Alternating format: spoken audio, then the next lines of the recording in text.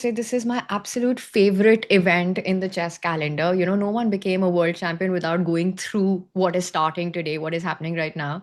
The world championship match, while that's the ultimate match, this is the biggest battle. The candidates, the road to the world championship starts here, starts today. And I can't wait because what a field we have, the dynamics that are there, what's at stake, pressure, endurance, सब देखने को मिलने वाला है. And many people have mentioned कि world championship जीतने से ज्यादा स्ट्रॉन्ग कई बार कैंडिडेट्स रहता है because you have 8 players coming in. The odds are very low of any player winning. You could be a 5-time, 6-time player of the candidates and still not end up winning. So Tanya, Sahaj, let's go and check out what's happening on site in Cyprus. And maybe we have Mike Klein, on site. Let's check out. Not yet. Okay, so let's go back and come back to the screen then.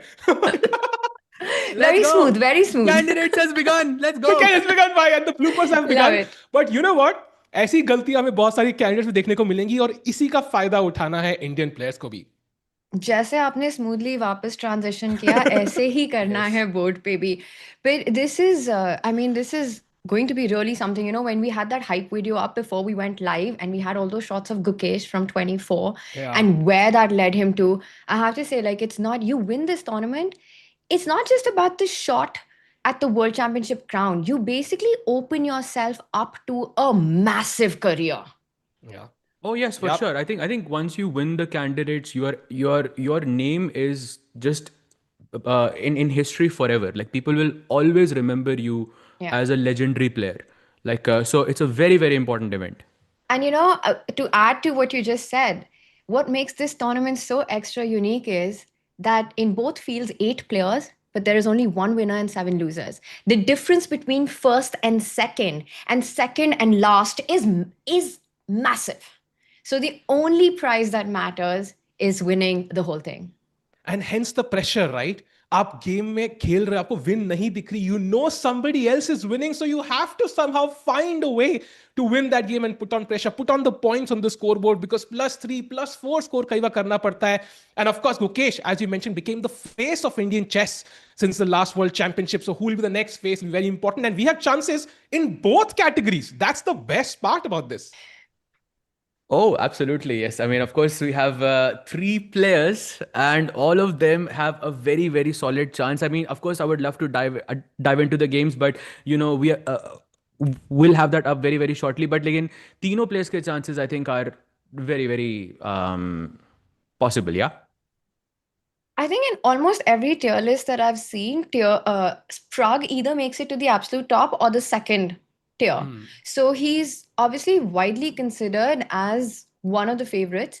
I think it's no surprise to everyone that Fabi is absolutely at the top if you're completely objective about everything put into place, experience. He's the only player in the field who's actually won a candidates before, back in 2018. He's played 4 candidates, so the experience that he has. There's also this hunger motivation for players like Fabi and Hikaru who know that, well, it may or may not be the last candidate for them, but it's one of the last.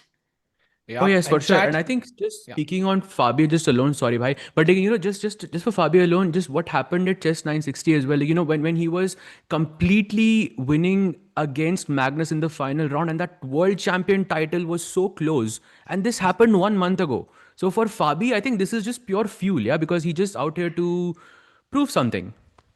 Indran. सहज भाई है ना फैबी के लिए I think हौसला ईंधन. Yeah, so I think let's go right to the action in Cyprus and figure out what's happening on ground. Let's do it. We are here giving you some of the first looks inside the playing hall for the 2026 FIDE Candidates and Women's Candidates Tournaments. And if you've been to any candidates in the past, you know what round 1 means. We have country versus country matchups. And as a bonus, this year on both fields, we also have numbers 1 versus number 2. If you see over here, the double American flags, because the top seed, Hikaru Nakamura, will take on Fabiano Caruana. Hikaru traditionally has done quite well against Fabi. In fact, he scored 1.5 out of 2 in Toronto. Now, I talked to Hikaru before the first round, and he said that this tournament is a little bit like the hockey playoffs. In the hockey playoffs, it's not uncommon for an 8 seed to beat a number 1 seed. He said the goal is just to be in the top 4 in the latter half of the event, and then it's a roll of the dice. Over here in the women's, you can see the 2 Chinese flags. We have top-seeded Zhu Jiner taking on Tan Zhongyi. Again, 1 versus 2. Now, we would have also had a double India matchup, but remember that Humpy Koneru wasn't able to come. She withdrew at the last minute, and they do not redo the pairings as per regulation. So who took Humpy's place? That was Anna Muzychuk, and when I talked to her before for the first round, she wasn't in a just happy to be here mood. She wanted to seize her opportunity. Of course, she was so close to qualifying normally, but she gets in thanks to withdrawal. It's anybody's game. Everybody is on level score. Let's see how things shake out in round 1.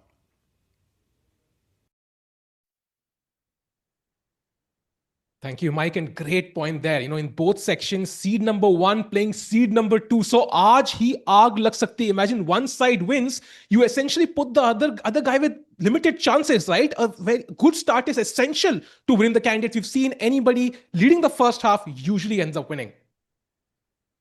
Absolutely. I think when there is that, when you say something like this, I think about Vishy sir when he played candidates right after his World Championship match against Magnus, and then he wasn't the favorite, and then he in the candidates he won 2 out of 2, and then suddenly he became the favorite.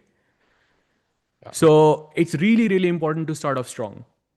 And I think that has been statistically proven as well, that any player who's actually gone on to win the whole thing within the first 2 rounds has had a win, at least in the last decade. So either they've won round 1 or round 2. Another stat that I saw was that, very interestingly, and this is a shout out to the article at Chessbase India, where I think they put together these amazing numbers and crunched these numbers, where it was mentioned that the player at the halfway mark who's either leading the candidates or at least in second position, which was the case with Gukesh, has gone on to win it. So the halfway mark is so incredibly important in these candidates. Nobody who's in the bottom half or a minus score by then has ever won the candidates. That's a great point. So, of course, we saw Pragg struggle at the Tata Steel, right? He lost a couple of games at the start. So that's something we have to avoid. We need the Indian players shining in their, I would say peak form. Maybe, I don't know if we can hit the 2024 peak form. Would love to see that in action. And Tanya and Sahaj, do you think we could see a repeat of what we saw in 2024, Tanya? Like, could we see the same vibe, the same events? I mean, it's hard to imagine Gukesh winning the candidates again. So, so maybe that won't be repeated. But I think what will be repeated is that for sure, nothing is a given here. Rating favorites are not a given. Gukesh was the absolute last bottom seed, or maybe one of the bottom seeds, went on to win. He only lost in that 7th round. We all remember to Ali Reza, fantastic start by him there. And again, just expect the unexpected. The only thing predictable at the candidates is the unpredictability of the format. So much is about nerves. So much is about handling pressure. And most importantly, it's a marathon of an event. So the endurance. So I think the atmosphere, the demands of the tournament, all of that will be the same as the candidates. Will we see another underdog take the event? Remains to be seen. So the question, who is an underdog? Like let's talk about the open section. Who would be an underdog for you so far? Sahil, you want to take this one first? Clearly not Bluebaum, if Ailton is to be believed, because he's going to score 14 out of 14. So that's pretty clear to me. Maybe Esipenko then, yeah, is the one guy we put him in that tier list, maybe. I mean, like for me, of course, Esipenko and Bluebaum were the lower seeds when they qualified, at least to the event. But somehow their recent performances, especially of Bluebaum, doesn't make me feel that he's like he's an underdog. Like, I mean, he's been performing, especially at Tata Steel. I mean, he played so well that he's just been consistent throughout. Just be solid, let your opponent press, and then you can, find out. Then you can capitalize on their mistakes or their ambition, but it's been working for him so far. I think he's definitely a player that we're all going to be watching out for. He had a fantastic Grand Swiss, had an amazing Tata Steel. Even though he failed to convert some winning positions playing against much higher rated players, he was on the push in so many games there. And I think I was so also impressed by that. So while rating wise, he's the clear underdog, I think there is, in almost every tier list we've seen, it's hard to imagine him going all the way and winning it. Well, like, someone like Gukesh, how he did it from being one of the bottom seeds. But I think he's going to be playing spoiler to a lot of players here. I think that I could bet on. And there he is. Wow, look at him right now. It's still a few minutes to lift off, but he's there focused. He knows what's at stake. Fighting it out with the white pieces, as he mentioned, a good start could really increase his chances drastically. Sahaj bhai, what is going on in his mind right now? I mean, he's up against Wei Yi today. He's playing with the white pieces, and I think his strategy is, I think, pretty much the same throughout. Is just to be solid, be consistent, and wait for your opponent to kind of put some pressure, and then you can sort of strike back. Against Wei Yi, like Wei Yi is known to not take as many risks. Like he's more on the solid side. So I don't know. Like it feels like it could be a roughly balanced fight here. And there's Anish walking behind him as well. So Bluebaum, not the only player. Anish, almost an Indian there. We've got 1.5 Indians in the open field. I wonder if Pragg is on his board already or not. That's why they're paired together, by the way, because they kind of end up pairing those similar country players on the round one. And they thought, Anish, other Indian here, dal do Pragg ke saath bhai. And both players not at the board. He's not there yet. Can we once show the pairing graphics? I would love to check out the pairings for both sections. Let's talk about that. Yeah, because it's going to be an important round, chat, and you can type in your favorites for this round. Do you think the Indians will end up winning? Tanya, Sahaj, overall vibe क्या लग रहा है? अच्छा दिन होगा आज? अच्छा दिन होने वाला है 1000%. साहिल, तुमने अपना लकी कुर्ता पहन के आ गए हो, तो I don't think anything is stopping the Indians today. But I will say that we've got Pragg versus Anish in the open section. We will bring up the women's section as well, where we have Vaishali and Divya fighting it out in two important games as well. And we'll see who they're playing against. And right there, you've got it. Vaishali's playing the 3 times World Blitz champion. She's playing Bibisara, both young players. Bibisara making her debut at the Candidates. Vaishali, for her, we all remember the roller coaster of a tournament she had in Toronto. What are her learnings? How will she come in? Of course, the World Cup winner. I think she just was so impressive in what she has. And this, I have to say, is a massive round. The clash of the titans. The two players really, really wanting to get to that World Championship match against Gukesh. I think starting off candidates in this fashion, world number 2, world number 3 on the first round itself, I mean, it could not get better than this. I mean, I think for me, like, I'm sure every player feels the pressure, but I feel like here it's the most pressure because this could be the decider already. And can you imagine? Tanya, sorry to cut you, but can you imagine if Hikaru somehow pulls off a win here? Sari tier list dhake doesn't affect nahi padegi. Every single tier list in the world. What an important game this is. And Sahil, that's a very valid point, because I know that statistically, I think Sahaj, you mentioned this early on, that Fabi has an overall plus score against Hikaru, but most of those wins came much earlier in the recent time. If there's one player who Fabi has massively struggled against and has had an almost lopsided score, Hikaru has Fabi's number. So I think coming into the candidates, when you still haven't found your rhythm, game one, Fabi's strategy, if I had to take a guess, would be to have a solid start. He plays with the white pieces, and I think he's going to try to keep things under control. Yeah, I'll say Fabi wins by. Let's go. Oh, wow. Bold prediction. Chat, do like the stream. Jaldi se likes praate chalo, because game shuru hi hone wali hai in just about 4 minutes. And okay, we see handshakes there. Divya at the board. She didn't come in a bit late for the opening ceremony, but she's on time for the actual game. And do we have Pragg already? Or is he still... Also, let's point out, Sahil, that, for Anna Muzychuk, this is a last-second entry, a last-minute replacement to Humpy withdrawing from the tournament. And of course, it's an opportunity that you take with both hands. And for Anna, I think she said it that she was not expecting to be there at all. And she's super excited. But what does that mean for her training? How much time did she have to actually prepare for this? Meanwhile, of course, for Divya, she's spoken about this. What I admire the most about Divya is her absolute fearless attitude, her confidence, whether it's on the board or off the board. I think we will see her confidence very, very soon. And I to be honest, with white pieces playing against Anna Muzychuk, I think it's a great, it could be a great start for Divya in general. She seems a little confused about something to fill in on the score sheet.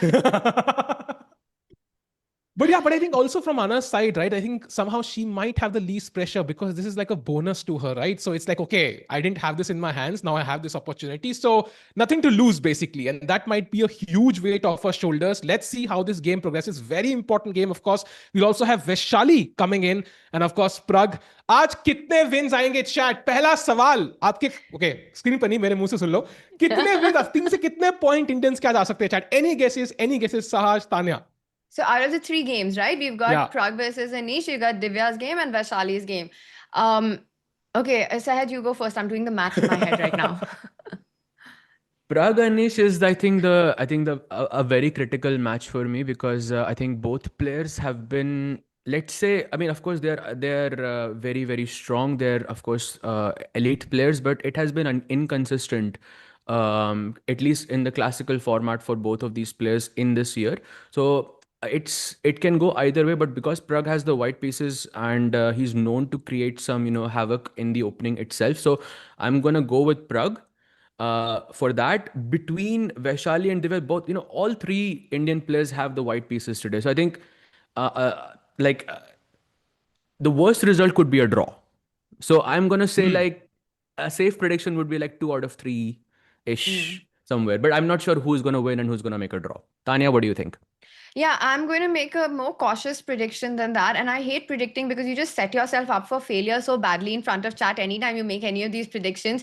But I'm going to play it a little bit more safe and I'll go with a 50% score for the Indians. It might come from wins or with draws. But I think this one ends in a draw, the one in front of us, and we might get some decisive result in the women's sections. But I would say 1.5 out of 3 is what I'm expecting. I don't know how we get there, but at the end of the day for India. I think 1.5 or 2 ho gaya, so I'm going to pick 2.5 just to go absolute maniac mode here. Full support, I hope crazy you mean support. 2.5 for us, Sahil. Us, of course. भाई कल से फिर दूसरी stream करनी पड़ेगी. But okay, नहीं, I think of course Indians hopefully will do well. As you mentioned, Raj, white pieces hai. That's a big bonus to start off in round 1. Let's see how they perform. And the action is about to begin. We also see Vaishali there adjusting her pieces. Chat. It is candidates round number 1. Indians at the board, 3 of them fighting it out to become the next world championship challenger. Tanya, I mean, I don't know. I have no words. Yeah, it's so exciting to watch this. It is unbelievable. Like sitting so far away from Cyprus, I can still feel the nerves. So you can just imagine these few seconds before the first round, before that gong goes, before the clocks hit. After that, I think the players really zone in, they lock in. But you can feel the nerves at this moment when you're sitting on the board. And it's so important to keep calm and get into the zone as we see the players are doing just that. This is hype. This is the tournament we've all been waiting for to decide who will play against Gukesh at the end of the year. Yeah, absolutely. And just, Anju Anjun. Yeah, Anju, of course. And, looking at Divya, looking at Vaishali, she's up against Bibisara, and Bibisara has had a spectacular year, yeah. I mean, this is a very difficult opponent, I think, to face in the first round. And I feel it can go either way. So I think the pressure must be pretty high for both sides in this specific match. By Bedlikin, first move predictions for anyone. E4, D4. 1E4 and also Pragg and Vaishali both close their eyes, Tanya. Did you notice? Like both of them closing their eyes at the same moment. So it's like common team preparation, yeah, maybe. And I mean, they made their debut in Toronto, the brother-sister duo, and this is the second time in a row they are back at the candidates together. That itself is such a massive achievement. Yeah. And I'm sure, Sahil, to your point, that there has been some preparation that has been done on, again, nerves, emotions, pre-round, how you get into that zone, which has been sort of approached commonly by both Vaishali and Pragg. Wow, what a moment. Sajbhai, your prediction for move 1? I think Pragg goes for D4. Vaishali goes for E4 because I think brother sister, yeah, they're gonna try and trick, like we're not gonna play the same stuff. So E4 for Vaishali, D4 for Pragg, and I think for Divya is largely, I think, a Reti 1E4 player, so I'm gonna go with 1E4 for her as well. Yeah, I think in the women's, I agree. Sahaj, I think in the women we see 1E4 on both the boards is what I would think, and in Pragg versus Anish, something more solid, either 1D4 or maybe start with the Reti opening. I'll also say, while these 3 are marquee matchups for India, I think Fabi and Hikaru will have a lot of our attention as well today. There it is. Absolutely. We remember the last candidates, right? Final round में 4 games हम लोग देख रहे थे. Every game was so crucial. Like So I think, of course, that match super crucial. Fabi, if he can win this game, he's gonna, and handshakes at the board. The games have begun. Clock press ki kar di gayi hai. Oh, the tournament has officially begun. Oh, look at this. Fabi plays knight f3 on move 1. That's a surprise in itself. Because Fabi is known to play 1e4 or 1d4, generally speaking. Knight f3 must be a surprise for him. Well, one would think so. But did you see, of course, at this level, the players are prepared with the response almost instantly. And taking just a few seconds, we see Hikaru responding with the pawn central move. And it is now, maybe potentially, if the d pawn in front of the queen was to move forward, we will have a traditional Queen's Gambit declined opening then. Absolutely, I think so. But he goes for g3. He's going for the Catalan system, but he has not committed d4 yet. So it is kind of that neo-Catalan where you can go for b3, bishop b2, keep that pawn on d2, or you can play d4 yourself and transpose into the main line. So now Hikaru is thinking. I'll say one thing. I would love to hear from chat because obviously, like you said, world number 2, world number 3, for them, who do they think out of these two has a better shot at winning the candidates? I know everyone's rooting for Pragg. But when we talk about these two giants of the game, who, given their past performances, does our chat think has a better shot? Because I think it's such a toss-up between these two. Oh, and a very aggressive approach by Hikaru early on. Yes, Wow. yes. He goes quickly, for d4. This is what you play when you want to play for a win with black. And this must be a surprise for Fabi as well. As you can see, he takes a moment to think about his options here. You can go bishop g2, you can play d3 and kind of wait. But I think bishop g2 is pretty logical. And what you're playing is kind of similar to Benoni system. But it's reversed. As in, you are playing with the reverse colors here. But I think it's more or less fine so far. Guys, there's a big change in the Pragg game, an opening which definitely would not be something Anish predicted. What is this? E4, C5, knight C3 on the board by Pragg. And there's an F pawn. Just look at that. Look at the visuals we've got. He's gone F4 after Anish hinting at a potential knight off with D6. First starts with the closed Sicilian. This is a really like a big daddy surprise on the board, I have to say, by Pragg. Going knight C3 and F4. कैसा लग रहा है सहज भाई F pawn को 2 कदम आके देख के, like, how are you feeling inside? Any emotions you want to share with all of us? बहुत बढ़िया चाल है भाई, बहुत As you can see, I mean, Anish is definitely thinking this is not something you expect at the top level. I can't even remember the last time I saw a 2700 player go for F4 so early on.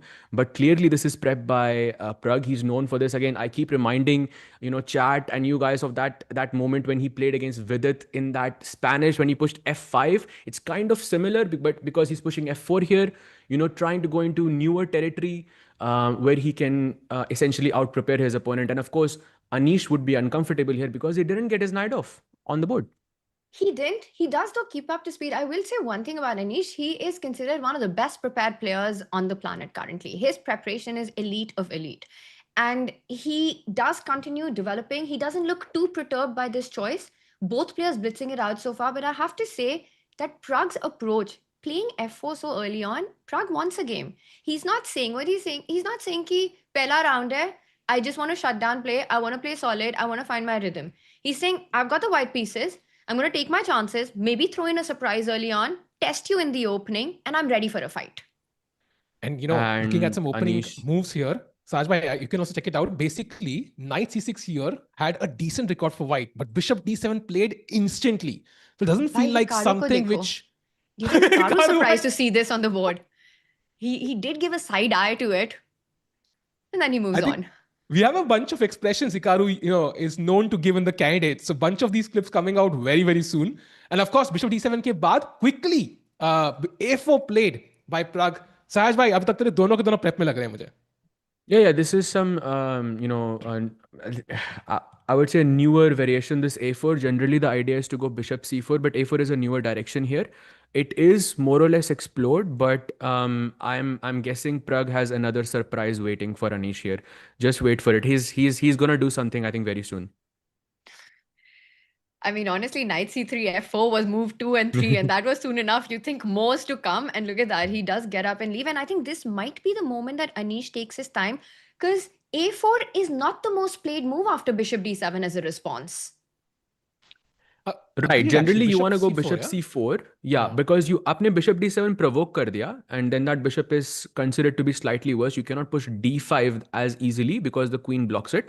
But a4, I think, is a bit different because now I've kept my bishop on b5. If you play a6, for example, just to kick my bishop away, then I can just play bishop c4 now, and maybe that a4 a6 inclusion helps me because I can push a5 at the right time and create a clamp on the queen side. And if you play knight c6, then I mean knight c6 before you play a6.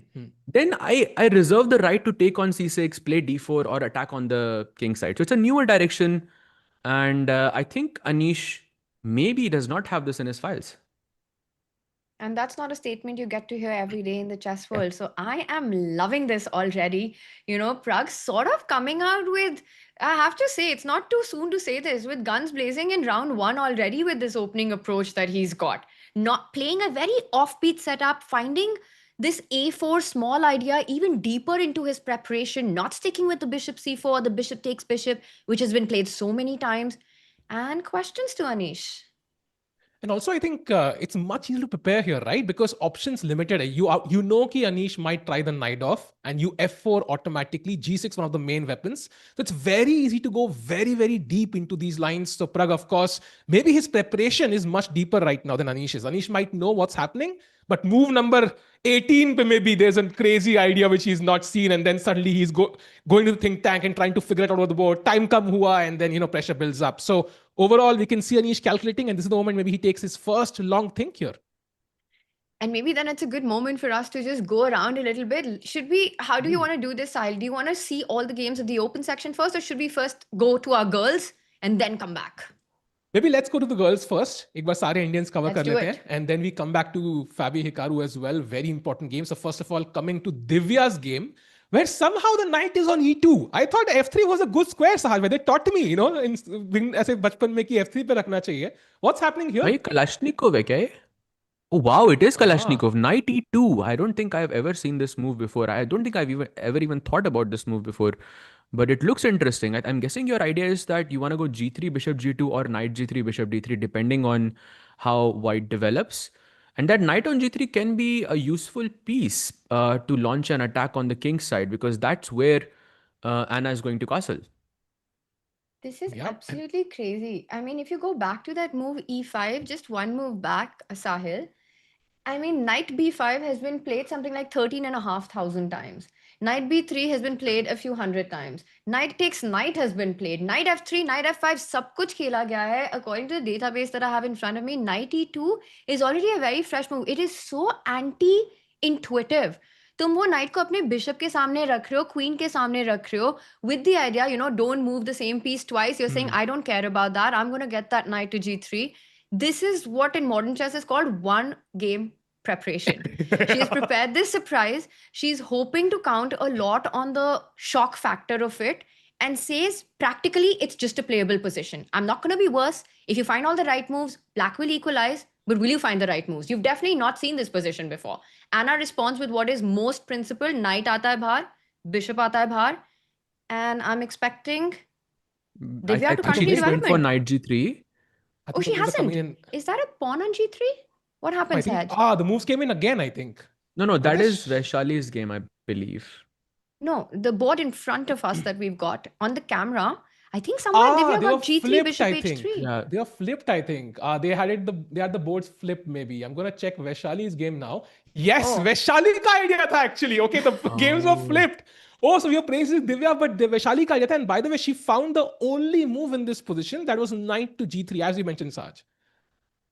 Yeah, correct. And just launching bishop d3, short castle, and king side पे बहुत attack आ सकता है यहाँ पे. And yes, you are right, by the way, about the shock factor. And I think, Tanya, do you think, by the way, we will see a lot of shock factor lines in this event?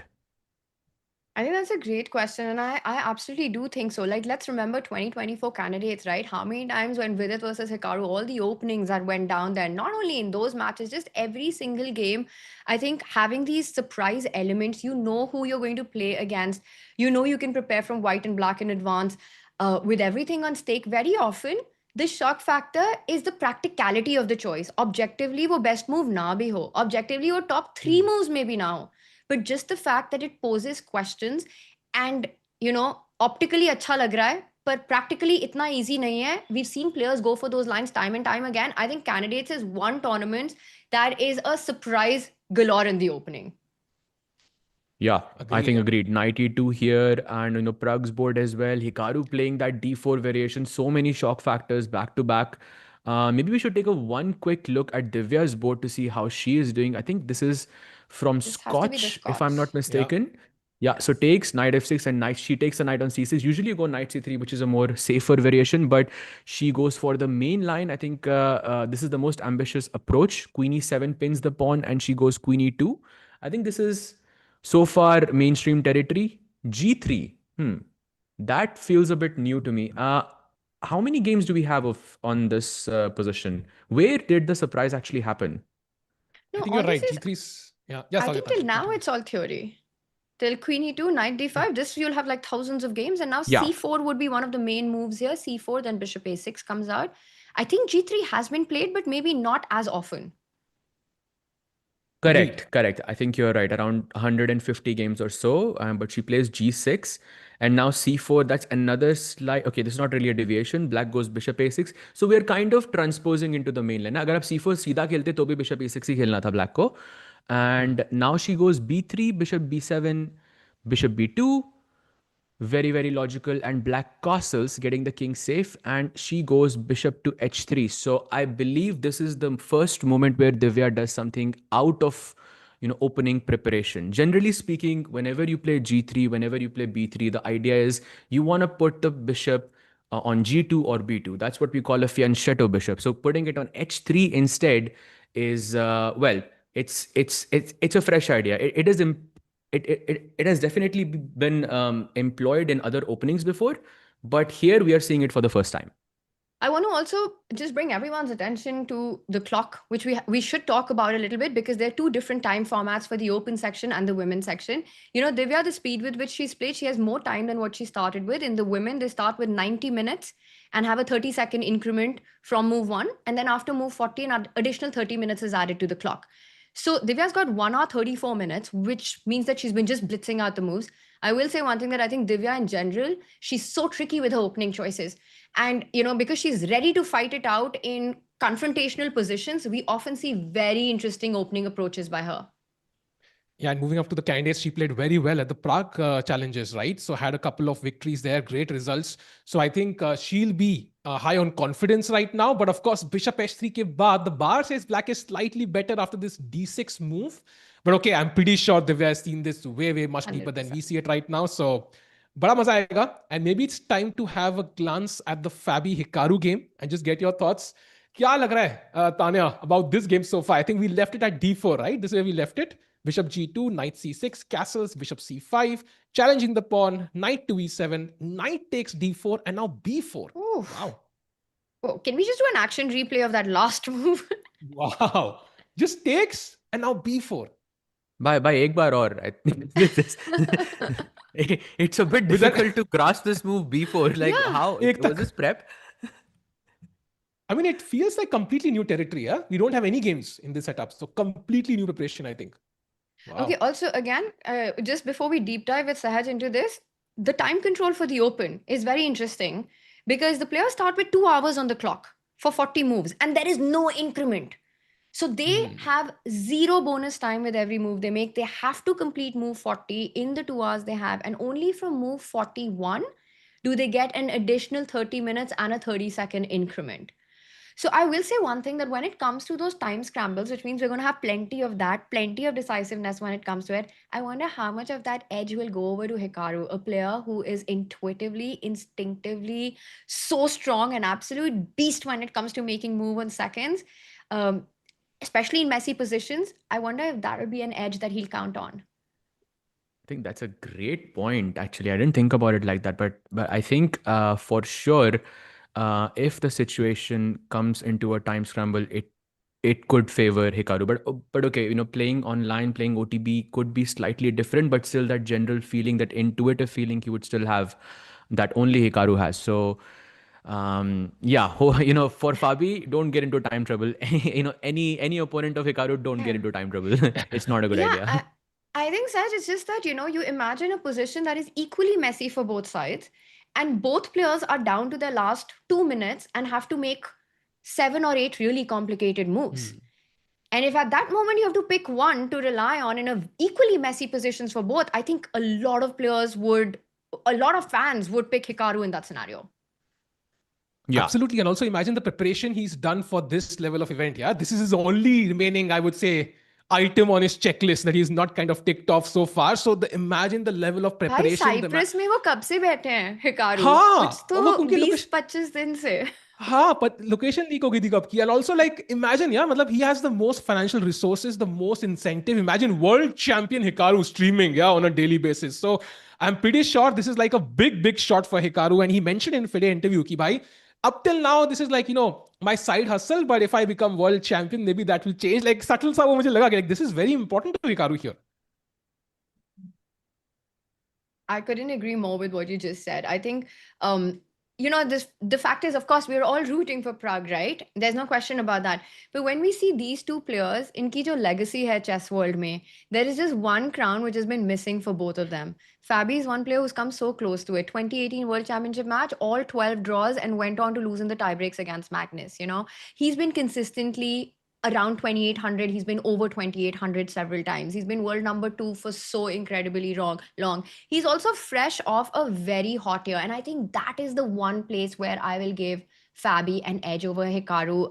Sehaj, is that while Hikaru is an absolute beast, and of course many consider him as a heavyweight in the candidates, I wonder how much that consistency of not playing elite classical chess in 25 will matter here. His last big tournament in elite classical was Norway chess in May 2025, while Fabi has been on a run mode, playing tournaments after tournaments. Correct. And I think in the previous candidates also, I think specifically Hikaru was playing really quickly. Like वो classical games भी एकदम rapid की तरह खेल रहा था. Like at least he wasn't ever getting in any time issues. And I feel that for Fabi still, because he has the experience, I would agree with you that he does have a slight advantage. But Hikaru is very resourceful. Like agar aapki better aa bhi gayi hai, Hikaru, I think right now is maybe the best defender in the world right now. So even if you get the favorable position, it's still Hikaru in front of you. But I'll say one thing, and we've spoken so much about this. This is coming from conversations that I've had at tournaments with several chess players, and discussing about Hikaru's biggest strength, which is, of course, what you just mentioned. One of his biggest forte is that he is probably the best defender on earth right now, right? Okay, Magnus probably, but very close, both of them. I mean, maybe equal. But I wonder, like, the thing is, that means that you have to defend a lot of positions. I don't know how much Hikaru is looking forward to having to defend those positions to start with, right? Is that it's a great skill to have and it will save you a lot of points. But does that also mean that you're objectively coming into worse positions a lot more than others? True. I think it's an interesting way to look at it, but I think it's also annoying for the opponent because you have to win the game twice. You have to first get a good position and then you have to face Hikaru. So I think those opponents know that that Hikaru is the best defender in the world right now, and still that pressure kind of takes over. So it could favor Hikaru in that sense as well. So, but we'll see. We'll see what happens. Right now, he's not worse. No defense needed. जो kick नहीं मिलता है ना ऐसी worst game जीत के, it just gives you so much confidence also sometimes. So I think Hikaru kind of relishes it, yeah, but कि ठीक है भाई, I can win any game. कुछ भी रख दो, I can win. And talking about defending positions, who's defending here? Because F5 on the board already in the Pragg game. And I know why you're asking that question, because the moment you switch into this game, ऐसे लगता है कि white is just, just raging through the position. But then you also see that the computer evaluation seems to say with our bar that Anish should be doing fine here. So this is, again, I think, Sehaj, to me, just looks like a very practical chance that Pragg is taking, because Anish will have to be very precise. I will say, from a human evaluation, this is starting to look dangerous for black. I don't care what the bar says. So Tan, hold that thought. And question for chat and question for you guys. If black plays E takes F5 in this position, what is the best move for white? Just take a guess. Okay, so I have two moves in mind. बोल सकता हूँ क्या? Chat का wait करे. Yeah, you दोनों बोल सकते हो. So one is knight g5, one is queen e1. Oh, we actually he will see takes! it. He actually took e5. That move is Whoa. possible, bhai. That move is possible. I mean, knight g5, I think knight e5 is the point. You defend f7, you hit the bishop. So, is that the best? Is knight g5 the move here? No. I think knight e5, Well, you're correct. I was looking at the move g4, which is What? actually possible here. Yeah. Okay, if that happens, everyone in chat gets free diamond membership. I mean, if fg4, then there is knight g5 apparently. And this is like, you have to play f5 or f6 to even continue the game. Wait, what? There's no way he plays g4. Come on. There is no way. I mean, let's look at the facts, right? 156 on the clock for Pragg. He just played f5 very quickly. 1000% preparation. Anish is thinking, it's possible, yeah? It's possible. I mean, maybe he knows g4 is not the best. Like, it's the second best. Like, agar aap cloud pe rakhte ho, whatever. But okay, Anish, for this match, it could work because Anish is thinking already. What is the best move after e takes f5? E takes f5, it's queen e1. Oh, okay. But I think both are kind of similar. Okay, also Sahaj, I agree with you, by the way. I think g4 would be insane to see. And if both are equal, then it looks like g4 is a more problematic choice. If both are equally good, as a 0.2, 0.02 ka difference hai dono mein, so I think g4 is where your heart is at. You're like, I'm going to test you here. Sahaj, can you go a little deeper with that and just explain what's happening here? So g4, I think, asks a very difficult question. Do you take the pawn on g4? Do you take the pawn on e4? Or you keep the pawn on f5? And to be honest, neither of those options feels safe for my king. Oh, he's reaching out. The black Guys, king. queen Because ke you haath, cannot... queen ke paas. Sahaj queen ke paas aa ja raha hai. Queen e1. Wow. अरे diamond membership miss हो गया chat से. पता है ना साहिल, मैंने बोला था अगर g4 हुआ तो सबको चैट में फ्री डायमंड मेंबरशिप चेस्ट. अच्छा ये बोला था क्या? ओके भाई बच गए. अवध भाई कोई फेंट ना हो जाए यार. मुझे लगा आपने जानबूझ के ऐसे सुनी को अनसुनी कर दिया. अच्छा नहीं, मैं अच्छा हुआ मैं सुना नहीं. By the way, just looking at Pragg's body language, he looks like very relaxed right now to me. And I'm looking at this another very crazy variation. Black's best move here is knight b4. So of course, knight b4, if I'm playing this position as black, knight b4 is not the move I'm looking at. I'm looking at how I can defend my king and all of that. But knight b4 ke baad, you can actually allow knight c2. You can play knight g5 here and just sack the pawn on c2. Knight c2. Not only the pawn on c2, rook is also hanging, Sahaj. Sab kuch sack. You've already sacked one pawn. You're sacking another pawn. Then you're giving up a rook also. I think this is a bishop f7, queen h4. You will just ekdam proper fire on the board, yeah? It's actually better for white. Crazy. Knight queen a1? g3 is the move. And take on d6 at some point? Or what is going on here? Bishop c4 apparently is the course. only Rook down move. हो तो क्या करना चाहिए? बस bishop वापस लाओ, बस simple. Oh, of course, the most obvious move in the position. Just come back with your bishop. Easy clap, guys. Easy clap. कोई भी ढूंढ लेता ये तो. So, okay, I mean, he looks pretty happy to me right now, Pragg. I feel like because he's gotten his preparation. Wanted. He's gotten his preparation in Sahaj. And the thing is, right, there are two kinds of preparation. One is जहाँ पे तुम्हें कुछ positional strategic battle मिल जाती है and you play a long grind game. And then there's this very dangerous kind, which requires precision. It might not be objectively best, and maybe Anish might even be slightly better if he finds all the accurate moves. But Pragg knows he's playing a human. He's not playing an engine. And the chances of being inaccurate at some moment are super high. And this is that tactical kind of position where things can fall apart very quickly. Exactly, like that game of Hari from the World Cup, that the one where he played Queen D5 and he sacrificed so many pieces there and won the game in such an incredible fashion. I mean, it reminds me of that game to an extent, not because of what's happening, what's about to happen. I feel like Pragg is definitely going to sack a bishop or a knight or a rook. Like something is about to be sacrificed in this game. Okay, so I have a question. यहाँ पे okay, if knight b4 is the best move as you've seen, but you mentioned कि भाई पहले दिमाग वहाँ नहीं जा रहा है. I want to safeten my king. So castle. Black कहता है भाई, I'm seeing an attack. I want a castle as quickly as possible. What do you see as White's plan here? Something to do with knight g5, queen what? h4. It has to be something to do with queen h4. Bishop h6 आ रहा है, knight g5 आ रहा है. This has to be the direction. Wow, this looks scary. Yeah, the bars are shot up like insane. Wow. And I don't have the engine on, but I have to say that this is a very human move to play. Like after castle, your eyes are only towards that 8-7 tender spot. I literally position देख के मेरा internet ही चला गया. It looks so scary for Anish right now to castle, because queen h4 Yeah. with this bishop h6 knight g5 just looks like this is It looks like just GG checkmate, right? already. Yeah. Yeah. I don't see.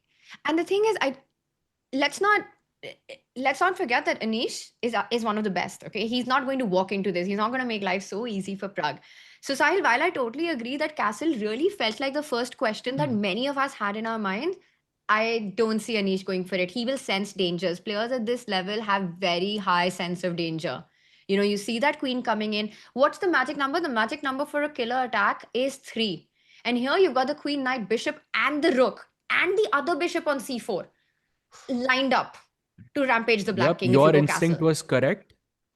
Anish actually goes bishop e6, so he's one step closer to sort of simplify the position and neutralize Pragg's attack on the king's side. That bishop was very, very important to put some pressure on the golden pawn on f7. And look at that, he immediately plays, Oof. yeah, e takes f5. Crazy preparation and very, very aggressive approach here. So pawn takes pawn, we have that on the board. Right, there Okay, are let's 3 G5. recaptures possible. What is the 4 dikha diya, actually, but Sahaj. 4 recaptures possible. only gf5 is equal. Everything else is very, very bad for Anish. Wow. So he has to find and I'll tell you what, gf5 to me is the most unnatural capture in the position. Like bishop e6 खेलने से पहले, if I looked at pawn takes pawn, which is Pragg's move, I would not calculate pawn takes pawn back. Like I would say, okay, something will happen here. But now that I look at it again, like gf5 just feels very, very unnatural. But I think he will play it. Can we, Yeah, you give him sorry, the yeah. Sahil, but because yeah. this is such a critical moment, can we just refute all the others or see why all the others are so bad and understand what's going on? So first of all, I think bishop f5, maybe it's knight g5. I think again, f7 is pressured. If you castle, then apparently it's your move, Sahaj, again. G4. And it's really scary. Okay, it's very hard to see, but okay, f7 is kind of crumbling, yeah? Yeah, bishop g4, knight f7, and you're forced to kind of give up the exchange. So we know Pragg will at least be comfortably better here.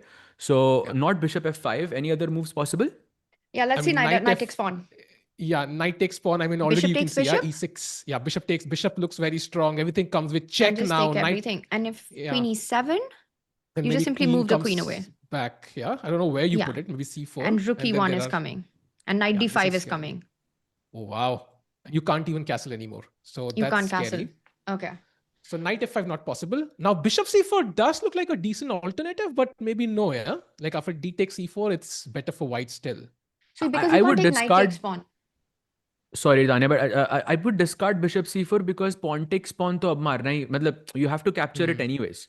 So because the knight is pinned. So I will ask myself, why not just capture it in the first place? So I'm not so sure if bishop takes bishop is the move. But yeah, gf5. So process of elimination is how Anish will actually get to pawn takes pawn. With everything that we've just shown, it feels quite forcing the lines. Absolutely. And if we continue further, marna hi padega, I think. And you get the pawn back, right? So black is voluntarily giving the pawn. He does it. He plays it. Wow. He finds the best move. Yeah, so here I think the follow-up is, I think you were talking about takes, which is I think pretty much forced. You have to capture the pawn back, and then Anish can offer a trade of queens. I think this is already happening. Wow, Pragg has still not thought, yeah? It's now move 13 and he's still in his prep. This crazy. But wait a second. After moving the queen back, I'm assuming कि queen trade नहीं कर रहे हम लोग. हम इतने cooperative नहीं हैं. Then black को queen side castle करना है अब. So that definitely should raise the stakes a bit, right? 100%. Also, let's not forget that now material balance hai. So it's not that Pragg is down a pawn, and it just feels like opposite side castling. It's going to get exciting. d6 is sort of tender. The bishop can come out to f4 at the right moment, start targeting it. The other rook will come in. I mean, g file is open. That's why Anish will look for a counterplay with his knight coming to g6, knight coming to e5, rook coming to g8. This is going to be a very spicy middle game, I feel. But kudos to Anish to find his way so far in this complex battle. And the clock tells that story, you know. He slowed down, he thought, he eliminated all those dangerous possibilities and played the best move. Tanya, I think a bit earlier you said that a sign of a successful preparation is when you get that stable, good position, or you have a very, very messy position. Now, it was a messy position, but I feel like it's developing into that stable, slight advantage for Pragg because you have that isolated pawn on f5, number one, and then you have that weak square on d5. And it just optically, it feels like White's pieces are better developed. So his king is safe as well. So is it fair to say that Pragg is still slightly better, or do you think it's completely equal? No, I don't think it's completely equal. All the points that you've made, it feels like White is more active, and I think this has been a round one opening success for Praggnanandhaa, for sure. There is no question about that. He has more time on the clock. He gets a playable position. He has a slight edge. He has actual tangible things and weaknesses to fight against in the middle game. Even if the position might be equal, Anish has his own trumps here. Optically as well as practically, one can see that White is ahead in many of the things. So I think great opening outcome here. Also Absolutely. preparation, right? Speaking of, only one move, sorry, Sahaj, by Queen D7 yeah, go right ahead. now. So even Queen D7, Queen C4, Black is literally still playing on only moves. Any minor error and then you could be much, much worse. So I think Pragg definitely on the right end of the stick here, and Anish will lose a lot more time here trying to figure out what is the best way to move forward. So he's still thinking. And Sahil, no increment. We Yeah. said this earlier, and it might look like, "Arey, abhi to opening chal raha hai, abhi to bahut time hai." But actually, this is what happens. You take half an hour in the opening, and the thing is, there's no easy path to trace. By the way, he's made a move. It is Queen D7. Of course, Anish finds the best move, and this one a very human move as well. But I will say, keep one eye on the clock in this one. Sure, 1.5 hours remaining, but no increment is always something, alarming. But I just want to switch your attention very, very quickly to just one game, just to show you, I think the perfect example of a perfect opening preparation, if that is opening preparation. I don't think it is, but still, what a game. Check out Zhu Jiner versus Tan Zhongyi, just for a quick second. Look at that final move. And she Whoa. has just sacrificed an entire knight with f4, with the golden pawn, and Amazing. she's very close to being winning already. That's crazy. Wow. And I mean, as you play through the opening, Zhu Jiner is a hot favorite, I will say, in the women's tournament. She's currently world number 2. She's also had an insane 2025. Let's have that board let's have the screen as well, the players' cameras as well, because I think it's okay. We will come back to it, but this is the moment, Sahaj, that you were pointing out to. We'll get the cams on in a bit. Knight is attacked, and look at Zhu Jiner. She took her time. This is not opening preparation. This is over the board inspiration. By the way, she's had a fantastic 25. Huh? She's gained over more than 50 points. She almost won the World Rapid Championship, I want to say. Or was it the World Blitz? One of them. She had a fantastic run throughout the year. And here she plays an incredible move. A brilliancy. And I think, Sahaj, the idea is clear. Pawn takes knight, pawn takes pawn. The other knight will jump to f6. And your king is in a massive kill zone. You either get checkmated on the h file or the g7 square. I'm just seeing this knight f6, bishop f6, gf6, and then the queen just runs to h6 as well, and it's just GG. Wow. And of course, Tan Zhongyi is, I mean, she is, at least when it comes to rating, she's a heavy favorite as well. So beating her in the first round as well, getting this position, I think is huge for Zhu Jiner. I think the first game, in my eyes, at least, that has a clear advantage to one side. And Zhu Jiner is only 23 years old. Tan Zhongyi, meanwhile, has been a women's world champion back in 2017. So, for Zhu Jiner, who's making her debut here, to get this kind of a position out of the opening, f4 is a scary move. My question here is, if Black plays simple, I don't know how do you play simple in this position, but let's make a move like Queen D7. Let's make a move that, might look like, okay, it's really bad. Kuch sack karna hai, bhai. F5. F5, yeah, that's fine. I'm happy with that sack. Yeah. F6 incoming, FG6 incoming. That bishop on A2 it's sitting very quietly on the corner of the board, but it's so dangerous because that diagonal, whenever it opens up, there's so many discovered check possible.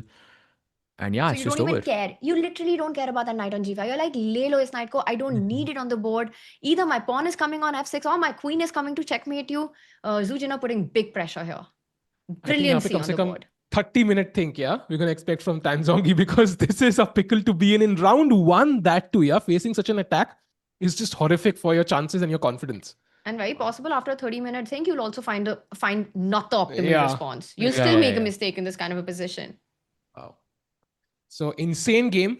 Stakes are high. So of course people are well prepared. And of course inspiration strikes at the board sometimes in these crunch moments. And that's a great start to Zhu Jiner's chances, who didn't have a great Pragg challenges where she struggled and finished in last place. But this is a great start here. So which game shall we jump to? By the way, Pragg has played one move. He put the queen back on c4. So still in preparation. That's good news. And दोनों players ऐसे relax होके बैठे हैं कुर्सी में भाई कोई जल्दी नहीं है चलने में. I think दोनों किसी को भी. Yeah, I mean, and I for think this is Pragg, I feel this is just preparation still. He looks so comfortable, so happy with the outcome because he has that isolated pawn, no visible weaknesses for Pragg. I mean, he can just put pressure for a very, very long time, and he's ahead on the clock as well. So it's a great situation for him right now. 100% agree. I think he knows this whole, and the thing is, right? Pragg already has all the plans and ideas. Even if the preparation move by move ends, he knows the direction because he studied this position. Anish has to not only work out move by move what everything has happened, but what are the correct concepts for black? Where do I want my play? Do I go on the defense on the queen side or launch an attack on the king side or maybe focus the tension on the d4 square? All this needs to be worked in the mind. So even if he solved the problem of the first 10 moves, he hasn't solved the problem of the game, Anish. Yep. It's going to be tough. Long But castle. मजा आने वाला है. भाई long castle में तो लग रहा है नाइट G5 आ रहा है and there is knight F7 and knight E6 ideas but I am guessing it's not the best but just optically it looks dangerous because a knight can jump there can I mean I'm still in the mood to sacrifice but I'm just wondering knight B5 वगैरह कुछ possible है क्या इस position में अरे बाप रे knight B5 it's possible actually. Wow, actually not that bad yeah it is bad Takes. King I B8 would think apparently that. is the best. So what happens if you take and just put the knight on B8 and say I'm gonna try to D4, huh? Okay. just rook 8 or something यही चाहिए था rook 8 And just say that you're going to cramp black's position, but I still don't see how you're. Wow. This is just like that Zhu Jiner wala position just play bishop G5 rook E1 आराम से you just attack you don't have to rush और पता है क्या the thing is that Pragg knows कि knight b5 चल रहा है नहीं चल रहा. Anish के दिमाग में is knight b5 possible? How careful do I need to be on this? Because Pragg has studied this position. So he already knows the moment on which he has to jump. He doesn't need to spend time on it. So it's actually, this is Sahaj to me, a huge start for Pragg if he's able to actually sort of monetize on this moment. Right. I mean, so far I'm looking at the notation and the most time Pragg has taken is 1 minute and 53 seconds so far in the entire game. Like for one move, yeah? That's insane. Should we quickly check in with our El Clasico? Yeah, let's go. Nice. And उसमें जो D4 pawn था I thought कब का मर जाएगा but it's still there, yeah. It's still there in the center of the board. Queen B3 खेला उन्होंने, attacking the bishop A5 and now knight to C3. This is the current position, but maybe the journey is about to end, yeah, after knight F5, knight D4 maybe. So queen takes D4 is not a good move. I mean, it just optically doesn't feel right because you open up the queen to a lot of tempos. Maybe bishop B2, knight B5. Just there's a lot of ideas that I have in this position. Do I have queen A3? Is that taking a piece or no? Or am I just queen A3, bishop C3 maybe? DC3 and then queen F6, yeah? Yeah, queen queen F6 D8, yeah, or maybe. queen D8, yeah. I still like it. I mean, you're looking at a position with a double bishop pair. It's an open game. I mean, there's definite compensation here. So it's not a bad move at all. It's queen A3 is a very sneaky double attack. Very nicely spotted. I think he might be... by Sahaj Bhai. Thank you, bhai. Oh, has he gone for it? I think he's played it, right? No, I think the queen is on B3. I think it's still Hikaru is thinking he hasn't taken on D4. I'm guessing he's considering whether to take it with the queen or whether to play knight F5 straight away. And then capture the pawn with the knight. But the problem is, Tiku bhai, after knight F5, I'm guessing you have D5? But maybe knight D4 anyways, like still looks a bit uncomfortable, no? Like where do you put the queen now? It's not an easy square. So I wanted the A3 square first, but then there is knight C2 ideas in the future, which I don't like. Maybe queen F4 or something like that. Queen F4. Reserve that square for my bishop, essentially. Takes, check, maybe take and take this, but... ये check important है क्या? Bishop C3 के बाद? Bishop B6 वगैरह is worse, I'm guessing, for Hikaru, yeah? Bishop B6, maybe, yeah, because I think... Oh, Bishop A3 apparently is strong, Yeah. But I thought even Bishop B2 looks okay, no? Like it's not a end of the world, I think. So maybe it's safe to say that Hikaru has to make some precise moves, like this knight. There's knight f5, there's knight d4, and then he has to capture the knight on c3. Some precision is required from Hikaru's side. Yeah, so far. All right, so still a very interesting but early stages of a middle game that's developing. I think this is also going to be a fight. It's quite amazing to me that round one, maybe the players have come out with some great opening preparation, but I think that's such a great strategy, right? Because it's the round where you're the shakiest. So if you can get in something quick, you actually have a shot at getting an early win. By the way, speaking of shaky stuff, I want to take a look at Divya versus Anna because a lot of pieces have flown off the board, but it Oh, still wow. looks quite stressful for Black because things are hanging. Let's take it from here, Sahil. Let's take it from here because this is where we left it. Yeah, I think this is where Black missed d6, the chance to kind of create tension. She went for rook e8, and now Divya plays the only move castles. Bishop e5, okay, lots of trades on the board. You take on d7. But now Black has to find an only move, and that is rook to d8. Sahaj, how likely and how easy is it to find that move? I mean, it looks logical because I'm developing my rook, attacking your bishop at the same time. That pawn on c6 is falling, but I think that pawn is doubled, and I would try to find some play from the black side, be a bit active. But what's the most stressful thing for me as Anna here is that look at Divya's time. She still has an hour and 35 minutes, basically. She has 5 minutes more than she started off with. And we are like more than an hour into the match. Yeah, again, I think that is a huge factor, which also goes on to say that Divya is feeling a lot more comfortable. I want to back up one move in this position and just show why that knight on d5 wasn't picked up.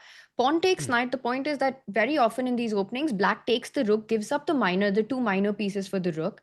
And after bishop takes rook, you recapture it either ways. And now just rook takes pawn. So you defend d7, and this Black is doing fine. The other rook will come onto the open file. You have a healthy pawn structure. Everything is defended. Maybe a5, a4 if you get the opportunity. So this is not where white can push. So Divya correctly did not go for this dynamic of two minor pieces for a rook, but it's in the air, which is why what makes me think you're talking about rook d8. For me, one of the more natural moves would be to move the knight away from there. Because now I'm looking at pawn takes knight as a potential idea. I want to get my knight forward, knight b4. I want to defend that c6 pawn. I'm threatening knight c2, winning an exchange on the spot, and then play rook d8. But knight b4, Mina, I think I have knight c3 and I just didn't want to give you that square. Like, So because rook the knight d8? looks so happy and it's also controlling the a2 pawn. So mera rook bhi bahar aa sakta hai, like rook a d1. So I just wanted to wait until you develop your knight and then move my knight to b4. Clever. Yeah. But yeah, I think both knight b4 and rook d8 look pretty logical. But rook d8 ke baad, can I play bishop c6 or is knight b4 I just think lost then for knight Divya? b4, knight c2 is Yeah. just an incredible Yeah. threat, and you kind of end up losing material now, which is why भाई rook d8 is possible. Chat ने figure out कर लिया था बहुत बहुत पहले. So chat भाई very smart यार, मतलब crazy. And meanwhile I think both players in Anna in thought right now. They are not even at the seat, so her preparation is running deep, yeah, just like Pragg. Yeah. No, Divya is an incredibly. By the way, what info do we have about teams so far? Is my question. What do we know about the candidates' teams that the players have? Who's on site? Who's working remote? What do we know and what can we let out? I mean, बोल नहीं सकते ना. I mean, okay, what is known we can say. So, for example, I know that Divya has spoken about Chava Balog as Grandmaster Chava Balog as one of her trainers. I think he's worked with her in the past in several tournaments. And I also know that Puranik has worked with her in World Cup, I believe it was, and maybe other events, but I think definitely in World Cup. So for Divya, these are the two names that are public. I have no idea about what her team for the candidates is, if somebody's on site with her or not. No idea. But Abhi Panyu to खेला भी था उससे, I believe, in Chennai as well. And yeah, I'm not sure if he's helping here, but he could be, yeah. But yeah. And for Pragg, do we know? Well, definitely one thing can be said for Pragg that Ramesh is, of course, as always, a huge part of the core team there. Then Vaka as well, the Vaka school. And I think for both Ramesh and Vaka, one of the things that we notice about all the students coming from there, it's a school that is so heavily based on one of the biggest fortes you see across their students is how good they are at calculation. And I have whatever little time I've had the privilege of spending in Chennai at certain training camps with these players. It is insane how their mind works when it comes to calculation. Even when there's no board in front of them, even when we are playing pickleball, they will be thinking about some position while hitting a ball. They'll be probably talking about that position and calculating 20 moves ahead. Calculation over everything. It's not just James Canty, but it's also the school of chess here. I think for Pragg, This I think we reminds know. me. Yeah, take a bite. No, but we Go know a ahead. couple of people, right? I think we know Web of Suri, right? I think one name is pretty Yes. popular. And I think I'm assuming Swidler is not part of this team because he's commentating. So that's one name, we can strike off the list. So is there anybody else? I don't know, Sahaj, but maybe you know, yeah? You might know a couple of names. You can maybe slip in the first alphabet of the name. I don't know. By Believe me, I mistake, of course. can't. We won't tell anyone, Sahaj. Hindi mein. अरे internet जा रहा है what's going but नहीं वो वाले नहीं वो वाले तो नहीं possible है but yeah I think public ones I think you've already mentioned but I don't think if there's anybody else for Vaishali do we know anyone public Vaishali I have no idea genuinely. I mean, it's again Vaka, Ramesh, and apart from the core team that they've had for years, I don't know. No, Somebody no told us in idea. the chat it's I don't know if I should say what somebody said in the chat yesterday, but somebody said it's Pranesh, but I'm not sure. Chat में That's किसी ने लिखा है. interesting. Earlier I used to doubt what chat says, but with experience I've learned something is कि chat कुछ बोलती है ना, तो it's usually correct. बस मुझे हाँ वो पता कहीं नहीं ना है. कहीं से So ये मैंने सुना है by the way कहीं कहीं और से as well so हाँ, it could be interesting. So Hindi में बोलते हैं भाई कौन है? तभी हमें तो पता तभी तभी तो हिंदी में मैंने है. message किया ये सुना है मैंने कहीं से ये वाला but I can't That would verify be भाई very interesting. Because Pranesh himself, very like वो काफी young है. He's a very young player himself. I'm sure that they play. I mean, these guys play so many training games together. I cannot even begin to tell you. Like when they're working together, they're constantly all the kids in Chennai are playing. Whether it's blitz, bullet, classical games, calculating, analyzing. So it'll be interesting when the tournament ends and what is revealed about the teams. I think a lot of that Yeah. also depends on how the tournament goes. Yeah, very important. If you Absolutely. win, then you can, proudly reveal कि भाई ये मेरी team है. If you Actually, come Sahil, in, पता है हाँ. नहीं पता है then I've noticed that they don't reveal the full team because very often that's also अच्छा, the world championship team. It could be, right? fair. Whether it's open or in women. So the names that are revealed are very strategically thought of. Very interesting. 220. Interesting. Muy interesante. By the way, coming to Pragg's game, Pragg is also coming to Pragg's game, as we can see. So Queen C4 के बाद Anish did castle. So after a 13-minute thing, बहुत time सोचा उन्होंने, but उन्होंने best move निकाल दिया. And to your point, Tanya, again, he's finding all the best moves. He's just taking a lot of time. Look at the 30-minute difference on the clock. Imagine if this difference carries over to the final moves of the game. Pragg will have a huge edge. What are your thoughts, Tanya? My thoughts I are think, echoing. sorry, I You know, Tanya. No, my thoughts would echo your thoughts completely. And I think this is something we touched upon, right? Keep an eye on the clock in this game. It is the thing is at this level, an opening surprise will not get you a full point. It's not like 10 move mein bhai win ho gaya, handshakes, let's move on to round 2. It is these small wins that you'll have, an advantage on the clock, one tiny weakness to play for, a better development, just a game with all the pieces on the board. And at each of these, I think Pragg has managed to get it. So that clock factor, very, very key. I do expect at some point, though, Sahaj, for Pragg also to slow down. Yeah, I think that's fair. But by that time happens, Anish could potentially be already in serious time trouble. I think in Tata Steel also we saw something similar where because there as well time pressure time increment was not happening until move 40 as well. So in those moments there could be huge blunders, huge mistakes from either side of the situation. But question to you, Tanya, who do you think has an edge in this match provided दोनों का time pressure है? Who do you think has an edge? So you're saying dono ka time pressure hai, but I mean, obviously that question totally relies on the kind of position that there is, right? If one side has an attack, and even if the other side can defend, usually the attacker has a huge gain because it's harder to defend with little time on the clock. But if it's, let's say, a position which is equally complicated and opportunities for both to go wrong, I would say that maybe Pragg feels more at home in those kind of extra complex little time positions. it's very close and the margin might not be much. But I would be inclined to say that Pragg might be slightly more comfortable playing those positions out with little time. What are your thoughts on this? I think same, just because of how the game, how the opening, and how the situation unfolded until this point. Because I think Pragg, I mean, look at, like, when he's very happy. I think he's looking comfortable. He knows slightly better at time pay advantage, and Anish is completely locked in. Yeah, he knows slightly worse, and one bad move, and then you have to defend, and you might not be able to defend successfully. So just how the situation unfolds. अगर दोनों का time pressure आता है यहाँ पे, I think Pragg has a slight advantage.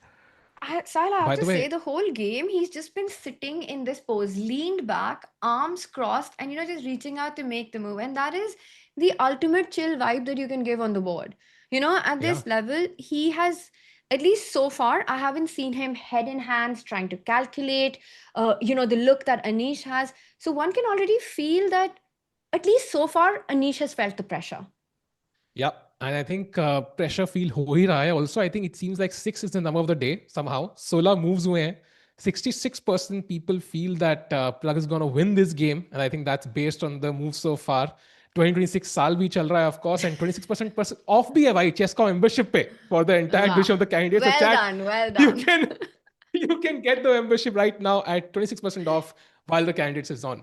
And Tanya, chat कुछ भाई, हाँ साज भाई हाँ. Also, Grover, Tikku, or Sachdev, if you remove the H, they also have 6 letters. Crazy, no?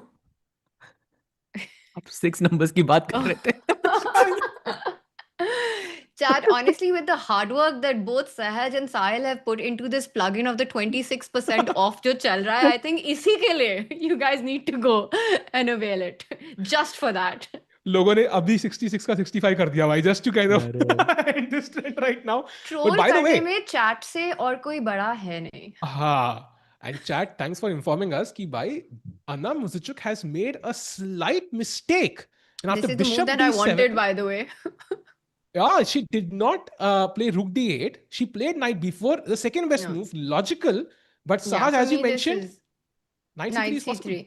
But I will say, I get it, Sahaj, when you explained it and you said the delay. The thing is, once you see that, you understand it. But I will say Knight B4 is the more human move than Rook to D8, because understanding it sitting on the board that I want to wait for that white knight to get out before I move this knight, defend my knight, defend the pawn. It's not as easy as it might look while we're analyzing. This is my take. Yeah, but I think again, if you look at it from Divya's side, right, you have 134 on the clock. We're 131 now. She's been thinking for 4 minutes for the first time in the entire game, by the way.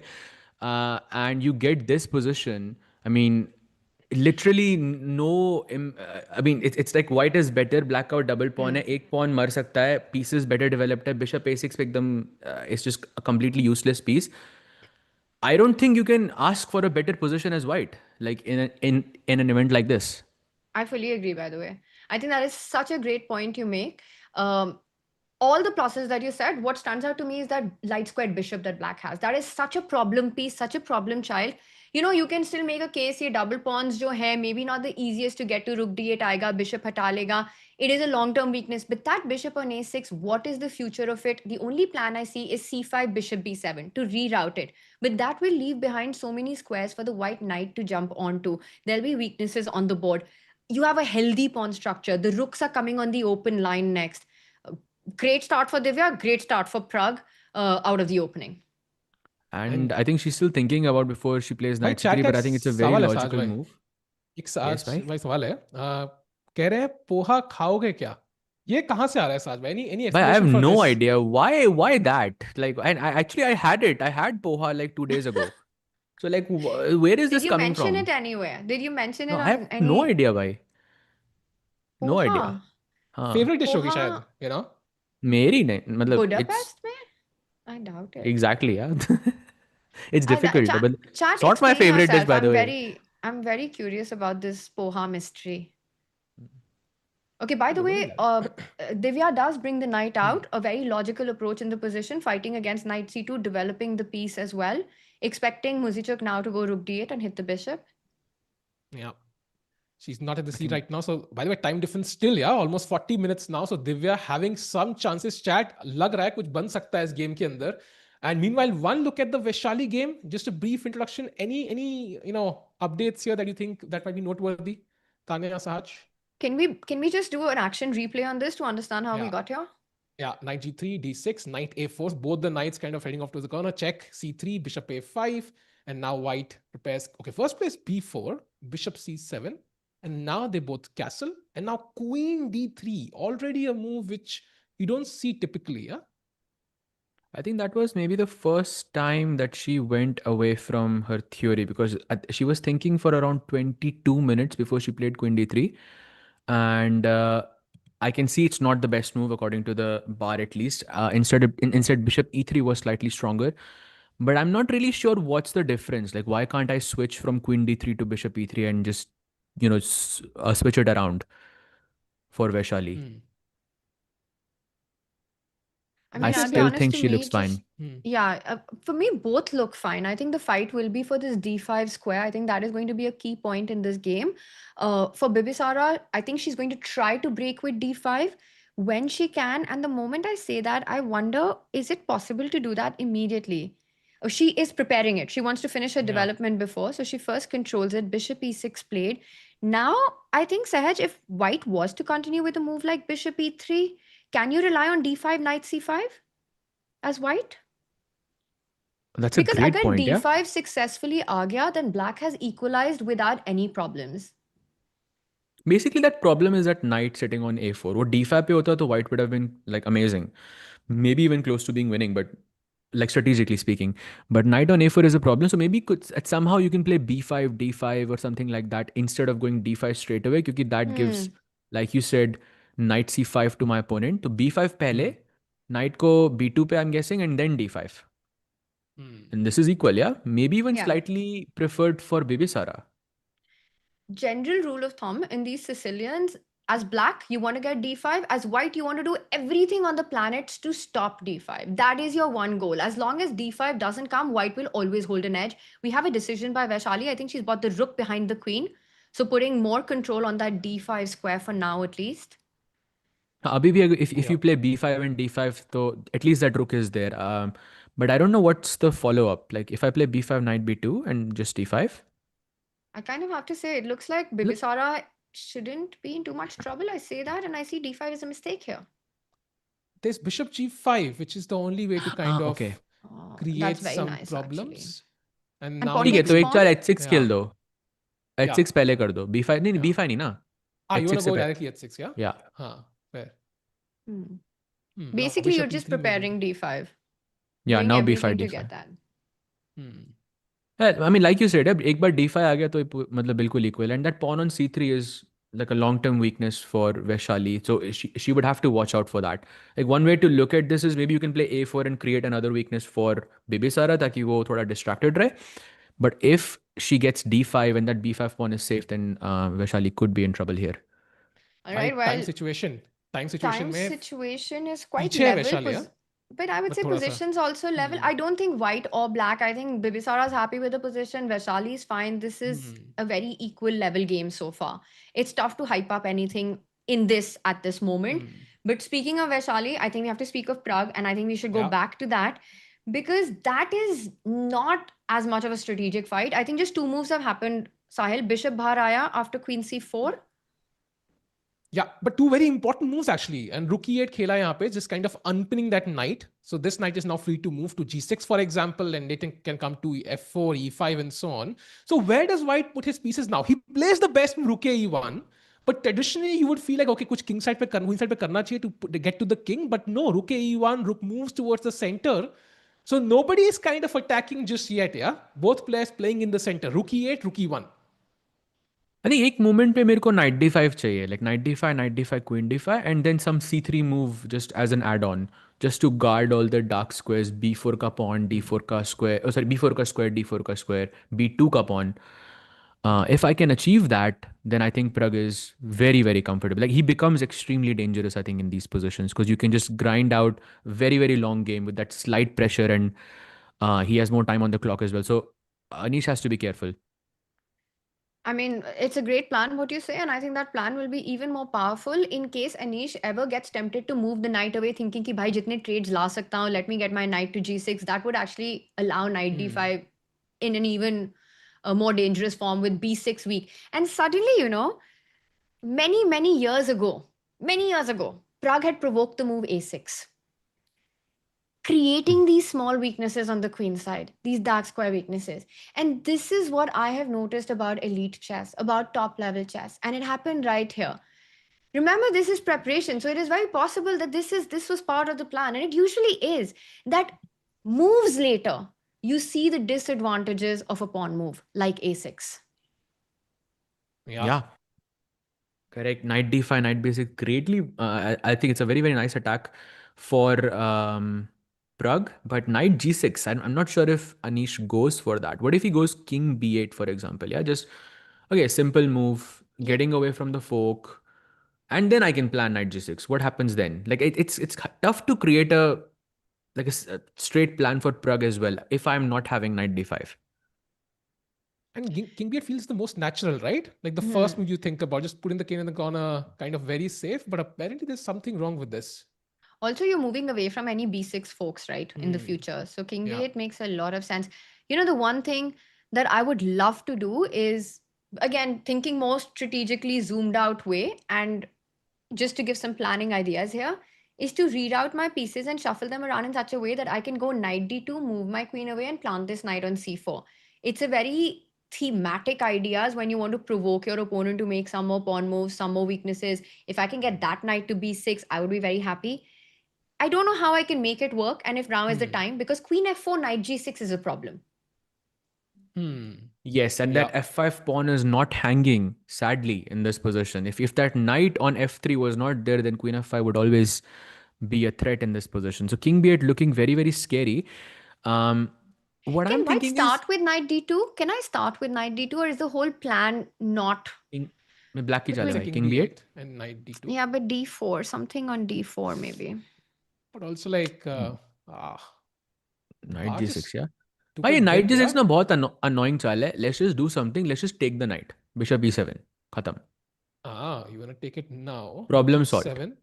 Now ये तो better होनी चाहिए ना white की, because you have the d5 square. Knight d5, rook e1, rook e1. And also let's point out, you can get more pieces off the board, like rook e8, get the majors off the board, but that is not safe for black because f5, h7 is such a massive weakness, and that gives white something to play for long term. More majors come off, more weak the structure gets for black. Agreed. Yeah, true. I mean, in this position, I can just take the rook, play c3, king f2, and just focus on that pawn on f5 forever. And h7 as well. Yep. And meanwhile, if we go back to the position, king b8 pe apparently queen f7 is the issue for Anish. That's the square. Very nice. Yeah. Because now knight g6 isn't possible because the queen on d7 is undefended. Every move has its own consequences. This is like really amazing. A few days ago, there was a class that was happening with Gelfand, and I had the good fortune to attend that class. So I was attending it. And in that, he spoke about this, he called it he said that this was actually Gary Kasparov's concept, which was the concept of, he called it the geometry consequences. That whenever your opponent plays a move, the first thing that you need to look at is what are the consequences of that move? What square has been left behind? What piece has been left undefended? So before thinking about your own moves or your own candidates, instead of that, shift it to think about what has changed in the position. So for example, queen f7 right now will not make that much sense because knight g6 defends everything as long as the queen on d7 is guarded. But the moment you go king b8, because queen of the f7 king becomes. Yeah. And now this is not possible because this is hanging. Yeah. It's a great point. Chess is tough, man. Chess is very tough, actually. And imagine being Anish Giri right now with the black pieces, with your head in your hands, wondering, bhai, pehla round hai, haar nahi sakte. Like, it's very tough. Tanya, I mean, chess is like, on that note of chess is difficult. जब Tanya explain कर रही थी ना सब, तो I thought f5 के pawn पे होगा कुछ. Like knight g6 pe, like the f5 pawn is left undefended, but it was the queen on d7. But yeah, it just goes to show it's very, very difficult to understand these complicated And I think concepts in an actual that's why game. Gary termed it as geometry, right? That it's so beautiful and advanced. And yes, chess is difficult, but it's also so stunning, I think. Yeah, agreed. And while Anish thinks, just one look at that Zhu Jiner game, because Black played king to h8. And now, like, knight is just there, sitting there, ready to be captured. And I don't know what white plays here, to be honest. Not an easy position. अभी f5 तो नहीं आ रहा because you have queen takes g5. I have a crazy Yeah. move. What if I go h4? मेरा idea है कि मैं f5 भाई सही is this working? No, it's not. Okay, it's bad. Not the best, But but it's strong. yeah, kind of. Yeah, It's strong. The idea kind is to of play working. f5 now, yeah? Wow. So let's say I really a6, like it. f5. I take the knight. You take it back first, or do you want to play f6 first? f6, I'm thinking. Wow, G5 is more relaxed though. Like I feel that should also be winning. Wow. She makes a move. She has gone knight e3. Oh, attacking the bishop and the pawn. Exactly, capitalizing on that principle that Tanya was just talking about. When you play king h8, you are loosening that pawn on f7, and that is exactly what Zhu Jiner is targeting in the next move. And a double attack at that as well. By the way, I just had a look and our chat has some inputs onto who is helping who at the candidates. I don't know, Sahil, if you'd like to take a look at that. Oh, really? Oh yes, I Checking. saw that, and yeah, some of them are true, by the way. भाई ये देखो यार भाई you have to Care to leave some elaborate. things to the imagination भाई सब कुछ reveal कर दोगे तो फिर फायदा क्या है मुझे but okay, I can also be lying, yeah. नहीं नहीं भाई अब तो तुमने रिवील कर दिया सब Sahil, it's like really part of your duty to not lie. You're a commentator. People trust you. सहज भाई लगता है खुद हिकारू के सेकंड है सबके Exactly. सेकंड रिवील कर दिए भाई Exactly, chat. Trust me.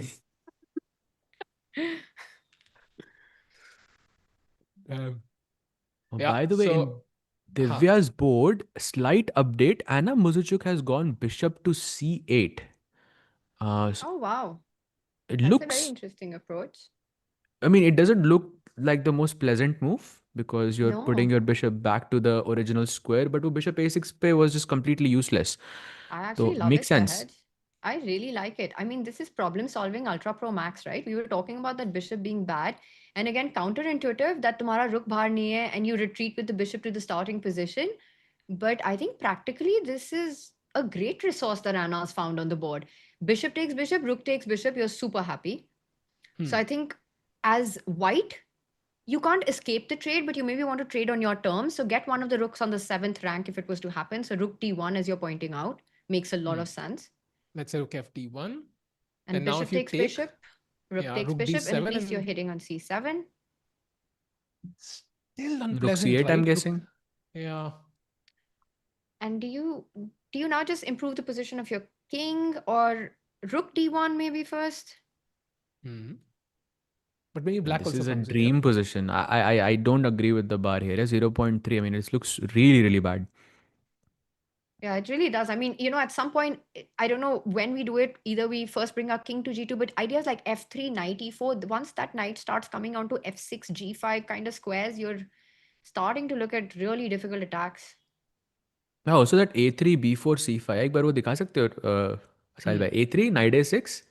Just humor me, b4 and c5, and look at that knight. Then he No wants to go future, knight yeah. b8. Knight b8, rook d8. No, rook d8, rook Why? e8. Can we see that? This is crazy. Wait, knight b8, I'll play rook d3. Like no, वो knight तो खराब ही है ना वहाँ पे. वहाँ से थोड़ी ना निकल रहा है वो. True. Okay, although How VAR is is this still saying equal, it's bhai? equal, yeah. How is Yeah, this I equal? agree. This is insane, so yeah. ugly. So ugly. Yeah. Maybe what you're relying on is black. Are you relying on a? No, you're not even relying on फिर भी a5. Let ignore me कर show दूंगा you. ना मैं f5 को. It is a5 actually. Wow. It is It a5 is a5. apparently. I thought a5, ba5, rook c5, rook d8, rook d8, rook d8, king e7, rook b8, c3 is hanging. That's the whole point. Yeah. Interesting. And a3, a5 gone. Yeah. But bishop c8, practically, I like this. I like this move by Anna. I have to say that it makes a lot of sense. Yeah, Okay, it But Divya might with a not huge be the opportunity. most like attractive, but it's necessary. I think this move bishop c8 to be played. Also, by the way, the most important question of the candidates, I think we missed it so far. So, is Bluebaum getting a sweep? What do you make of this position with the white pieces? So, okay, I I mean, just read and heard about the blue bomb sweep. Can someone fill me in? What is the story and the meme behind the blue bomb sweep? So essentially he was Sahil, bhai, you take getting, this. I mean, he was in the last category in every tier list. Like कम से कम 203 tier list हो चुकी है अब तक, and हर जगह पे blue bomb and Esipenko in the last category. So people are like, okay, he's being underestimated now, but he's gonna strike back with like 14 wins. So something like that. Oh, Yeah, ये He position could it's do a hard it. two-result life. game, I think. Is it fair to say that this is a two-result position Mm. for Blue Bomb? I mean, I don't see White losing this. Time देखा आपने? Like blue bomb has अरे taken हाँ भाई. about 7 minutes on the clock, but this I have to say for Wei Yi is not new territory. Time management, we saw it in at the World Cup as well. I've seen it at Norway chess as well.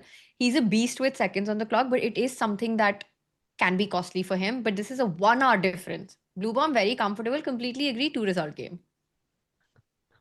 14 by 14 नहीं होगा फिर Tanya. He needs to win this somehow. Chat की demand है. Chat is going crazy. 14 by 14 नहीं चाहिए. So yeah, let's see. You know, Meanwhile, I हाँ. sorry, go on. नहीं, go on Tanya please. Yeah, yeah. No, कोई I was interesting just चीज लग going रही to थी. say that, Blue Bomb's whole story is so, for me, like somewhere in my heart, I'm really rooting for him to do well in this candidates. I think some months ago, maybe was it the Grand Swiss or after World Cup? I'm not sure which tournament, but he spoke about the lack of sponsorship and how difficult it is for him to have trainers. He didn't have a coach with him.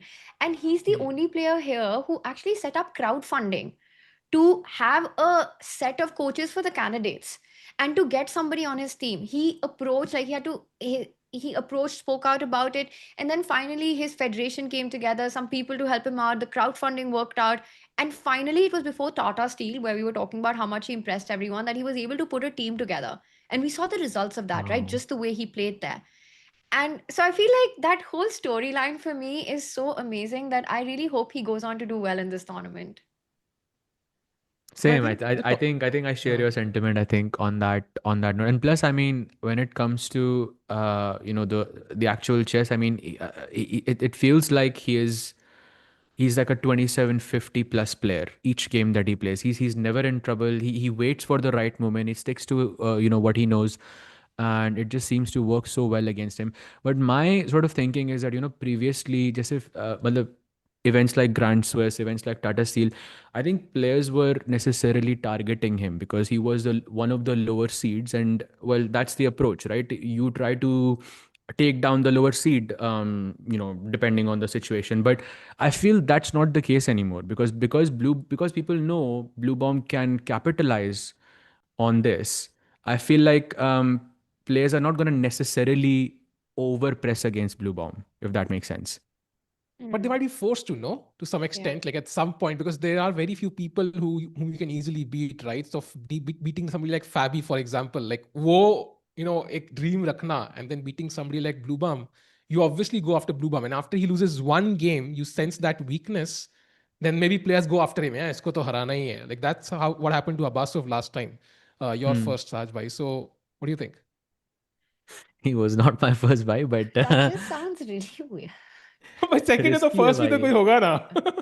risky है. But I will say about Blue Bomb one thing that what was I going to say about Blue Bomb? बढ़िया player है वो. I was no, taking your point forward, Sahil, that is exactly something that Blue Bomb can rely on to work on his favor. That everyone comes for him, and that is what will give him those chances, right? And while I agree that at tournaments like these, people have to take extra risks because only the first place matters, nothing else matters. So you see an underdog, you go after him. But maybe Blue Bomb's strategy would be around that I play solid, and my chances will come when opponents go all out. Yeah. Yeah, Agreed. exactly. But okay, Wei Yi तो नहीं करेगा ना भाई. तो Wei Yi तो is Bhai, he's gonna be look at super this. solid, I think. The piece has vanished in the Zhu Jiner game. अरे 93, भाई, H takes G5 and calmly in 0.1 seconds. I'm sure that's like a transmission. 0.1 seconds तो नहीं खेला होगा ऐसे flash की तरह. But F5, wow, an attack building up. so technically right now Zhu Jiner does not even have a pawn for the piece. वो एकदम it's a free piece, full piece basically.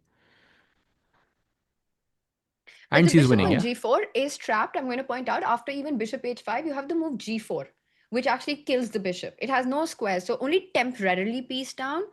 Yeah, f5 beautifully true. played, because I think अगर वो पहले knight takes bishop मारती तो pawn takes pawn के बाद Tan Zhongyi would be laughing ऐसे कि ये क्या किया तुमने. So I think f5, what is impressive is that this had to be something she foresaw a while ago. The idea that I have f5, I sacrifice temporarily, I will have g4, and I don't really see a way for black to keep that bishop alive.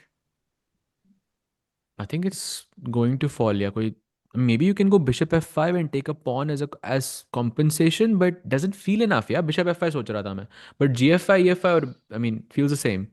Just yes, I ef5 mean, now. yeah, e5, This and the looks... problem is, right, after pawn takes, see, if you take the pawn, knight takes pawn, that knight is beautiful in those positions. However you put it, like in this manner. And your king is very, very weak. On the other hand, if you allow pawn takes pawn, then the king is again in a mating net on the h file. No, f takes g6 at some point. Let's say bishop takes okay. pawn. Yeah. If you just wait with this, then after pawn takes pawn, anything comes on h3, it's game over. Once that bishop on a2, look at that piece at the other end of the board. It is a monster of a piece. You might be forced to play d5, but all your pawns are such targets. Yeah, This is exactly. horrific. एक check चाहिए बस h file पे, yeah, that's it. बस And then it game would be खत्म. over.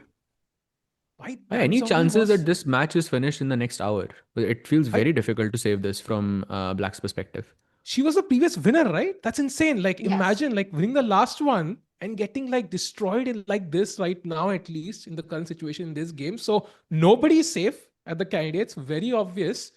And it's possible, Saj, कि 1 घंटे में खत्म हो जाए हाथ से अभी से. It looks What's like checkmate is very, sorry, sir. Just checkmate is very what's the possible best here. move? I Yeah, don't it's even very know what the tough. best move is. Because white is just It- threatening to take knight takes bishop. So best is just taking this with the pawn.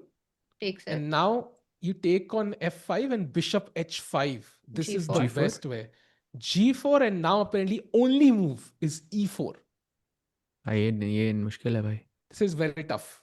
Playing on dark And if squares. you... Wants that e5 Yeah. square. Yeah, you want bishop e5. So very, very tough to find over the board. And And e4 she's looks already... very scary, na? E4 के बाद d4 if I take Salve? Yeah, now bishop e5, only move again. You're kind of playing on the That's... dark squares somewhat. And very important, gf5, bishop f4 now only move. Oh, this is close to impossible, yeah, to find. I'll say one thing, that dropping your bishop on the h5 square makes a lot of sense from a human perspective, because तुम वो h5 block कर रहे हो on a check thing. But these last two moves, e4, bishop e5, bishop f4, not easy at all. I think Tan is in big trouble. And last candidate, she won. She played the World Championship match against Zhu Wenjun, lost to her 6.5, 3.5. But she's also been the world champion. She's an incredible fighter, but this one, I don't see her saving it. Zhu Jiner, she's a beast. She's an absolute beast. When you showed the move e4, it already looked impossible to me. And when I'm looking at the follow-up after that, bishop e5, bishop f4, I mean, it looks very, very tough. Yeah? And if you don't find this, then you are just lost. Yeah. Like, it's And I objectively think lost. एक player के दिमाग में भी यही चल रहा होता है कि I think I'm basically close to lost here. Like, that resource is so hard to find. And talking about beast, Tanya, I think the beast of the game, the most important game, one of the most important games could be Caruana versus Hikaru again. And वहां पे बहुत लंबी deep things में गए हैं Hikaru, because he took 21 minutes to find this move. We saw it till knight f5, right? Bishop a3, rook e8, d5 खेला उन्होंने, and now knight to d4 after a 21-minute think. Queen comes to a4. And now b6 calmly by Hikaru. Only move, right? Because bishop b6 was c5. Yeah. And bishop takes knight is not what you want to give up a double bishop, your knight on d4 destabilized. So had to go b6. Yeah. So this is the current position. And now, I mean, very hard to know the current evaluation. I mean, both players This thinking. is crazy. I mean, pawn takes pawn is the first question that comes to my mind with the rook on a8 hanging. I think black just wants to take bishop takes pawn and sacrifice that exchange.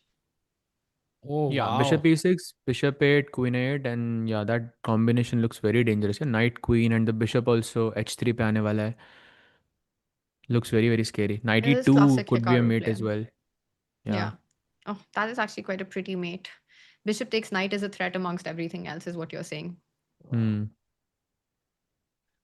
Deadly. You would love to put the pawn back, yeah? Ki वापस चल दूँ बस एक कदम, but not going to happen. So, I mean, also, I think there was apparently, again, bishop c3 and this. some 92 ideas, but very hard to find these over the board with no bishop on c1. So फिलहाल के लिए b6 and क्या लग रहा है यहाँ पे result आएगा कि नहीं? Are we going to see a draw so far, instincts wise? What do you think, Tanya? I honestly have a feeling that I hate these questions because I always I know. set myself up for disaster and failure whenever I answer a prediction question because I always, want a fight, want a decisive result. But okay, this position, the way it is, I'll say we get a decisive round one between these two. So मेरे को भी decisive ही लग रहा है actually. So and Sahaj, by the way, is quite the prophet. Huh? He's somebody who predicts and it always comes out right. I don't know, chat, if you know this about Sahaj. He has some crazy superpower.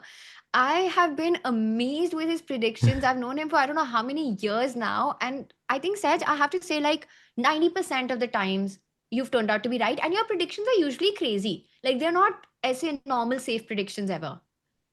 अरे but I really hope कि यहाँ पे मेरी prediction सही नहीं होगी, but but yeah, but still I'm gonna go with Fabi winning this, I think, and but it's very very tough to say यार कि Hikaru is gonna lose the first round of candidates itself. I mean, it just doesn't feel real. I have a hunch though. साज भाई मेरी कुछ phone पे बात चल रही थी कुछ दिन पहले एंड वो काफी एआई की तारीफ कर रहे थे कि एआई में घुस रहे हैं वो काफी ऐसा मे बी कुछ एआई मॉडल कुछ लगाया हुआ साज भाई ने may be he is gone full AI mode and detailed analysis with recent forms, Excel sheet में कहीं ना कहीं track कर रहे data and he's coming up with these predictions. Is that the truth, Saj bhai? He's got the No. Chat GPT Ultra Pro version. सबसे $200 a month वाला plan लिया हुआ है. Maybe that's the strategy, yeah. Okay, by the way, moves on the Anish board. Let's take a look at what happened. Rook a1 के बाद knight g6 was played. So knight takes that square, threatening that big fork. अब king कहते हैं मैं थोड़ा बगल में चल लेता हूँ, fork रानी नहीं देनी. And now knight f6 खेला उन्होंने. So forking these two pieces. So मिल गया bishop. Do you think that's a good trade for Pragg, Tanya? I think for sure it should be because अगर आप किसी भी position में आप push करते हो, like whenever you're trying to push for an advantage, it is good when you have an imbalance. So bishop versus knight is a great sort of development for Pragg because in long term the bishop and knight are not equal to each other. So that can only help the side that is pushing in the game. That's why I think he went for knight f6, even though the knight on d5, मतलब ये knight वो bishop से ज़्यादा strong है. Like if अगर आप individually उनको देखते हो तो, but I think he played knight f6 because he purposefully wanted an imbalance on the board because Pragg thinks उसके पास chances हैं and he wants to capitalize on it. Yeah. What do you think, Tanya? No, it's very interesting, this decision. And also, again, the speed with which Pragg has been taking these decisions. By the way, we do have a move after that. If we can bring our live board takes, I think the bishop was attacked and it's Pragg on the think right now. I'm expecting him to simply come back. The question is, which diagonal does he want to keep it on, g5 or c3? As Pragg is thinking about that, I would be very inclined to think, Saj, and I want your view on this as well, that when we prepare these openings, and especially, I mean, for these guys, their preparation at this level, also part of the preparation goes beyond the opening moves. They already have an idea that in such structures, these are the pieces we want on and off the board.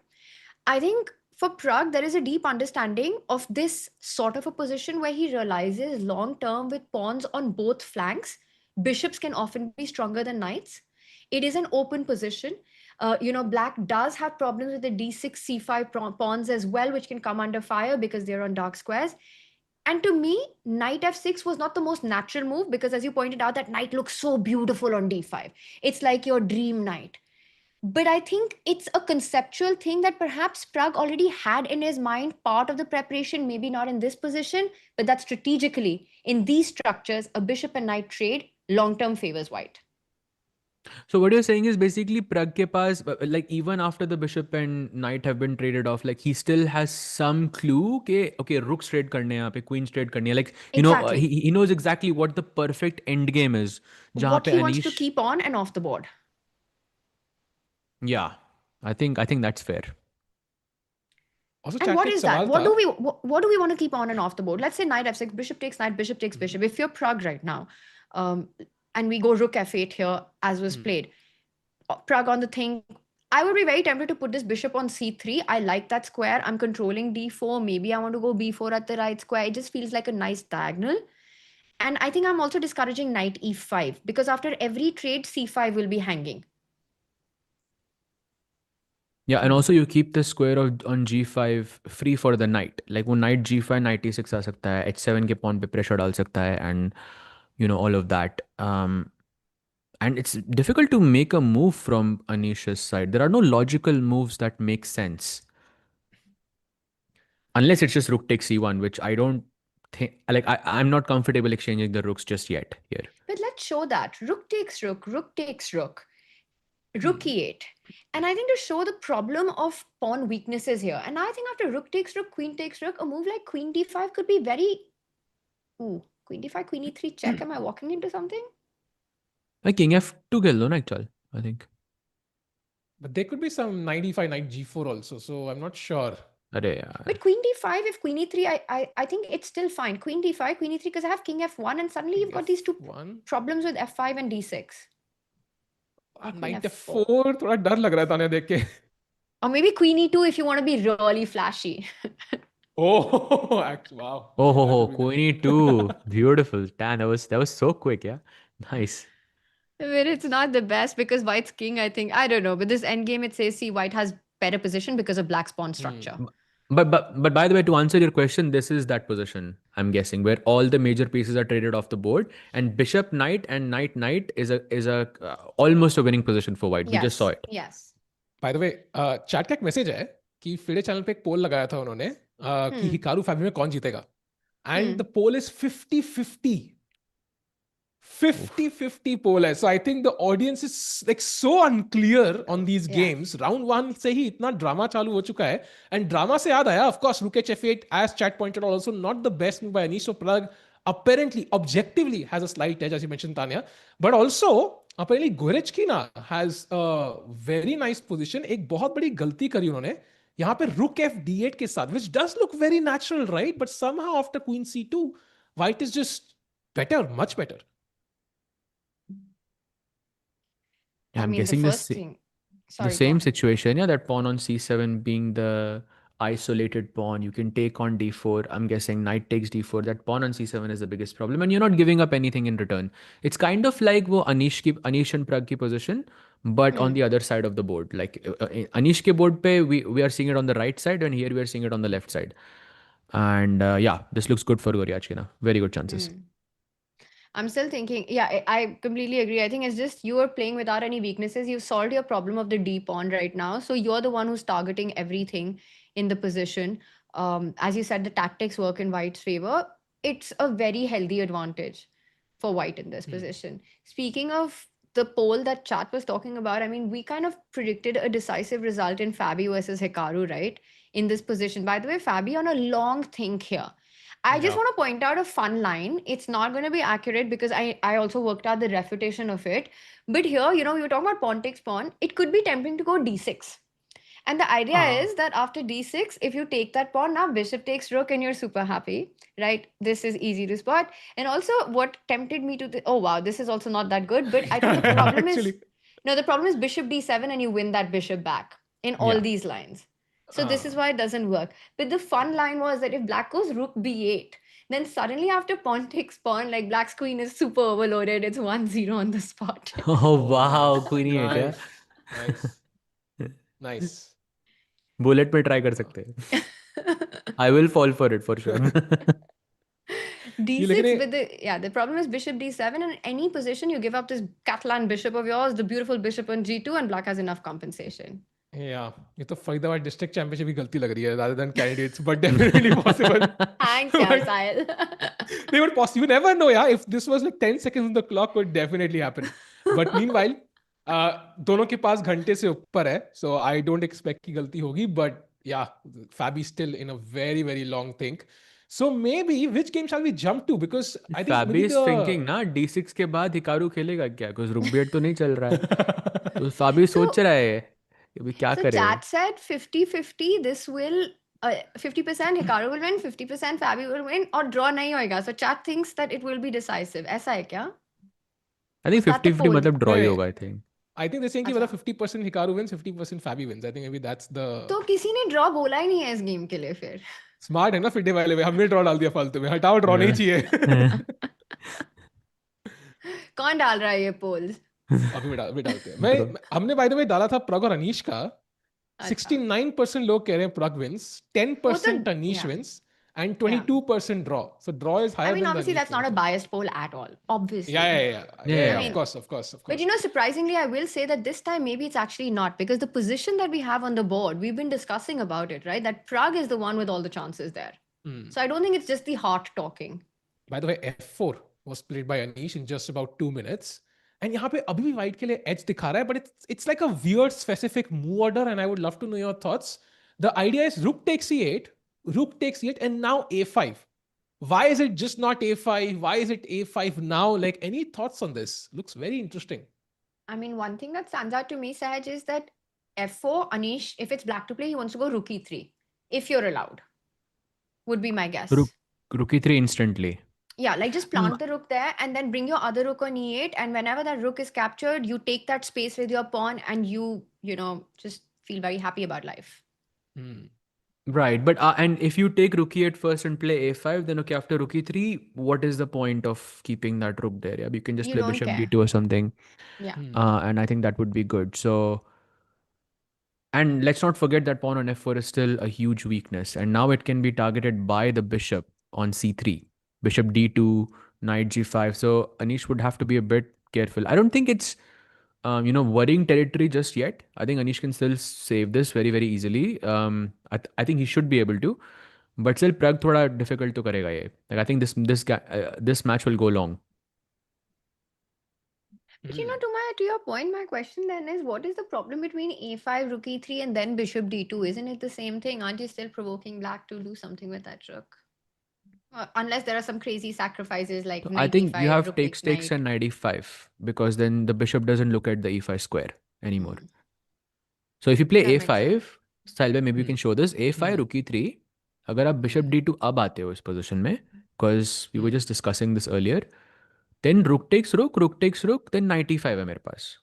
And वो bishop जो पहले c3 पे था, वो night e5 के square को control करके बैठा हुआ था, वो अब नहीं है. And now that f pawn can even push further, या to f3, and this would be okay for Anish. Yeah. So what are the chances here after rook takes rook, and then if you go a5? I mean, also, what is a5? Why is a5 so strong or needed at this moment is also another question that comes to mind. And what's the follow-up? Let's say some move is made. Rook. Let's I want to say go rook king e2, A8, but I'm walking into something like d4 maybe. I don't know. And I think d4 anyway is the plan apparently. Yeah. So king b8 maybe, like, so king is only on b8, my bad. Let's say king a8 khela humne, just putting in the corner.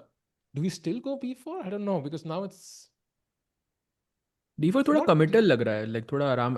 d4 is a plan for the future, no? Nobody's forcing me to play it. So what do we do then? It's not clear actually. Queen d5 or something, like simple. By the way, slow Neeru Bhai improvements. is telling us that Fabi is nervous after Hikaru's b6.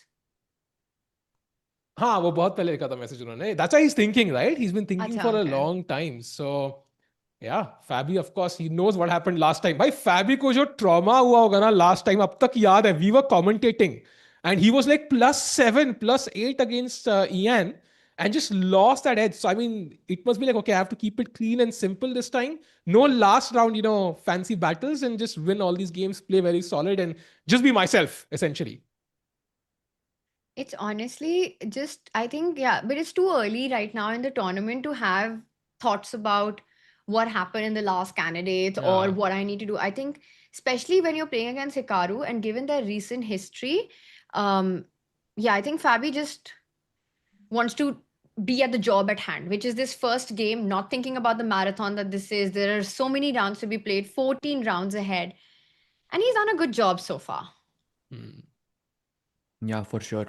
And also यार Fabi के लिए world title भी एक वो missing हो गया, like overall it feels like Fabi, he's always so close.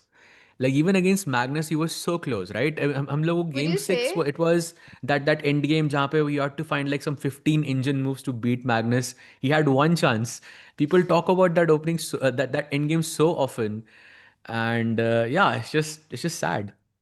I mean, my personal opinion on this, my personal opinion here, and I think there are a lot of talks about this, and I would agree with that, is that I would say that right now, with all the players that exist and everyone on the planet, I think Fabi is the best player to have never been world champion. Ever, yeah? In this century, maybe, yeah? Yeah, Yeah, like at forever. this moment with everything that we have, not ever. I would say You like, don't think ever? I think I now that you mentioned it, I think there are some candidates for that, in different eras. It's also very difficult, Sahaj, to compare eras, I feel, in chess. Right. World champions from the past, candidates from the past, people who made it, did not make it. Maybe Um, maybe Speak Korchnoi, of yeah. Victor Korchnoi is Korchnoi. also Exactly. Korchnoi is a good candidate for that. Exactly. And many more like that. But I think when we look at this generation, and there's always this feeling that players like Fabi and Hikaru, who was so incredibly strong, right? Complete geniuses in their own rights, some way unfortunate to be part of the Magnus era for most of their career. And then for me, I do feel, yeah, that he is so far the best player to have never been world champion. I think I He agree. might be world champion in 6 months. So, I mean, But it is also like possible. asking you the question whether it's ever like also kind of like confirms that, yeah, confirms the thing, because for me he's like definitely a top 2 contender for this uh for this spot. But yeah, chat puts here Levon also, yeah, a good contender for this as well. But Levon has been World Cup champion. He has won chess 960 before. So yeah, Fabi का एक भी world title नहीं है, if you think about it, I'm in a that sense, huge which Levon is fan, but I will say that Fabi's consistency, especially over the last 10 to 15 years, has been like really something to watch. How long he was over 2800. Even now, his rating is somewhere around, right? How regularly he plays classical elite chess, how consistently he performs. At the candidates, he's always been in the mix, first, second, somewhere having those podium finishes in most of his tournaments. So it like just yeah, maybe I would like say I get the argument for Lev, and again I'm a huge Lev fan, but I think yeah, Fabi would still in my head be a notch above in terms of not having the world championship title. So, I have a fully agree. question. इतने सारे world champions हैं. Do you think a world champion would know the names of all chess openings ever played, like that exist? Any world champion? Do you think, or do you think they'll miss some, like some weird obscure line जिसका नाम नहीं पता होगा उनको? And who do you think would know the most? I don't know, because I want to test it. If you guys are up for it, how many openings do you know? Oh God, I'm not setting myself up for that at all. We can do this after, you know, I Sahaj. have prepared for literally this exact moment, because I have an opening that I remember to myself कि अगर कोई मेरे से पूछेगा ना तो मैं उनसे ये opening वापस पूछूंगा, and there is no way they know the name of it. What is ठीक it? है? Tell me. So it's so in Italian when you play bishop c4, so fried liver, हाँ. but Yes. d5 की जगह bishop c5 खेलते हैं, उसका नाम क्या है? Chat आपसे भी सवाल, like when you play After fried knight liver, g5. So maybe yeah, we when you can have play that position on the board while Baked Anish liver is क्या? Pragg is I don't thinking. know. जो fried liver होती है ना, night जी हाँ five, हाँ उसमें हाँ. d5 के अलावा बिशप c5, एक बार एरो से दिखा दो ना, वहां पे चेंज नहीं होगा, अच्छा. नाइट जी के मतलब बिशप आपको नाम बिशप नहीं दिखेगा, बिशप. Bishop c5. हाँ, ओके. ये दिखा और दीजिए. इसमें चैट को दिखाने का. पता है भाई, चैट So को पता है. fried अच्छा अच्छा, liver Traxler. Okay. The okay what okay. is it? Traxler counter attack is what it's Yeah, called. it was not going to be in my top हाँ. 50 guesses. I think Levi has a video on this, so chat ने सुना होगा. Levi की video तो okay, कभी नहीं okay. छोड़ेंगे. Acha, on these names, opening names, yeah. Yeah, he has a 20-30 minute video on this. I think I Traxler think that is specifically. my tonight. So I do this thing before I sleep. Like I like to watch one chess video, which is not a game analysis. So I think I know which one I'm watching tonight. Nice. Nice. It's very common. No, bhai. It's not that common, at least at elite level. I think it might be common in bullet blitz, but not at the top level, for sure not. You know, I'm going to ask you just one question. ठीक है, brief. I'll Okay. name 4 openings. आपको बताना है में से कौन सी एक actually opening नहीं है. The odd one out Okay. you spot. ठीक है. 4 names. So you'll name 4. Okay. And one of them हाँ. is not. Okay. Not So an it's like opening. basically And 3 truths and 1 lie. yes. ठीक है. And Okay. chat, you can play along and don't, Google it. Just try to test yourself. Number 1 is Fry's attack. ठीक है. Number 2 is Truffle Gambit. Number 3 is Pretzel Gambit. And number 4 is Double Duck Formation. साथ में ये सुना था नाम. देखो टिक्कू को जानता हूँ मैं, तो आई नो ये जो लास्ट वाला बोला वो तो नहीं है. हाँ, even वो I तो feel बता. it's between truffle and fries. One Yeah, of it them has is to be not truffle, true. okay, because Tikku will add something like, nice, You something think you I have a wouldn't sweet expect. tooth? Sweet tooth, so maybe I like truffle gambit. Yeah, like that might be I fair. am more. I think I will go with fries, maybe. I'll say fries as well, actually. Well, I'll you can't second you. copy me, Sahaj. I'm sorry I took fries. Now you please ठीक take है, something गलत else. होंगे साथ में होंगे, it's fine. चल ठीक है, fine, done. Final answer क्या? Lock कर दे क्या? Oh हाँ. God, the way he's saying, I really think Sahaj, to cover more ground, you should pick something else. Okay, fine. Just to cover more ground, ताकि हम दोनों गलत होंगे तो फिर टिक्कू को ज्यादा अच्छा लगेगा, I guess. So which one are you Let's choosing? say Okay. truffle. Truffle, yeah? Pretzel Yeah. gambit and double duck नहीं है No. मतलब. Like, हाँ. We are picking उनको वो fries है and opening मतलब. वो है opening हाँ मतलब, you're saying. हाँ जी. हाँ. So, Sahaj bhai, you're correct. Truffle gambit is not an man. opening. But Nice. fries भी है, double duck भी है, and pretzel भी है. Wow. Very cool. Wow. So So, Sahil, I have all of these. unfortunately, अंदर से तो साहिल बहुत उदास है कि यार. नहीं. अरे नहीं. I think साहिल मैं सोच रहा यार शॉर्ट बन सकता था इसका. कंटेंट मिस हो गया यार. नहीं शॉर्ट तो तब भी बनाएंगे और भी है भाई, बताऊंगा बाद में आगे जाके. But yeah, for now I As think chat coming is back saying, to by chess. the way, Divya's advantage is increasing. So should we jump back to that? Oh, let's quickly jump. Checking. Divya. Oh, look at this. What? Rook f d1 के बाद king f8 makes sense. King f1 and now knight d5.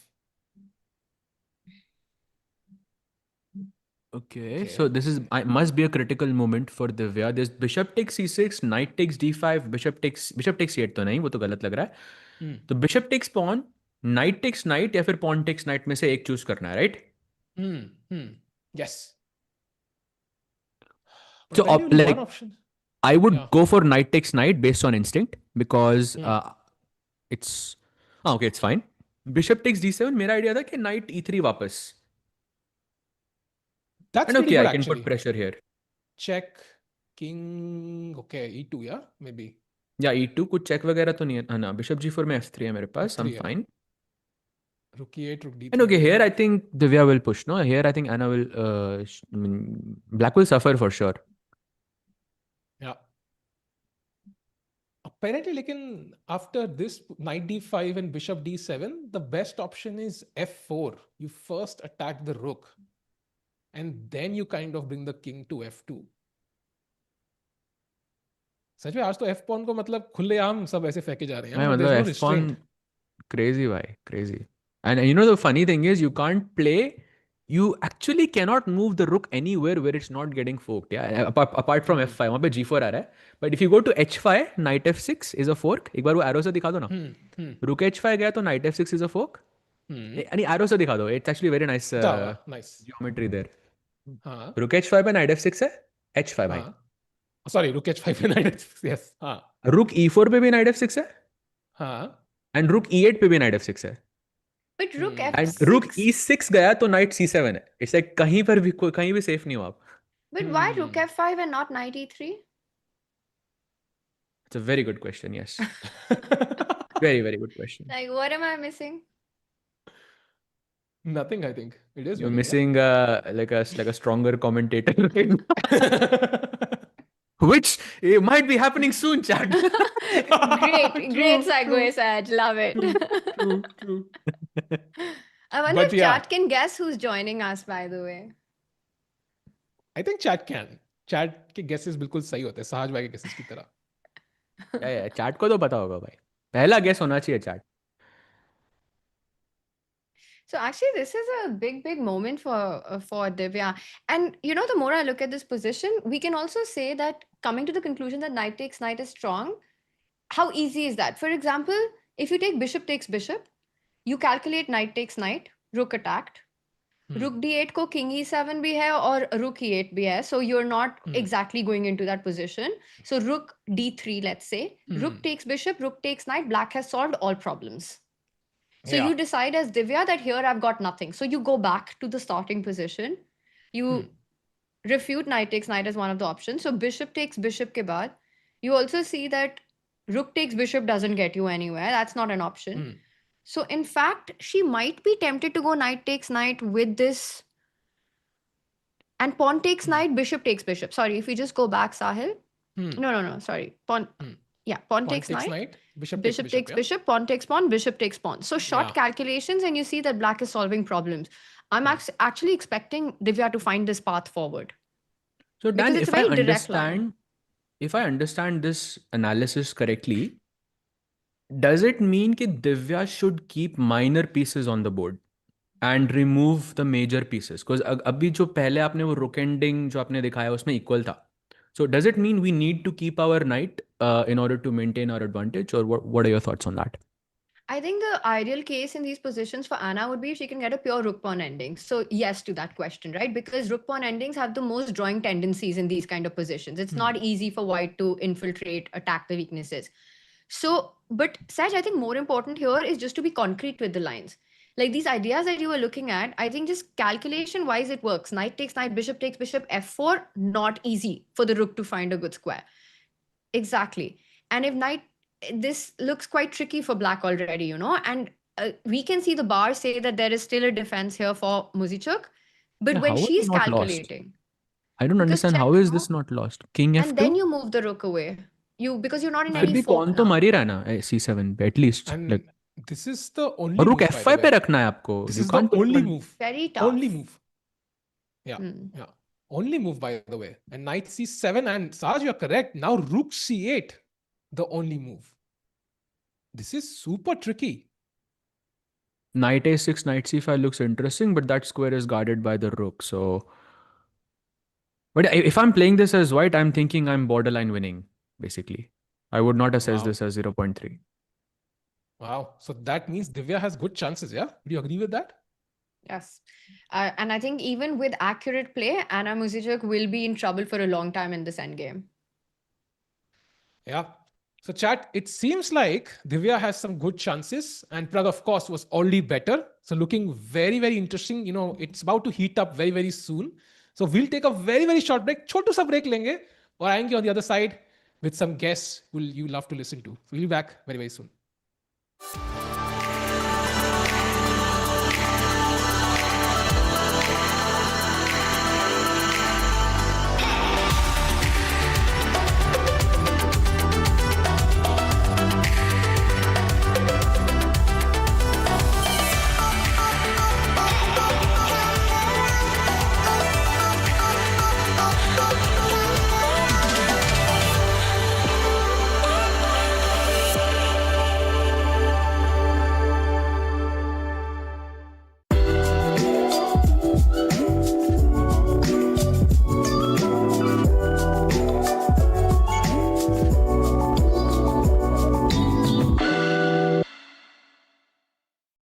Okay, Pragg, here we go with Candidates Trivia. Question number 1. Which player famously beat Magnus Carlsen and Vladimir Kramnik at the 2013 Candidates Tournament? This I should know. So Magnus lost to Peter in the last round, but I don't think Peter bet Kramnik. I think it's Ivanchuk? Ivanchuk, yes, exactly right. Question 2. Which player has played the most Candidates Tournaments since 2013? Yeah, Fabi. Right, very good. 5 of them. Question 3. Who has the record for most draws in a Candidates Tournament? In one single event or? One single event. Yeah, that's Harish. I think everyone's gotten that one right. Question 4. What is the highest score a player has won the Candidates Tournament with since 2013? I think the best was probably Jan in 20... Wait, let me get the year correct. 2020... I think it's 2021 or 2. He lost to Ding or someone in the last game. He won with round to spare. Right, 2022. Yeah, that was 2022, yeah. Yeah. You know how many points he had? Plus 5, 9.5. Yep, plus 5, exactly. Okay. Next question. This one is going to be historical. Bobby Fischer incredibly won 20 games in a row, beginning in the old interzonal and then continuing into candidates matches. Who were his 3 candidates match opponents leading up to his world championship? Taimanov, Petrosyan, I think Larson. And Larson, very good, yep. Number 6, who finished in second place in the 2018 Candidates Tournament? 2018, yeah, so that's I think Karyakin. It was Mamedyarov. Karyakin and Mamedyarov they were tied? They might have tied, but Mamedyarov. Okay, I think they were tied. Yeah, but on tie breaks. Number 7. In which city was the 2013 tournament held? London. Correct. Number 8. Which player had a wild candidates in Toronto, losing 4 games in a row, but later winning 5 games in a row? Yeah, my sister and Yes, it was pretty exciting. Okay. Well, the second part was exciting. not the first one. Not the first one. Okay, 2 more. At the 2014 Candidates Tournament, which player finished last despite being one of the ratings favorites going into the tournament? 2014, yeah? That's correct. Levon? Everybody has said Levon. I think he finished last in like Berlin or something, but it was okay. Topalov. And the last one, number 10.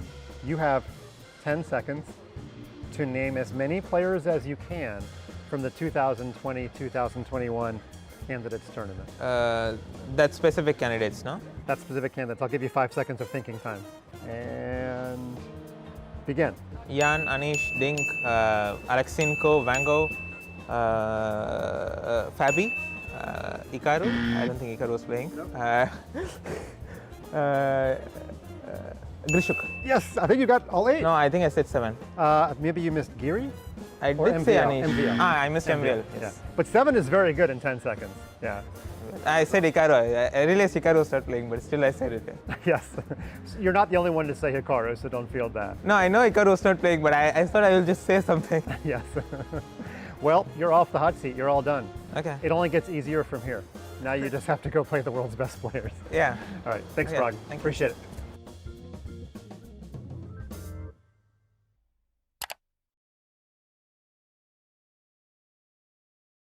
The Candidates Tournament has been one of the most important chess events for decades. But why does it even exist? Let's look at the history. Unofficially, the concept goes all the way back to the 19th century. An 1889 tournament in New York was meant to decide a challenger for then world champion Wilhelm Steinitz. It didn't exactly work. The third place finisher, Isidor Günzburg, ended up being Steinitz's challenger. For the next half-century, champions handpicked their next opponents. Having money was more important than having a big tournament result. Some awesome players never got a chance. That all changed in 1946, when the sitting world champion Alexander Alekhine died. The International Chess Federation now controlled who would play. In 1950, the first official Candidates Tournament. Winner David Bronstein played the World Championship against Mikhail Botvinnik.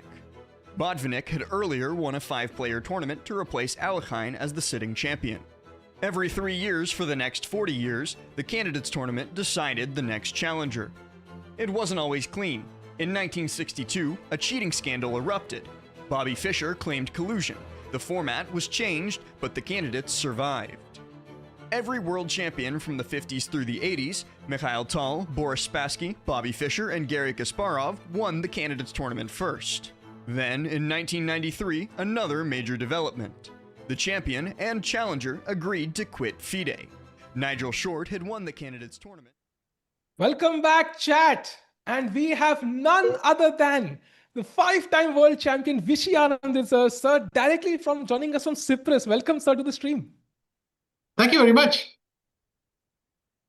So how's been your experience so far? Traveling to Cyprus, being there, seeing the tournament live. How's it been so far? Okay, so there was some rerouting. I had originally planned to go via Doha. I think the same for Vaishali and Pragg, because then it's very convenient. It's basically 8 or 9 hour journey, all the legs included. But that became unpredictable because you never knew which was the schedule where the flight would actually take off and land. So all of us rerouted via Europe, which made it about 7-8 hours longer, but essentially no issues. Very, very smooth the whole journey. And yeah, got here on the 27th. Pragg and Vaishali arrived a day before that. Their mom is here as well. And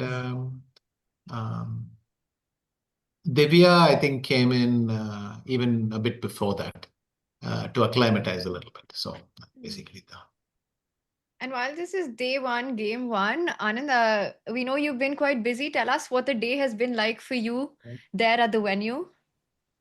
Okay, so I spent an hour and a bit at the fan zone.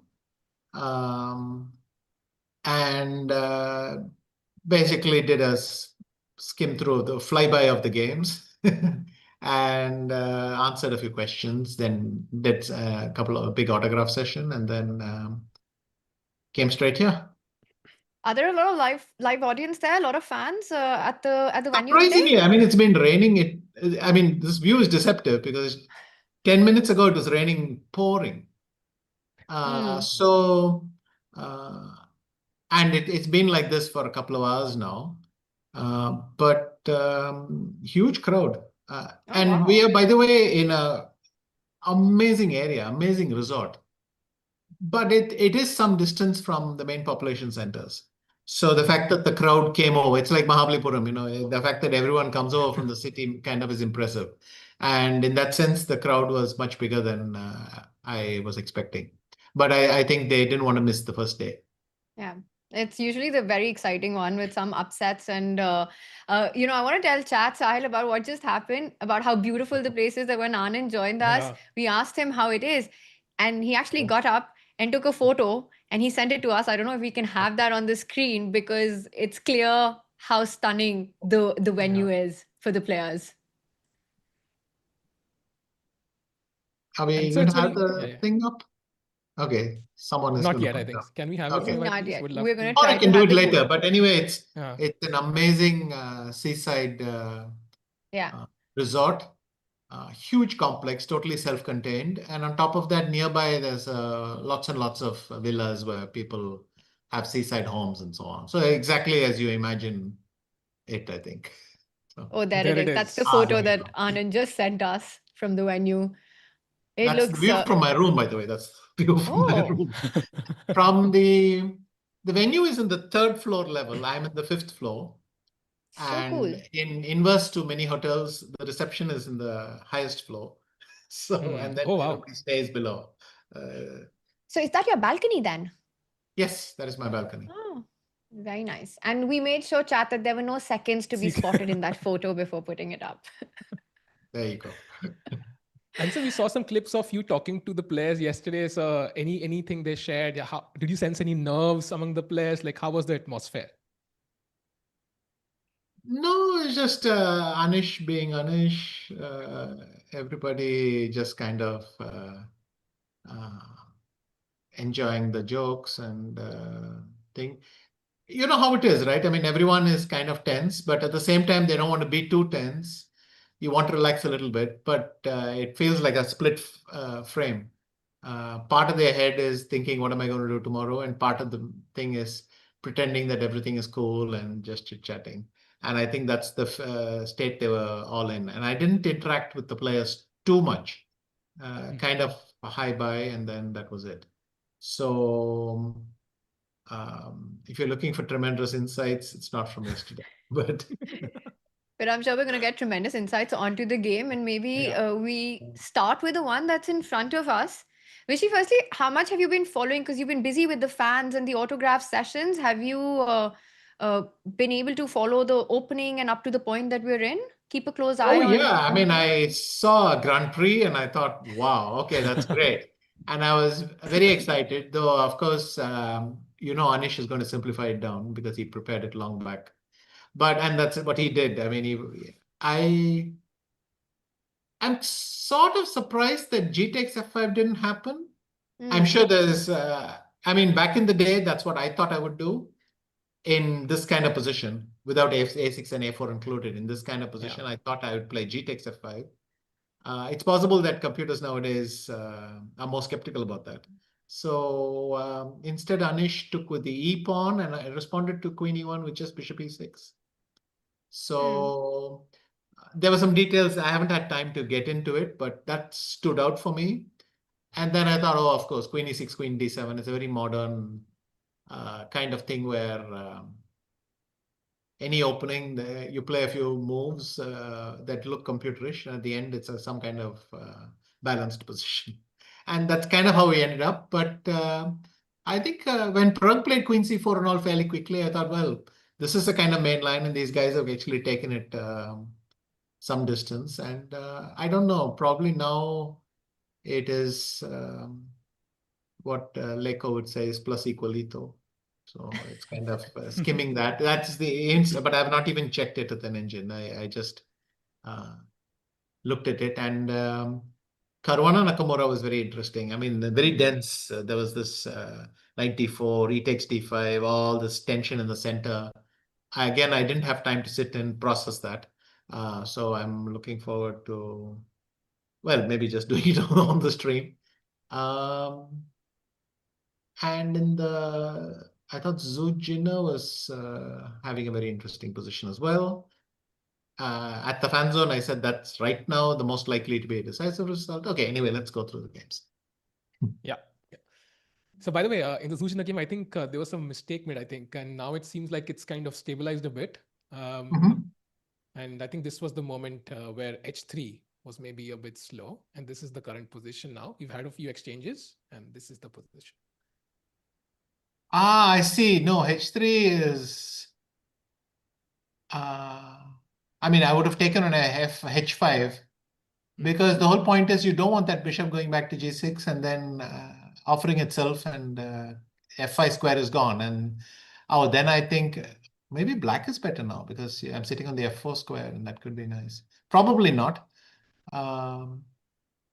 But maybe I should make that the big view for me. 1 second. I think you can just pin it on the call then you can see it. Yeah, I pinned that, right? Okay, yes. Now I have that game in front. Yes. This looks a bit weak. Still, maybe white's happy because I can put something on d5, rook a d1, something, but oof, I mean, if you could play gh5.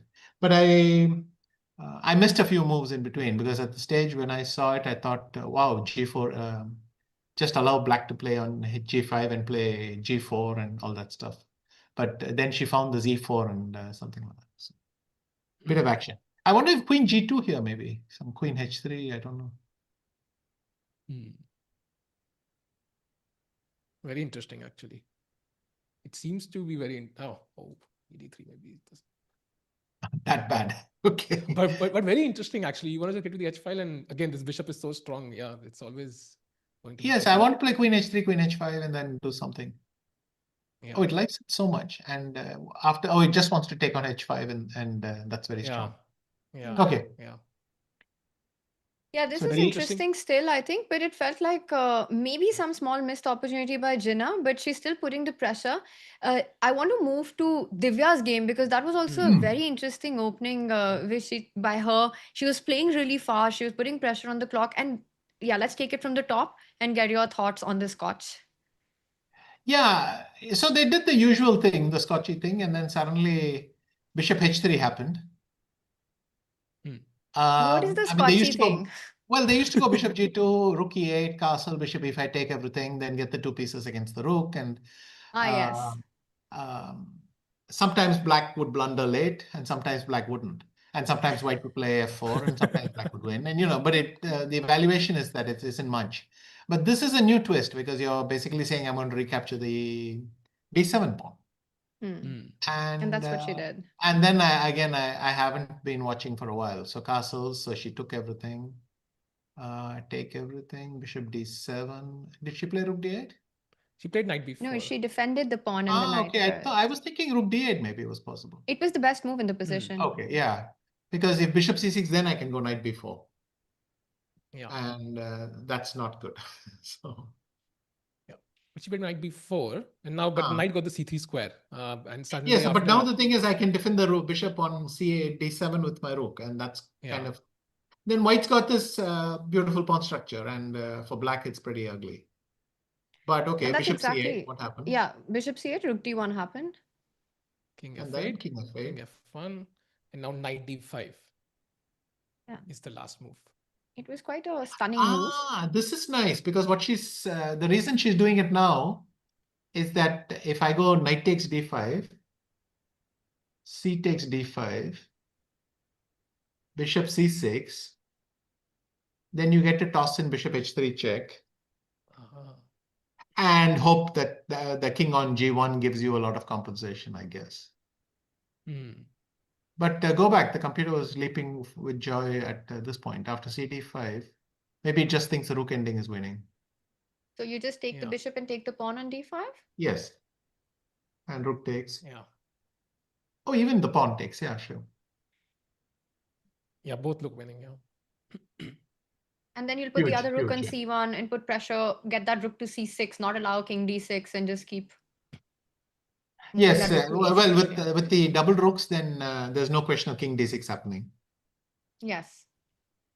Because king d6, I'll give rook c6 check, and then I'll go rook a6, I'll go rook f6, and it's just all over the place. So. Oh, so big chance for Divya. But she's been sitting on this decision for quite a while. She hasn't yet captured on d5. I think it's been about almost a 20-minute or at least a 15-minute thing, I want to say, Sahil. Yeah, a very long thing. And also she's still ahead on the clock. So that's the good news, that she gathered up so much time advantage earlier. She can spend that time. But now after knight d5, I mean, bishop She wants d7. to go bishop d7 probably, I guess. Yeah. And very interesting structure. As you mentioned, sir, like the structure is damaged. So Divya still for the edge. Yeah, but ideally then I would complete my plan with some knight e3 and then king e1, d2, c3 and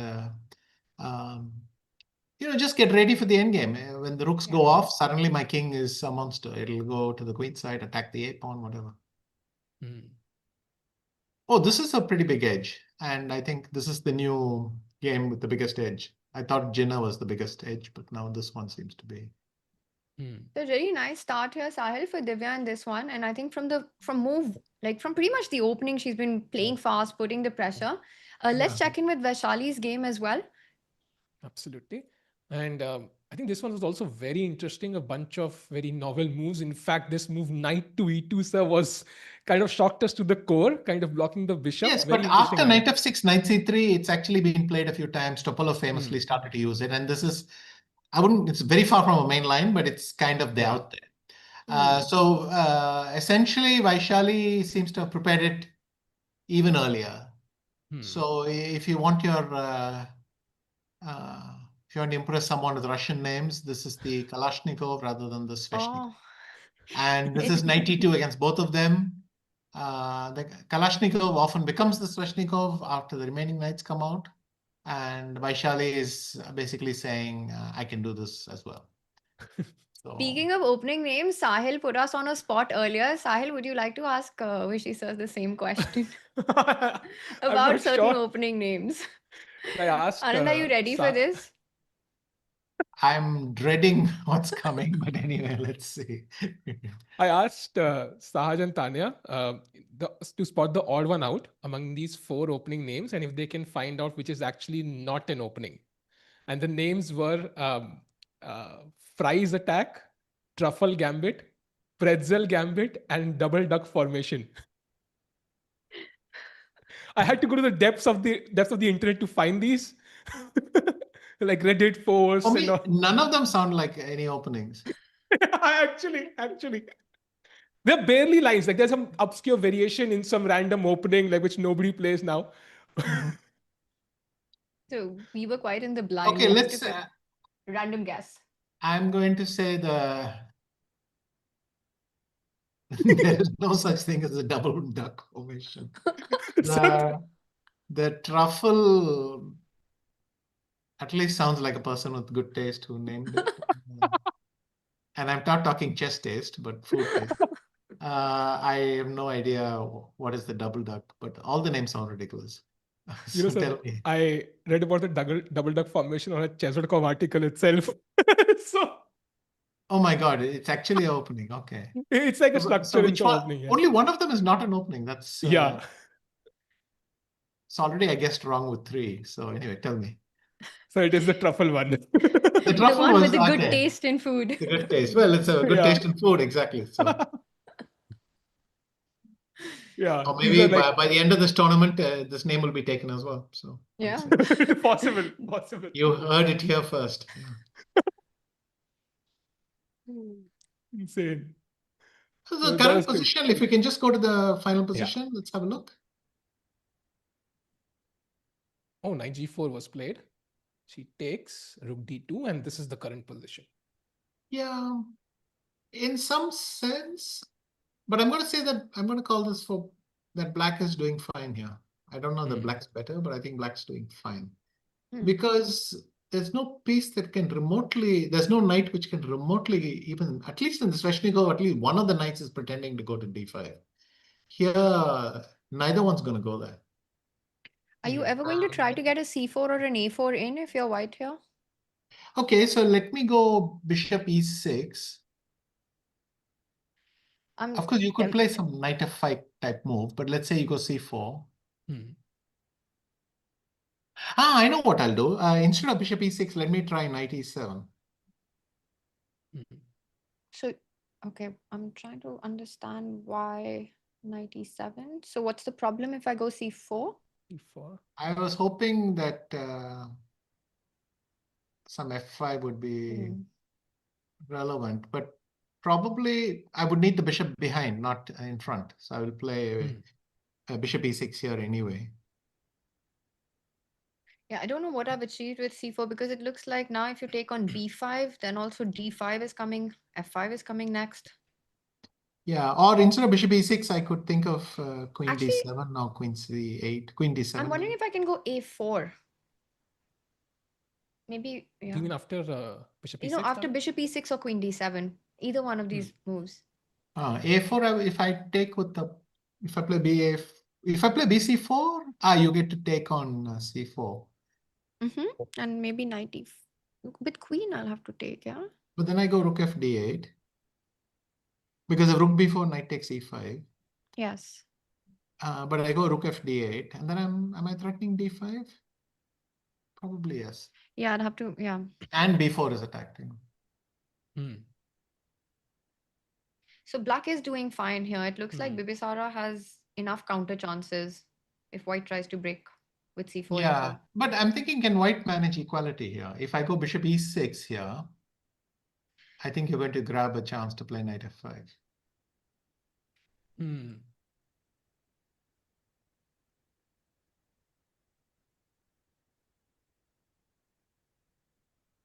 The Indian loves queen f6 here. Yeah. Bring the queen out. Because I can use the pin and I'm threatening d5 myself. So that's why knight f5 doesn't work.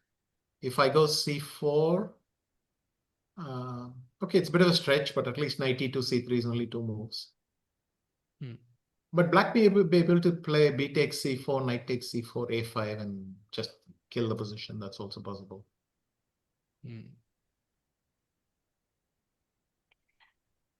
Maybe white is happy with this, like a simplification. I tend to agree. I think Vaishali should be happy to bail out and make sure that she's not getting slowly outplayed. So kind of important if you can simplify, then to take it and be done with it. For me, Vaishali's story is so interesting from the candidates because we look at what happened in Toronto, which was the most epic comeback. At least I can remember in recent times having lost 4 games in a row and then winning 5 back-to-back in the second half and finishing, I think, joint second in 24, which as a result zoomed out really looks really good. But Anand, I was wondering, what do you think are sort of the takeaways from that kind of a performance that she would want to change or switch up? Do you think to have more rational, sort of more cautious approach? Because every game there I remember involved early sacrifices.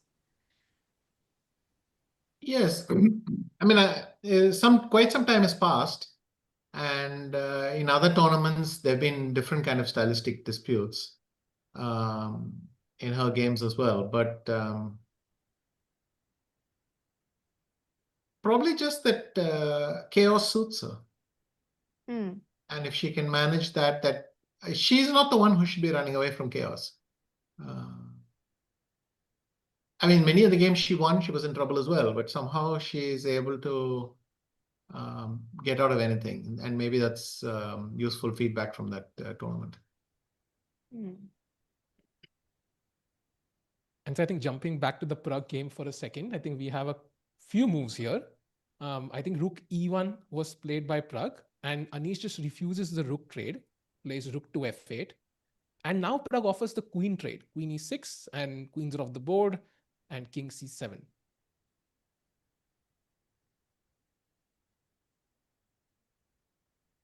How are you defending this 8-7 pawn?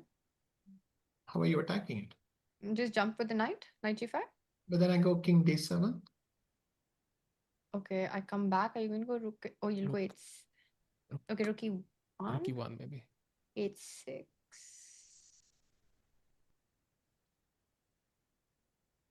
Knight h7 and knight f6 check maybe is strong. Oh, Yeah. wow. But what do you get? What do we get after that? Let's say rook f7. Can we complete the idea? What's going on? Yeah, knight f6 check. King. Tough Well, to choose a you want to square. go to c7, right? Yes. And now rook e6 could be a move. Now you're going knight e8 and g6 is lose, 8-6 is lose, knight d5 is coming. Yes, and rook takes h6 and so on. Wow. Okay, This is scary. But if not 8-6, then again the problem remains because rook h8, I don't even think we want to look at, right? Like after king d7, rook e1, if you have to go rook h8. No, there's Oh, a rook bishop, h8, bishop is yeah, on c3. bishop, That's not even possible. So- Yes, sorry. But after knight g5, can I go knight d4? Here, knight d4. So no, I'm sorry, excuse me. King Awesome. d7, rook back, and I go knight Yeah. d4. Is it a pawn? Can I take and take? Bishop d4 and then take on Yeah. 8-7? And Maybe. then I thought rook f5, and your knight's not very Yeah, I happy. don't even have h4. So. But it's true that I can't. Black's pieces are also tying down my knight. Yeah. See what I mean? You can't get. I mean, rook e4 might be strong, right? Yeah. Yeah, there's no good way to attack that knight. Yeah. Okay. So yeah, maybe knight g5 is the move. And it also has a threat of rook takes knight. So that's So the other. Yeah. That's the other trap being set up. So Yeah. practically, do you think like this is going to be difficult for Anish to defend? Like, because time-wise also 20 minutes behind. Not a big at a practical level, it's very hard to work through a lot of this stuff. So I think knight g5 is nice, but it could easily be a move that spoils the advantage, and Pragg is going to want to make it carefully because you could do something quieter as well, I imagine. I don't know but it's true. h4 is not easy to get because king d7 is such a strong move that I kind of don't have the luxury of. So if not knight g5 in this sort of an endgame where you do have the feel that you should be pushing here, you feel you're more active, how can White look at creating chances? What would be the candidates running in his head right now? I mean, I would think about h4, but I think the problem with king d7 is coming to just to move too fast. I thought I was d4 as well instead of h4, but somehow I'm not very thrilled. But the computer is not unhappy. No, he's dropping. Okay, king d7 and probably black is okay. Yeah. No, I think knight g5 is right. You have to. But I mean, it's not that self-evident, at least not to me. It looks too obvious to be the correct move, but that's maybe the wrong way of looking at it. Sometimes you just do. Very tempted with just setting up rook takes knight. Yeah, but no, I mean, the h7 is the prize in this position, so you want to do that. And so as Pragg thinks, I think we have some simplifications in the Divya game. Just a brief look there. Because she went for the other one. Okay. Yeah, she took on c6 and now no, this should be a draw because your king is going to have so much trouble getting out. Yeah. So in fact, unless you go rook a1, you have to you lose one of the pawns right away, and so this is going to be a draw. Yeah. Let's show that. So if White pushes the a pawn, you simply go rook b2, and there's no good way to defend. You for can't example, play rook a4. d3 because of rook b1. Yeah.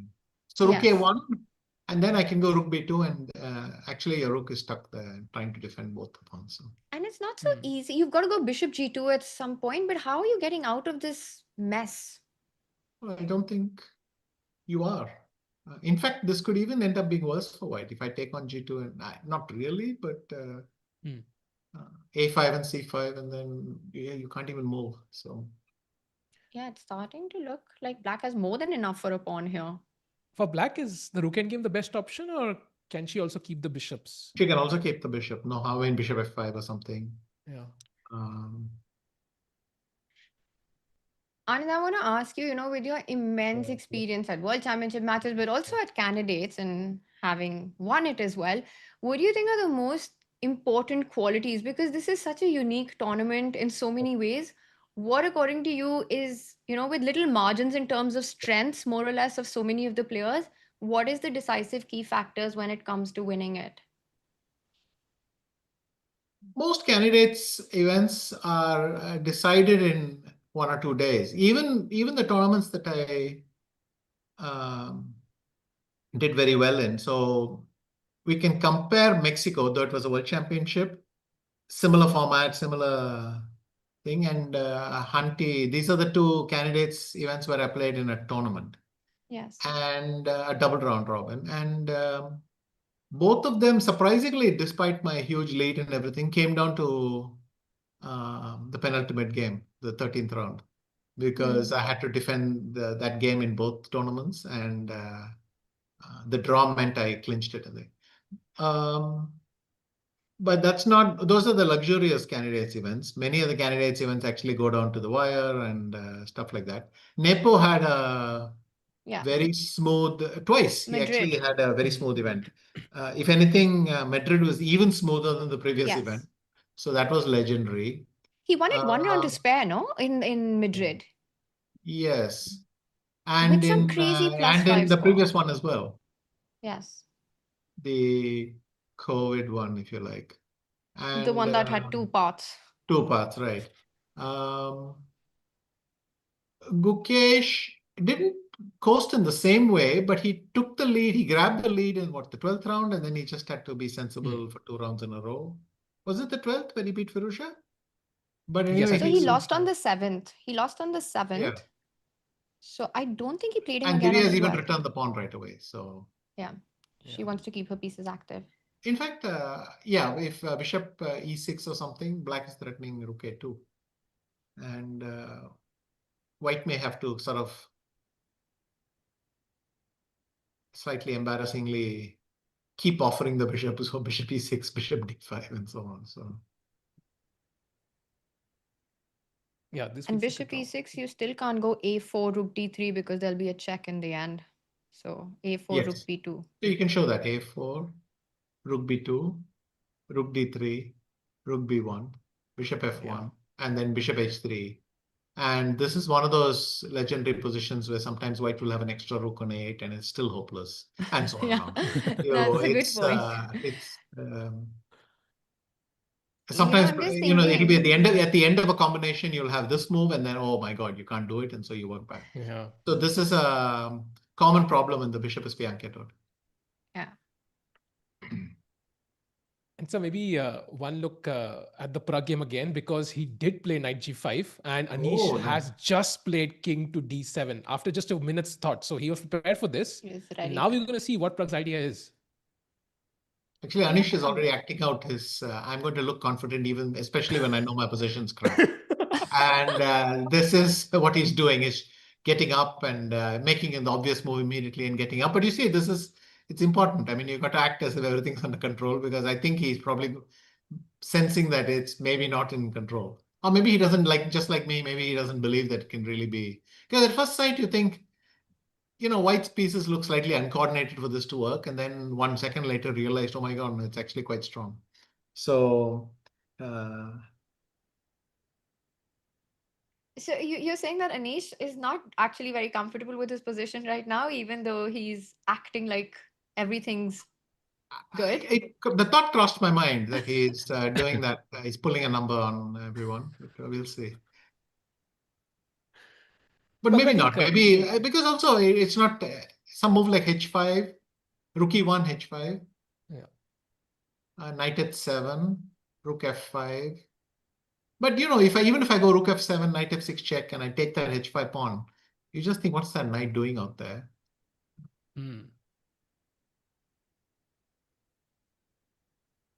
It's kind of stuck, but it's hard to get to as well. So it's like Yeah, to but get to it. the thing is, Black's pieces look more coordinated than they are.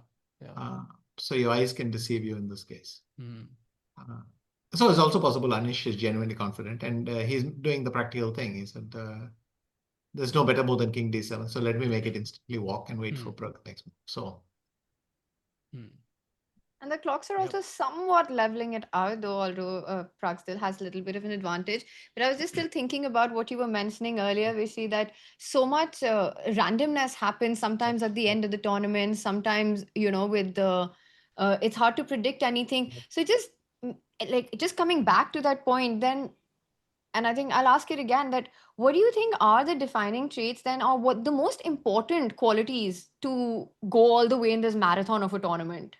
Is it endurance then? Is it nerves? What is it? Nerves are a big part. I mean, if you look at Carlsen and Kramnik in 2013 in the candidates, they both were +5 before the last round, right? And then that's a very special race, but two people are having a super tournament like that. Yeah. If you Before that, it was matches, knockout in the previous cycle, and so it kind of bumps back and forth. It's a bit of nerves. It's a bit of good preparation. Not in I know this line inside out. It's more like I have ideas everywhere. That's what's essential now.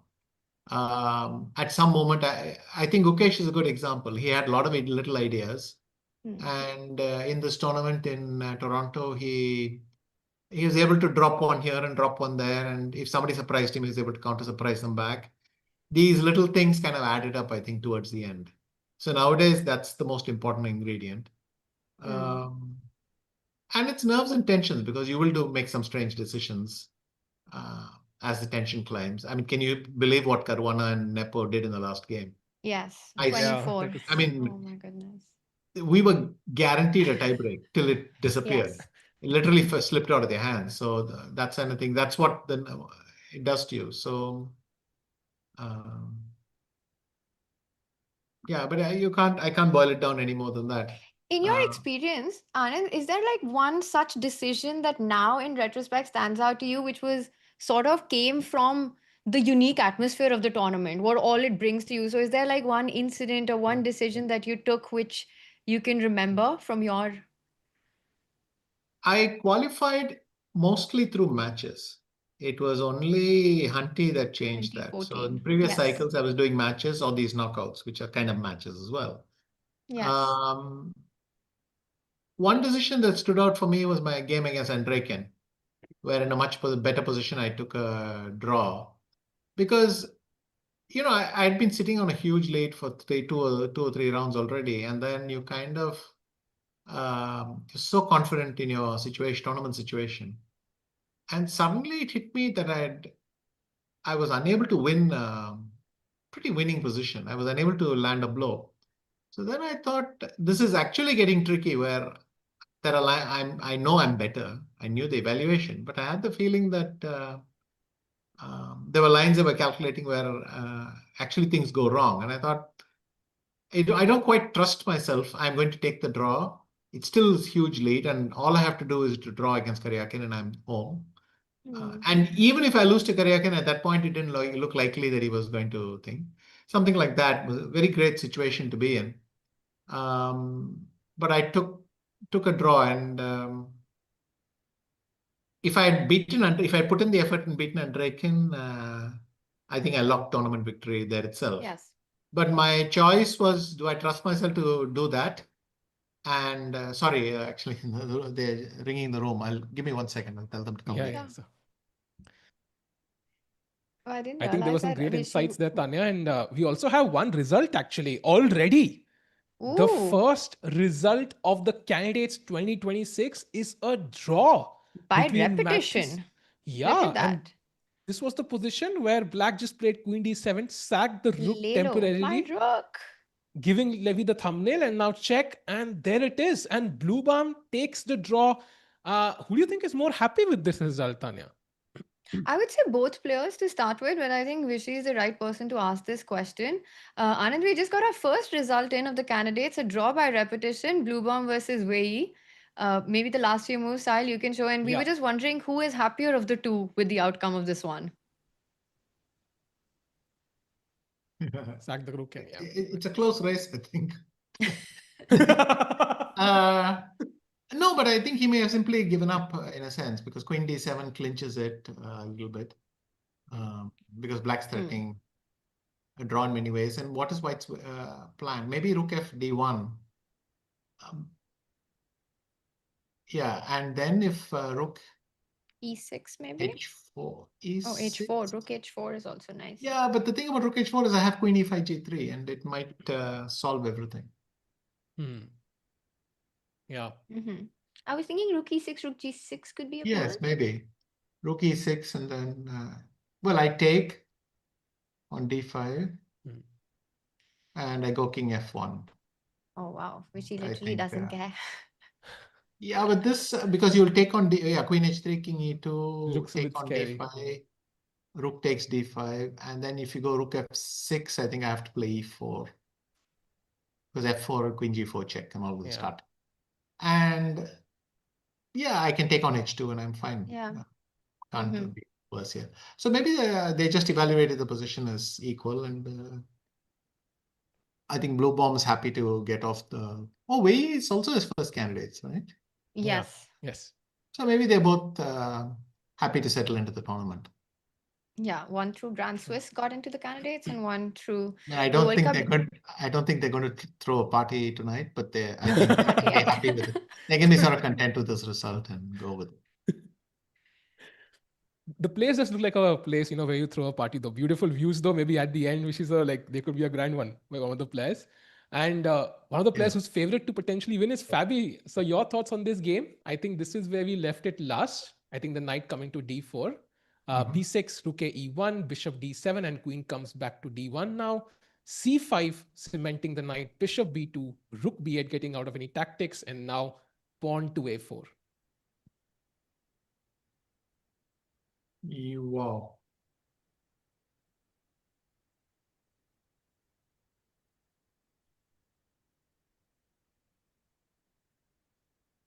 I think Hikaru is more or less completely safe, I think. But maybe he faces a decision what exactly to do. Is it to take on D5 or to go E5? Or I briefly considered taking on C3. Because if DC3, I go knight F5 and you have the dreaded Nimzo C4 pawn. So you don't want to take with the pawn. But you can take with the bishop and then I can play E5 or something and it looks... But maybe that's slightly better for white. So...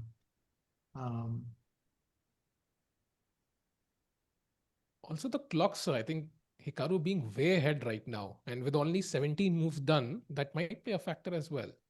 Yes, it could also be that Hikaru's trying to be practical. He's saying, why sit and spend 20 minutes on looking for some deep move? I'll just make sensible moves.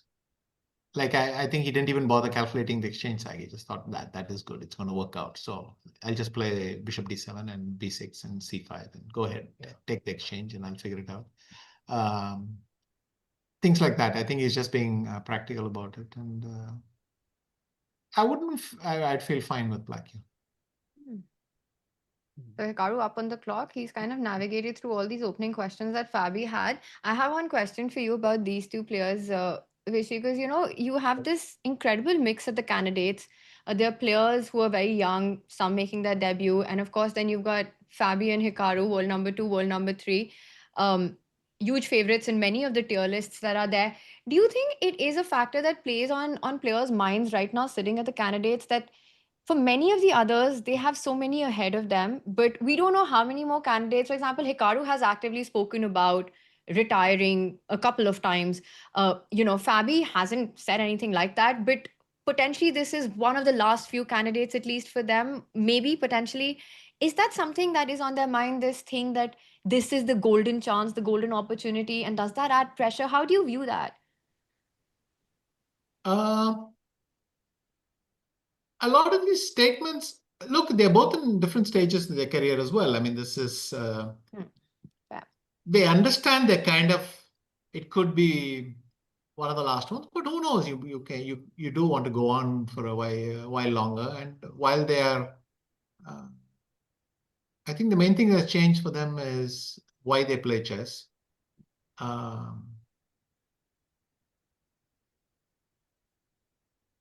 But other than that, the practical strength remains very, very high. I think most people expect Fabi to be the one to qualify and play. But for Hikaru as well, it's within reach. And by the way, didn't he promise to play his last classical game 2 years ago? A few times, actually. And suddenly he's playing a whole open in Louisiana and whatever. So that's what I mean. I mean, these kinds of, I don't know when I'll see you guys again, things, they get, it's not serious. I mean, it may be, think, oh, maybe they'll play one more. I don't think. And as for the candidates, it's not getting easier for them, but they continue to be very strong players. In the end, the fact that younger and younger people are coming on the other side are, well, that there's an inevitability about it, but I don't think. And Vijay, also, Hikaru needs to have his recaps, so he's got to play. Very important. I think the world wants to see that happen. And what, in your opinion, is the chances of an all-Indian World Championship match? I mean, I can play safe and say 12.5%, but I could of course say that I have no idea. A6 is a nice move. He's basically trying to get a b5 break in. That could presage a kind of liquidation. So also, sir, we will know who Gukesh's challenger is within about 2 weeks. Like, what was your experience? Like, were you following the candidates tournament very, very closely when you were expecting a challenger? Like, how is Gukesh kind of watching this event right now? Is he following all the players? Is he just going to focus on the winner? Like, what is going on in his mind right now? I think it's too much to focus on everyone right now, but he'll be watching, making notes. Oh, this person tried this, or this one tried that. Because after all, this is what we're seeing here is the product of some fairly decent work and training camps and whatever.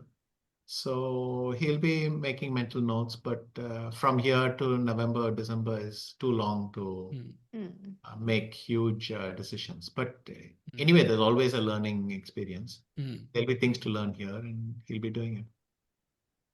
Yeah. And by the way, for all I know, he's in the pool right now, but he might be. Is it a pool in Cyprus? That much we can confirm or deny, probably not. No, I don't.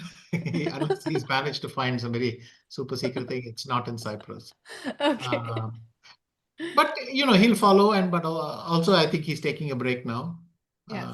But he's getting active a bit into next month. Yeah. I think he'll play at the end of next month or something. So yeah. Yeah.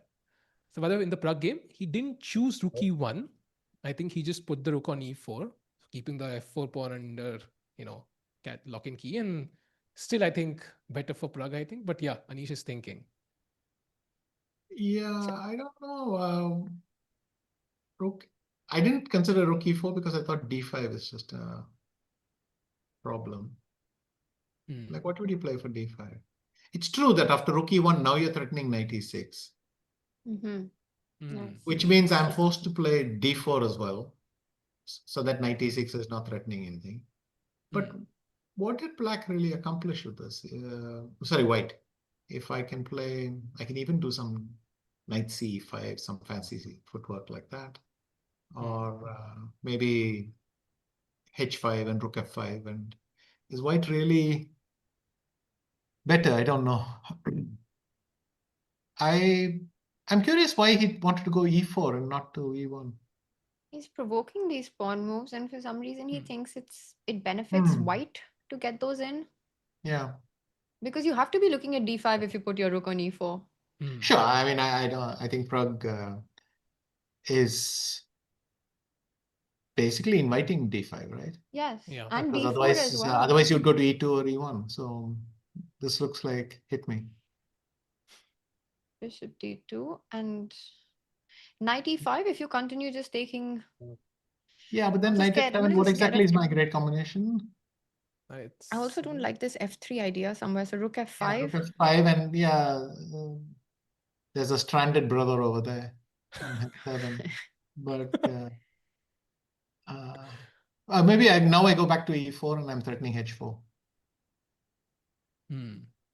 Oh wow, that's very detailed. So you created an And e4 as we outpost. discussed earlier, it looks like the knight is trapped, but I'm playing extra dimensions and saying it's your rook trapped. Yeah. Your rook is trapping my knight, and I'm outthinking you on that one. So It's trapping inception going on. It's almost impossible to get to it, by the way. Almost impossible. Yeah. Wow. On a very, very, very good day, you'll have time for king e7, f7, g8. But it's not happening. I don't think, yeah, that day is not today for sure. But rook e4, h4, and Pragg is fair to say Pragg will be pushing this endgame, Rishi? Okay, Anish is waving a rook somewhere in the air. Let's see what happens. He's saying, why don't I start with rook f5 and then play d5, d4? Then I make you decide about your knight. Let's see. Great call, it's happening. F5. He does rook it. f5. So you have to take the pawn on h7. Yeah. I mean, have to, as in you've said knight g5, you say knight h7, I'm guessing. Yeah, so d5 now. And yeah, rook e1, d4. Yeah, it is a transposition if I want. Yeah, nothing changes, yes. Now 95, that's what you're looking at. And if Pragg doesn't take, it looks kind of silly, right? True. If you come back, I think then, of course, like all of this was a nothing, and then black is fine.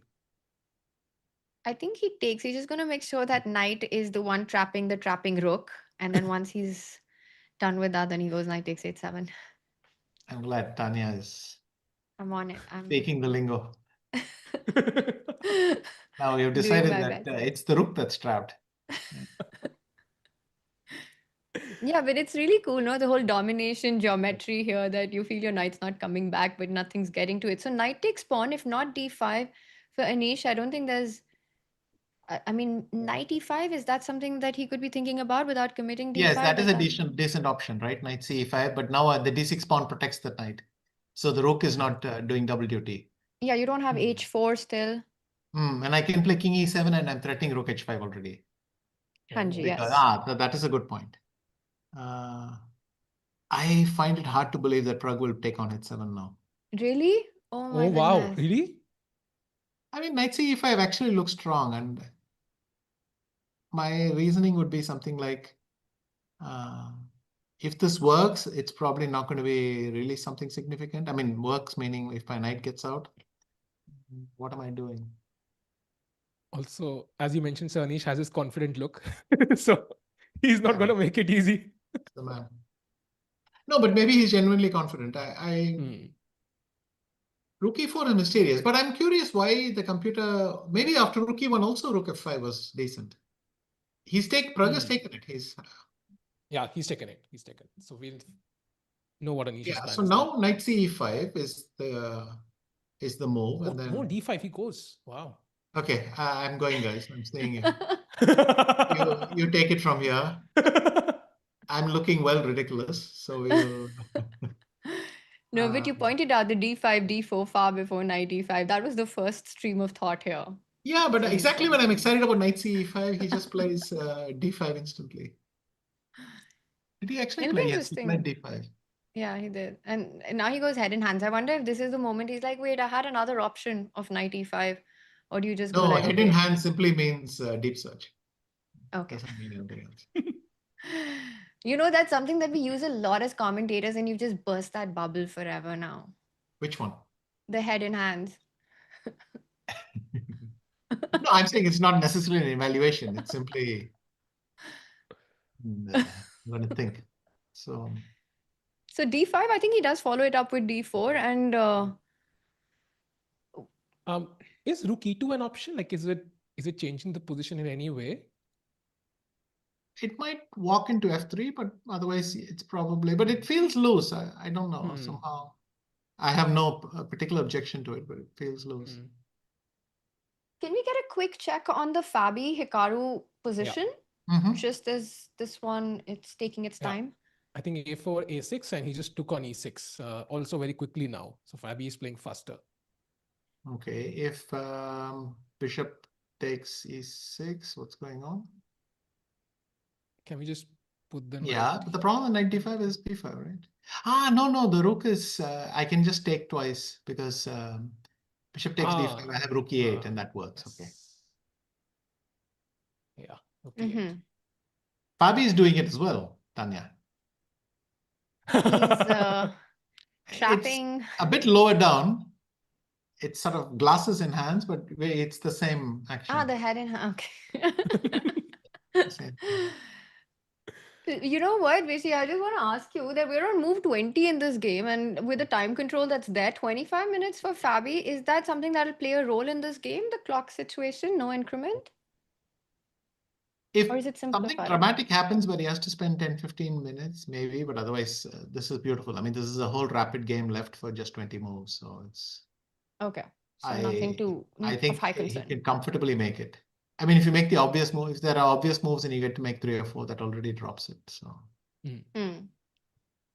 So also, not expecting any dramatic head in hands in this one. An update in the Vaishali game. You mentioned that f5 move that has happened. So she actually played 97, and after c4, bishop e6, rook c1, f5 on the board, takes, and this is the live position. yeah, but instead of rook c1, could have gone knight f5, yeah.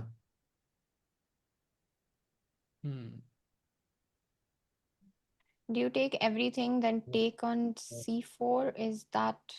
What is that? What does all those mass exchanges lead to? Take knight takes knight, pawn takes knight, bishop takes pawn. Just well, I just have I have this d5 square and f6 is in the air. Yeah, this looks like good this looks advantage very for nice, white. Yeah. Yes. But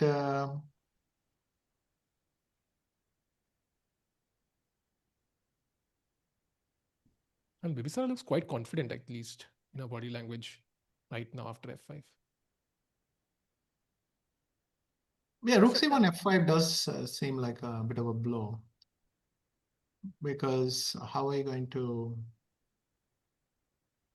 If knight takes f5, it's still a lousy knight at the end. If I play bishop f5, you can go queen d5 check and c5. But I can play rook takes f5 maybe. And then I take on b5.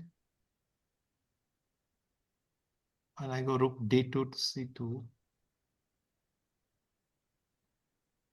But you go rook f7, yeah. 2 pawns in the center could be dangerous at some point, maybe. d5 is actually coming.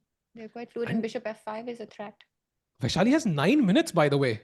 Okay, here the clock definitely matters. This is what move? Yeah, this is 22. Wow, 22. That's How 18 come they moves. have how come they have so much less than... I mean, Hikaru and Fabi seem to have more time left overall. No, but this is 90 minutes. So this is 90 minutes. Sorry. The time controls are different. Excuse me. Yeah. So at least they She's have increment in this. Yeah, but it's 9. No, I completely forgot. But even Vishy with increment, 9 minutes with a 30-second increment, it is still some decisions ahead. No, it's not going to be an easy. Yes, she's taken on f5. Let's see if rook f5 happens.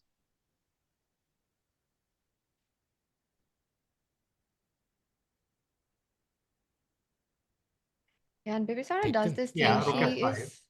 She's quick. She will try to maximize herself on the clock.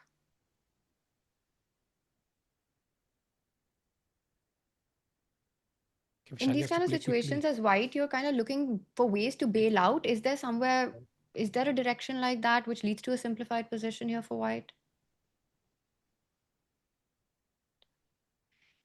C5 an option? C5, D5, yeah? Yeah, that...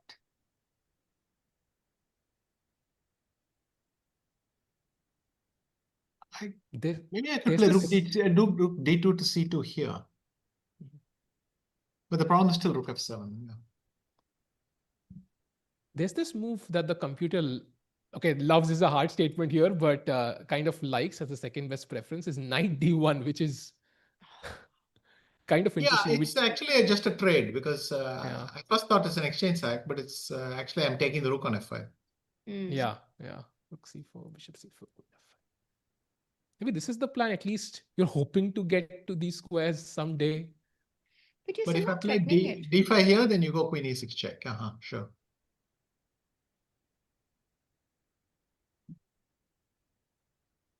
Very tricky. But after knight d1, you're not threatening knight c3 yet. You're threatening pawn takes pawn and knight c3. That's probably the idea.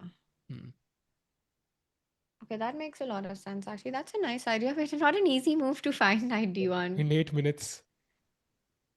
Tough. But if anyone can do it. Yeah. If anyone can do it, he's sitting here with us. Would love to quickly get your thoughts on all the Indian games and just kind of not predict the results, but just kind of tell the tide where it's turning. First of all, Divya versus Anna here. Any final thoughts? I think this feels like it might be heading towards a draw. Not so sure. I mean, yes, it should be a draw, but if what's my move now? Am I playing b5? b5 seems to be the logical choice. But I have the option to play rook b1 after b5. Sorry. Rook takes b1, bishop takes b1. And then you will have to play c5 at some point because the king is coming to c5. So you can play c5. And you might have to play f4 and then your thing. Why is the computer so overjoyed? Hang on. It feels like there should be something. So c5, bishop d3, bishop c6 d3, you have. And then maybe it wants to go bishop c2, a4, and then play b6. With bishop c2, you move away the bishop, no? Then I go to a4. Then bishop e2. No.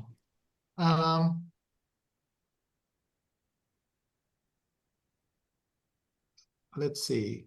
King E. Oh, wait a second. King e7. Say f4 maybe? f4. Maybe now king e6. 5 d7. King e6, king f2. Bishop c2. King e3. Bishop a4. 4, king d4. And king c4. I'm not in time. But there's only one move here, which is bishop c4, which is other. It's going to d5. That's the beautiful square. I tried d7 and a4, but d5 is a nice place to exchange it. And bishop then king the bonding e7. is lost. Wow. Okay. So then Divya is getting into trouble. And I have to say that this is kind of easy to fall into, no? There's kind of an end game where... So let's go back to the beginning. And let's try to see if we can kill this one. Maybe I go rook a1. No, rook a1, rook b4, and I'm still threatening rook b1 check. Yeah. I mean, I can't play bishop d5 here because rook b1 check. Yeah. So if I go rook d8 and rook a8, again, I have to be a pawn down, essentially. Rook takes b4. Yeah. It is worse. It's at least a pawn. This is trouble because the king is also very far advanced. Okay, let's go back. Let's try to find a resource here. Rook d8, rook b8 is not great, I guess. Because a5? It might be good, but... a5 looks dangerous. I'll have to go b5 and I don't love and that. Then what is it, a4 or what? Or rook b4 and a4? Yeah. A4 looks scary. A4. Because again, the black king is beautiful. It's ready to come to c5. But suddenly this has turned dangerous for Divya. Yeah, let's go back. So b5, rook b1, bishop b1. Maybe the way is to do bishop f1 and then c5. But then you will play... King e7, king e6. King e6 or something. And just the fact that almost every move we've played, the computer seems to say it's not accurate means how difficult this endgame is, no? For white, even though optically it looks practically, like you have to make, apparently it requires accuracy already, and Yeah. it looks like it doesn't, and that's the danger. So And you can see it there's on a the move clock as here. well, right? The clock is equalized now. So Divya kind of senses the danger here a bit. I mean, how did she do this to her position? Wait, rook a2, For b4 she played here, and now rook b2. rook b2. No, this is dangerous. So practically, what do you think? Like, how hard is it going to be? This is a very unpleasant moment. I mean, maybe she finds the... Wow. Yeah, this is a excellent try because rook b4, you have rook c5. Is that enough to hold? Wow, okay. That was Oh, close. very nice. Yeah, but very nicely spotted by Divya, this resource. So And bishop now, d3, just rook takes pawn. yeah. Or bishop e6, rook takes pawn, yeah. And bishop d5 and draw, yeah. Okay, so she saved this one. Yeah. So Divya looks safe. And so in the Vaishali game, by the way, we do have c takes b5 and a takes b5. So does your idea work anyway now? Okay, but now knight d1, you go d5. So you probably don't, you're not in time. Yeah. Vaishali down to 5 minutes.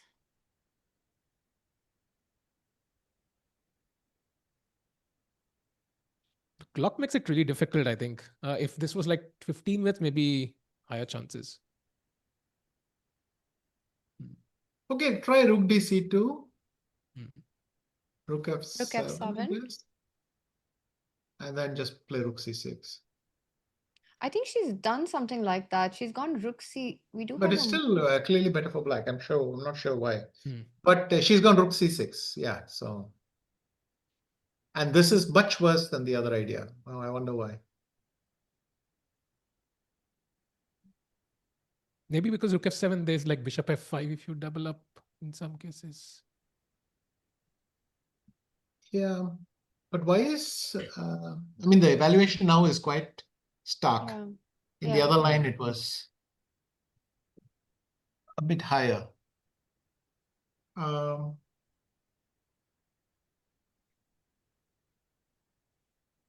maybe so it's like difficult to defend, like some chances to hold. That's the Okay, let's conclusion. try queen d7, and if rook dc2, I can go rook b7 or something. But also black's thing looks uncomfortable.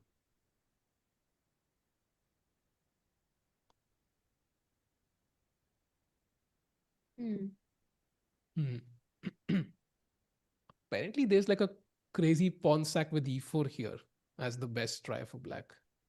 Oh, queen takes pawn, bishop d5. Oh, no, bishop d5, rook c7. Oh, bishop takes queen, bishop c2, right? Yeah. But e4 is...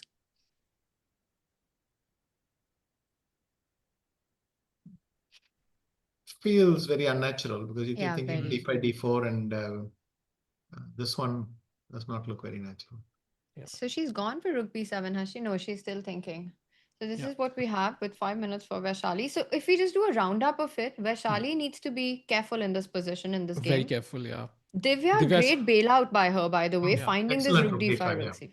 Yeah, Yeah. because even though b5 showed there's a way to hold, but Vishy, I think it gets very tricky. So sort of just finishing it off there and then very important. Oh, wait a minute. Well, let's go to Pragg.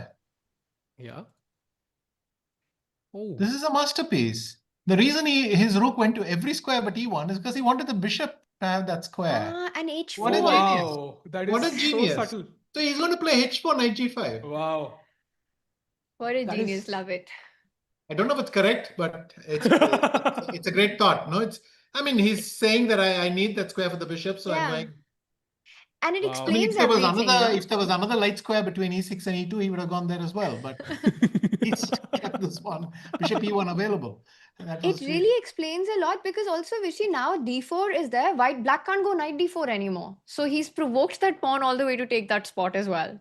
Yeah, but nonetheless, if I play knight c5, you play h4 and I play f3, did you achieve something? h4, f3, let's see. Maybe rook e4 works. Takes.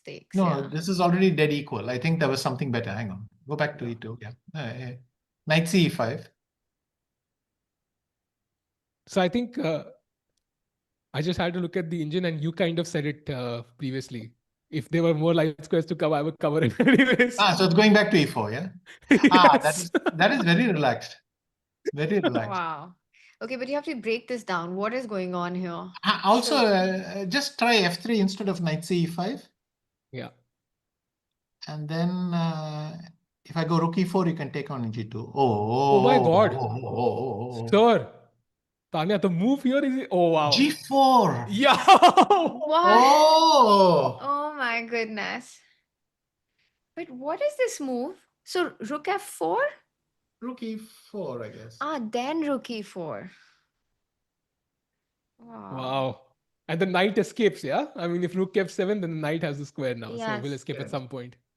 Wow. So Rook F7, not at some point. You immediately have to go Knight G5. Yeah. And you're saying you don't care about pawn takes Rook, that pawn on the second rank, because it's going to not survive too long. Wow. Yes. Okay, that is beautiful. So Knight No, E5. but it took us so long to understand that Pragg, I mean, it's fantastic, no? That he spotted Bishop E1. I mean, No, it it took us still so doesn't long. answer my question where instead of D5, if Knight C5 had happened, what? But that's a thought Fair for enough. another moment. This is a masterpiece, I have to admit. Yeah, Bishop this E1 whole- and suddenly Beautiful. beautiful By stuff. Pragg. And the thing is, when he plays it on the board, Vishy, you immediately understood the whole sort of painting that started a few moves back, which was very difficult at first. Yes. Oh, this is lovely. It's really lovely. Well done, Pragg. Yeah. Yeah, It's just amazing, finding actually, that provoking D5, D4, and you need your rook on a square where the bishop can come back to assist H4, and finally your knight gets out. What she said.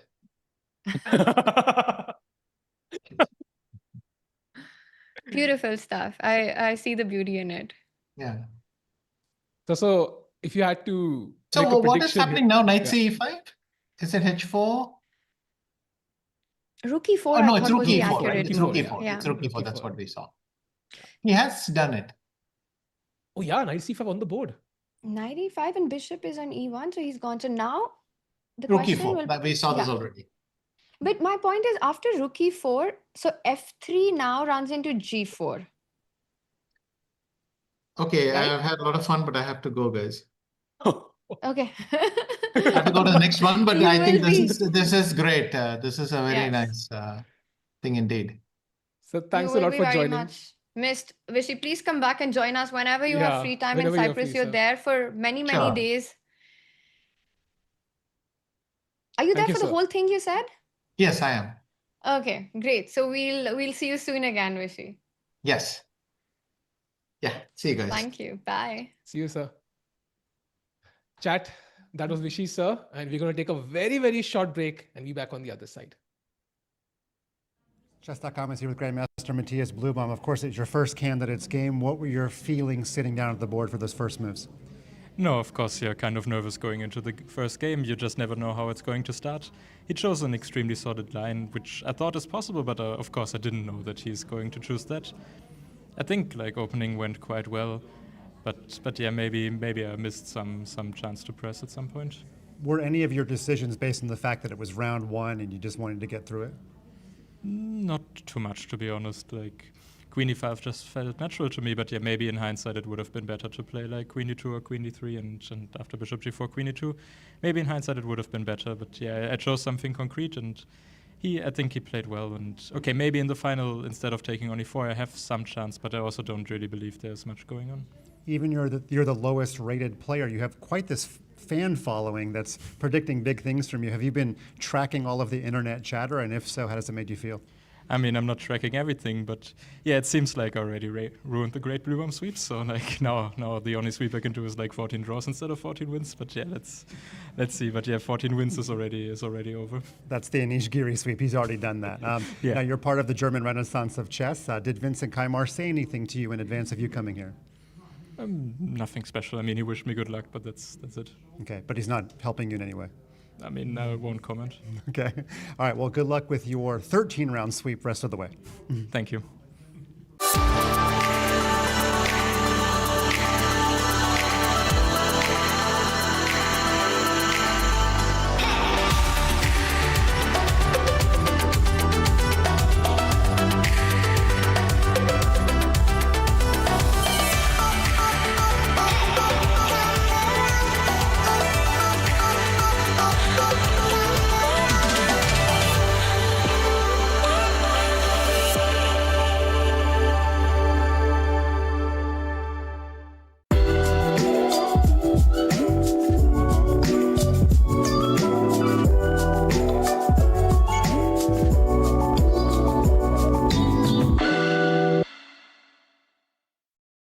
Candidates Tournament has been one of the most important chess events for decades.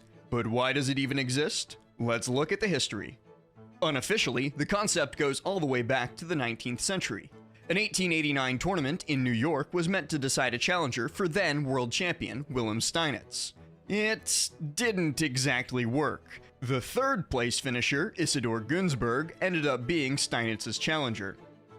For the next half century, champions handpicked their next opponents. Having money was more important than having a big tournament result. Some awesome players never got a chance. That all changed in 1946, when the sitting world champion Alexander Alekhine died. The International Chess Federation now controlled who would play. In 1950, the first official Candidates Tournament. Winner David Bronstein played the World Championship against Mikhail Botvinnik. Botvinnik had earlier won a 5-player tournament to replace Alekhine as the sitting champion. Every 3 years for the next 40 years, the Candidates Tournament decided the next challenger. It wasn't always clean. In 1962, a cheating scandal erupted. Bobby Fischer claimed collusion. The format was changed, but the candidates survived. Every world champion from the 50s through the 80s, Mikhail Tal, Boris Spassky, Bobby Fischer, and Garry Kasparov won the Candidates Tournament first. Then, in 1993, another major development. The champion and challenger agreed to quit FIDE. Nigel Short had won the Candidates Tournament, but his match with Kasparov would happen independent from the International Chess Federation. There would be no consensus about the real world champion until 2006, and it wouldn't be until 2009 before the next Candidates Tournament. Since then, the tournament has run about every 2 years. Some of the game's greatest players have won a Candidates without necessarily winning a world championship. Bronstein, Viktor Korchnoi, Fabiano Caruana, who's here trying to win another. The women's championship cycle has also included a Candidates Tournament, but even less consistently throughout history. Since 2019, the women's system has mirrored the classical open system. 2026 is the latest in a long line of Candidates Tournaments. The stakes are high. Whoever wins will write their name in history. Chess.com is here with Grandmaster Matthias Bluebaum. Of course, it's your first Candidates game. What were your feelings sitting down at the board for those first moves? No, of course, you're kind of nervous going into the first game. You just never know how it's going to start. He chose an extremely solid line, which I thought is possible, but of course I didn't know that he's going to choose that. I think opening went quite well, but yeah, maybe I missed some chance to press at some point. Were any of your decisions based on the fact that it was round one and you just wanted to get through it? Not too much, to be honest. Queen e5 just felt natural to me, but yeah, maybe in hindsight it would have been better to play Queen e2 or Queen e3 and after Bishop g4, Queen e2. Maybe in hindsight it would have been better, but yeah, I chose something concrete and I think he played well. And okay, maybe in the final, instead of taking on e4, I have some chance, but I also don't really believe there's much going on. Even you're the lowest rated player. You have quite this fan following that's predicting big things from you. Have you been tracking all of the internet chatter? And if so, how does it make you feel? I mean, I'm not tracking everything, but yeah, it seems like I already ruined the Great Bluebaum sweep. So now the only sweep I can do is 14 draws instead of 14 wins. But yeah, let's see. But yeah, 14 wins is already over. That's the Anish Giri sweep. He's already done that. Yeah. Now you're part of the German Renaissance of chess. Did Vincent Keimer say anything to you in advance of you coming here? Nothing special. I mean, he wished me good luck, but that's it. Okay, but he's not helping you in any way. I mean, I won't comment. Okay. All right. Well, good luck with your 13-round sweep rest of the way. Thank you.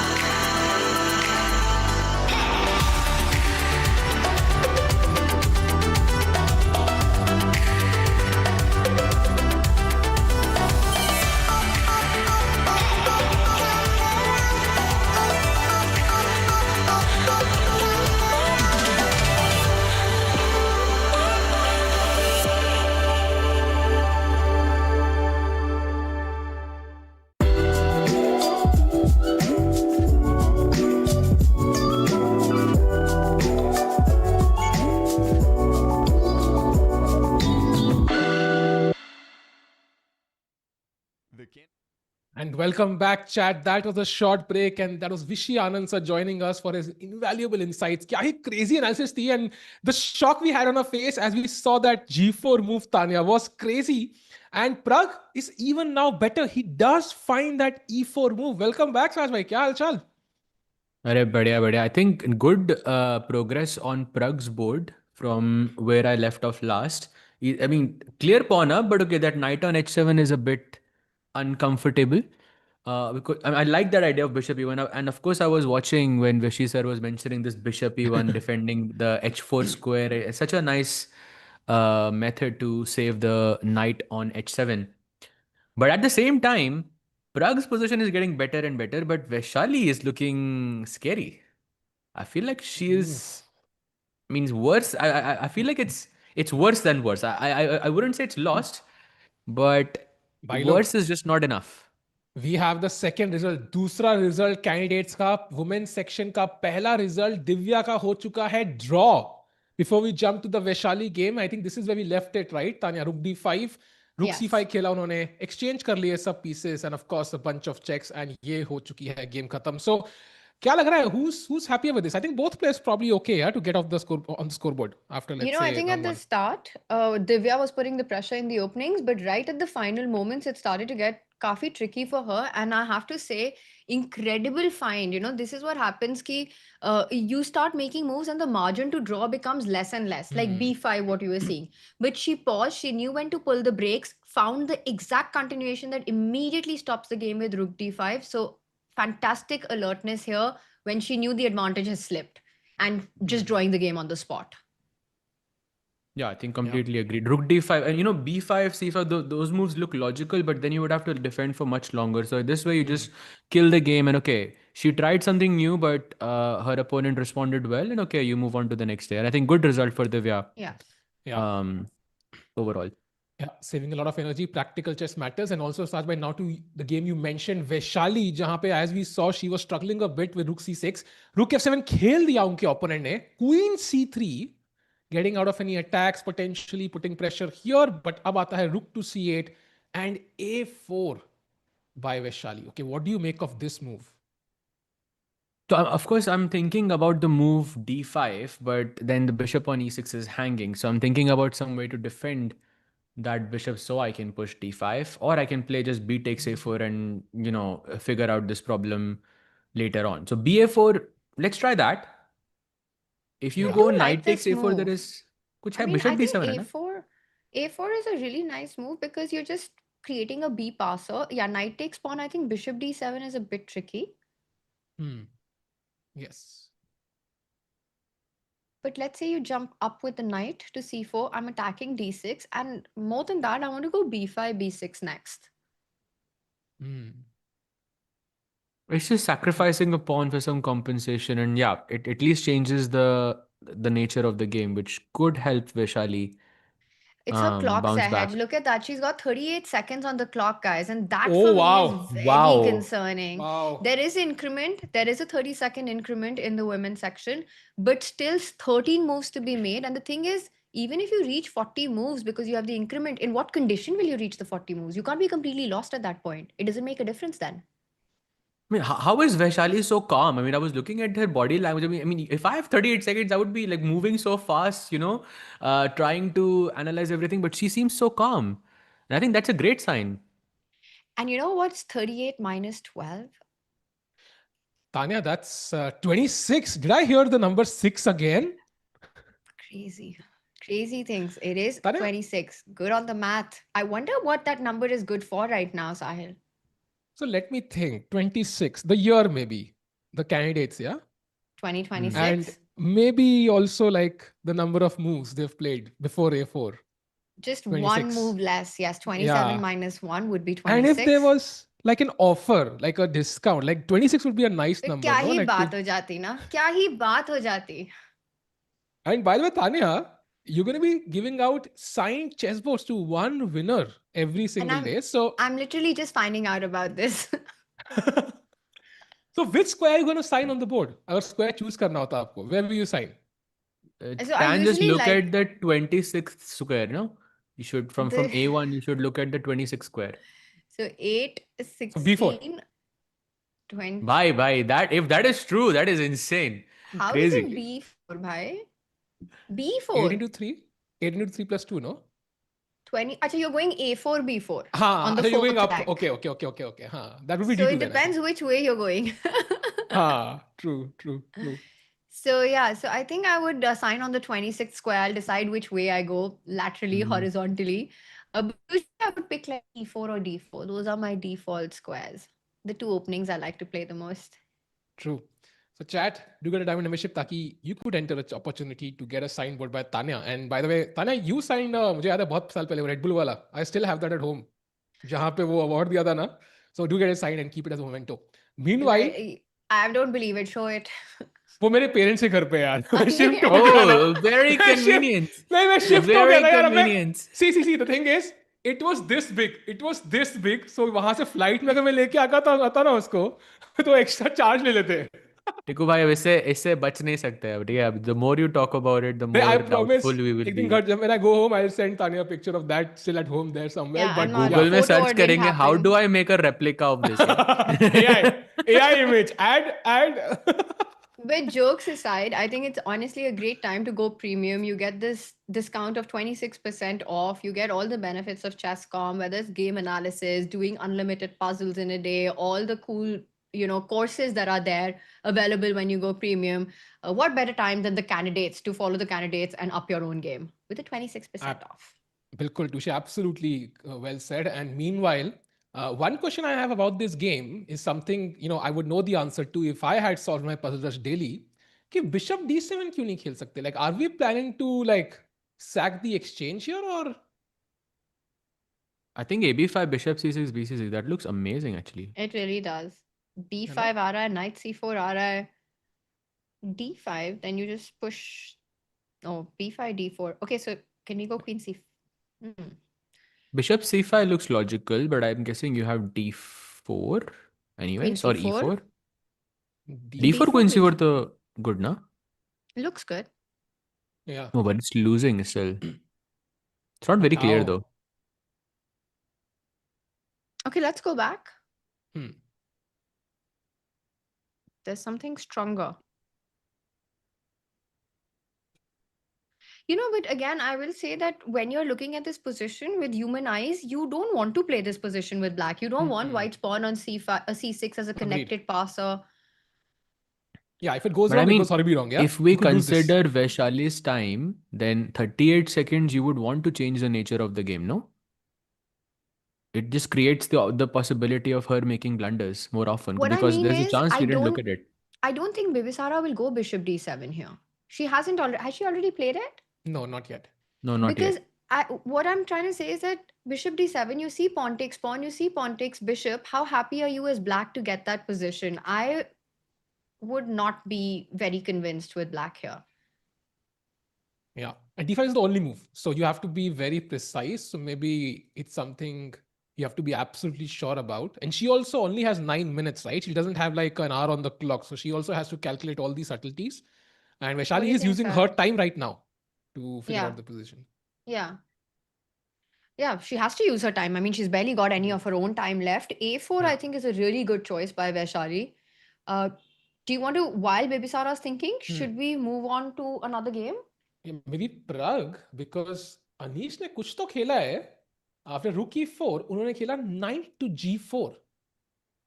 This is what I was thinking about. Why didn't he do this before the rook was on e4? So when the rook was on e2, because then it made more sense to place the knight on e3 as the rook would be restricted. But okay, even now it makes sense. But that rook on e4 just looks annoying, yeah? Like some c3. Like मौका ही नहीं अभी था, d4 से पहले कर दिया ना मैंने. अच्छा, you mean d4 पहले. Okay. Here you mean, right? Yeah. This is what Vishy sir was saying. This is what he wanted him to play. And even he was like, knight e5 is looking so good. But Anish immediately played d5 actually in that moment. Right. So it was a bit committal and it just gave that rook the central square where it's just super active. And now even if you put the knight on e3, it doesn't restrict my rook anymore. And I think Pragg has good chances now, yeah? In 13 minutes only for Anish. And no increment, by the way. What do you think? So, Do you think Pragg will be able to get the dub in this one? I mean, we It'll be a want him to, right? crazy I mean, start. by It the will way, be a crazy start if he wins in game one. We were talking about the stats that how every player who's gone on to win the candidates has had a win in round one or round two. but Tanya also and Saj bhai also, like, I feel like we all cheering for Pragg, right? ये तो पता ही है. Like, मतलब किसी पूछे कि Pragg तो cheer कर ही रहे हैं. I feel like we should also choose one commentator, one player each as somebody whom we are cheering for, like across the event. Like we can, okay, bet our horses ki, okay, this is the guy who's potentially gonna win. How do you think of that idea? Okay, let's do it. So you mean like apart from Pragg? Yeah, of course. And in Pragg the तो है ही, women, then मतलब apart from Vaishali and Divya. yes. Fair. Okay, cool. So अगर open section में देखें पहले, which player are you gonna choose? Saj bhai? I'm gonna go against like everyone's like expectations, and I'm just So gonna say Esipenko. like I no, why Fabi, like Fabi, I think Wow, has. no. Wow. What? I Pragg? think Oh my. I know, right? Oh, It's crazy. Unbelievable. Unbelievable. Saj Unbelievable. Saj भाई मतलब market risk लेके FD में invest करते हैं भाई, मतलब मतलब crazy आदमी है मतलब. मैंने ना वो एआई से पूछा भी था कि भाई तू are you sure like you're rooting for it. He's like no I'm sure. I know it's a risk but लेकिन Guts, करना bhai. पड़ता है. Guts. I know, Said bhai. guts, man. Respect for that. Yeah. And अगर फैबी हार just so गया we ना are on तो that, clip होगा फिर. just so like we're speaking about this in the women's section is Zhu Jiner. So like it's like the same ideas there, but and you Unbelievable. cannot choose my player. So go ahead. Yeah. I mean, such a bold pick, right? You Yeah. pick the person who's the top seed in the women.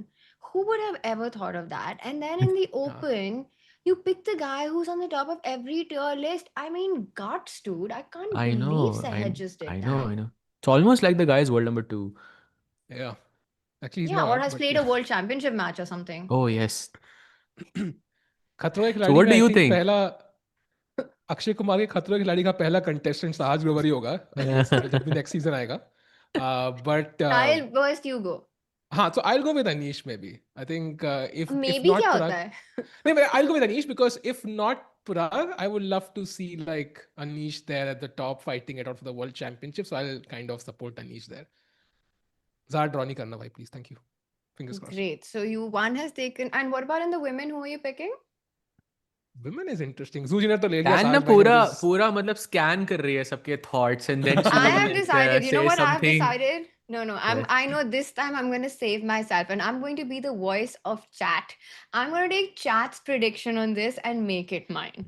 So chat you can't write Fabi because somebody's already taken him. Who and Anish, now that Sahil's taken Anish, I will see the name that's mentioned most. And that will be my prediction apart from Pragg. So that She's is so the clever, name no, that from Tanya. That's my name. मतलब एक ही sentence में बोल दिया ये इसका pick फाबी है, इसका pick Anish है, तो वो मत बोलना. बट जो आप कहोगे वो मेरा पिक है. तो that वो way मेरा pick your है. I pick am is the not voice revealed. of chat. I am the voice of the people. Wow. ये डायलॉग भी मैंने बहुत बार सुना है. किससे? हर पॉलिटिशियन इन द वर्ल्ड, हर किसी से भाई. Tanya career change. But I will follow it By the way, through. I've chosen Bibisara among the women players. So chat, you know, Arjun Kapoor क्यों लिख रहा है कोई? Okay, so I see two names that are being mentioned a lot right now. Okay, Yeah, if I yeah, see yeah. two names, so there are two names in the open which are being mentioned, and I'll pick one of them. So choose Sindarov, Hikaru I and think. Sindarov are the two Sindarov is people a good that are choice, I being think, mentioned. Tanya. Sindarov is a good choice, so I think. you know what? I will, against all odds, pick Hikaru. Wow, Wow. crazy bhai. Wow. मतलब after Fabi, who thought? Like insane, Listen, bhai. I am just a vessel for the people right now. This is not Wow, my wow, thought wow. process. Wow. Whatever So- the people give me is what I will say. So you see the chat. Everyone said Hikaru. So आपको so for you, Hikaru is people's champion basically. Yeah, I mean, and I get it. He's a streamer. People love him. So I am, like I said, I'm the vessel. I don't have a voice of my own. So women section में कौन है फिर? तो वहां तो vessel चाहिए. आपने बिबिसारा को ले लिया है और आपने Zhu Jiner ko le liya hai. हाँ So we are left with Tan. We're left with I'm blanking out. Vaishali and Divya we can't pick. हाँ, we've already picked like every. That's common. Goryachkina is there. We are Yeah. left with Lagno. Goryachkina, Lagno, and one more player we're left with. Muzychuk. Muzychuk, Anna. Yes. So, no, By we the way- can't pick up the Indians. So, let's see what the chat says on this one. Chat, remember, I shall only speak your words. You know what? Aata hai na shuru mein before a show, a disclaimer that the thoughts and the opinions on this are not the commentator's own. Oh, They अच्छा, belong to the chat and the chat solely. अच्छा. I just remembered Three Idiots. बोल वो रहे हैं but शब्द हमारे हैं. आजकल मूवी से पहले भी आता है बट मूवी ज्यादा रियल होती है, so I'm not sure. True भाई. True. So I'm getting a lot of Anna actually. Anna has a lot of fans in chat, I see. I don't see Anna. I see some other I name don't- actually. I don't see Anna see either. Anna. I'm I not don't even see Anna seeing. at all actually. मैं scroll भी कर रहा हूँ, मुझे कोई और ही दिख रहा है भाई.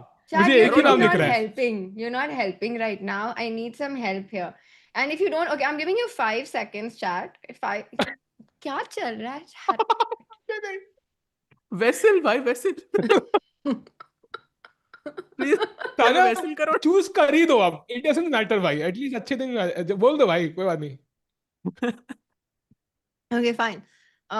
Chat की unity देखो भाई, एक बंदे Chat ने वो is नाम के chat, अलावा chat कोई की और नहीं best देखा. friend है. I've understood that. Chat loves chat भाई.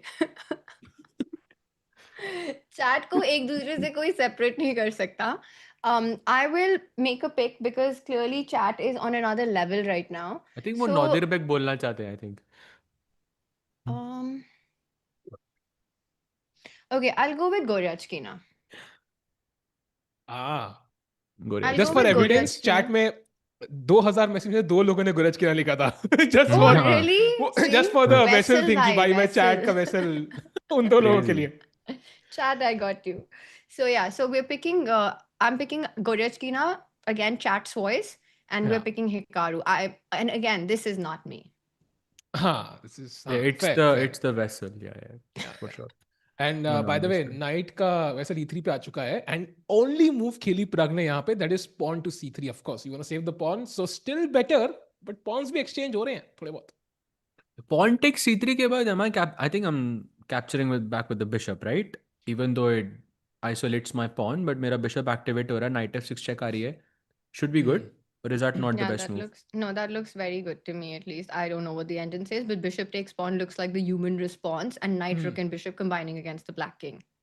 My bishop c3 is actually worse. bc3 Yeah, is this- much better. this- Why? But This that's move, okay. I mean, 95. I feel that sometimes we rely too much on, sure, objectively, maybe b takes c3 is slightly better. But I think, again, from a human perspective, bishop takes pawn asks some really big questions in the position and comes with direct threats as well. True. I No, see I was knight thinking d5, that. yeah. So generally, I was thinking in the sense that bishop c3, I agree with you, looks more natural, but it is still interesting that it's not the best move in the position. Like, so that increases the chance that Pragg could actually play it. Like bishop c3, I think is the first instinct for most chess players here, no? But knight d5, dekhte, I think, okay, that knight on h7 is Can you suffering and slow you don't have down? h4 anymore. Also, exactly. And then somewhere you're allowing knight h4, hitting on g2. So maybe pawn takes pawn. But firstly, how easy is this position for Anish, I think, is the bigger question. You know, Pragg ka decision, bishop takes pawn takes pawn. I think you can calculate and come to a point. But I just think it's actually very difficult for Anish to play this right now. d4 is hanging. You're down a pawn. You know, there are thoughts in your head that, like, I could be losing my first game at the candidates. Oh, And that's of course, true, actually. Yeah. It's very hard to come back, as we discussed earlier. Anish, of course, has that solid style, right? For somebody like Anish, it might be even tougher. He might have to play, anti his natural style to come back. So he doesn't want to start off with a loss at all. And yeah, I mean, 8 minutes doesn't help. Still 8 moves to go. It's very By difficult. the No way, increment. sorry, I really think we should switch to Vaishali because I believe that game is about to finish. Let's go. क्या बात कर रहे हो?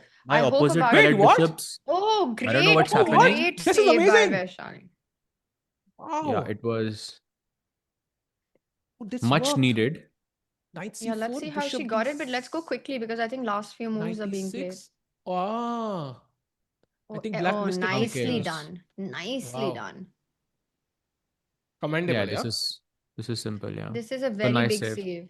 Yeah. Because it looked like she was in trouble and she did it with 38 seconds on the clock. With 26 plus 12 is what she did it with. Yep, Amazing.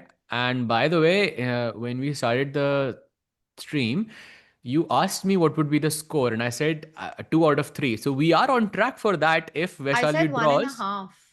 because Pragg is slightly better, and if So he converts that, it would be 2 out of 3. Why?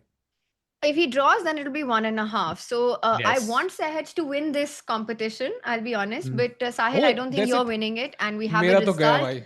Vaishali Yeah. saves a very Wow. difficult position. I wonder where Bibisara went wrong because it looked like she had at least a commanding position to start pushing. I think this was the moment. यहाँ पे knight d6 के बाद she had to take the rook essentially. Not an easy move, right? Allowing Yeah, this rook on cover f7 attack. is hanging. Yeah, knight f7 and queen f6. I mean, this is so hard to spot, to be honest. with Ah, queen the f6 knight is knight. trapped. The knight is And you trapped. defend your bishop. But very tough. Very tough, Oh, actually. and look at And them. They're analyzing. yeah, they're laughing. Vaishali saying, I'm not sure what was going on there. भाई 30 second तक क्या क्या सोचूंगी मैं दिमाग में यही चल रहा है. But yeah, so that's a very good result for, I think, Vaishali. So both the Indian women's section starting off with the draw, and now Yes. it's Pragg fighting it out. Yep, and is that a blue arrow I see what? with h4? What just What just happened? happened? Wait, That's a what? mistake. That's a mistake by Anish. And now h4 is the only move for a Wait. clear edge. Okay, let's just get this clear that black is Ah. threatening rook h5 and trapping that knight. That is the threat. Yes. Because that knight on d5 takes away the f6 square. So that's Anish's idea with the retreat. So pawn takes pawn, rook h5. That's the problem, right? Maybe I will have c4 like just to Yeah, at that's least the get some problem. material back. No, You're if right, you're pawn right. takes pawn.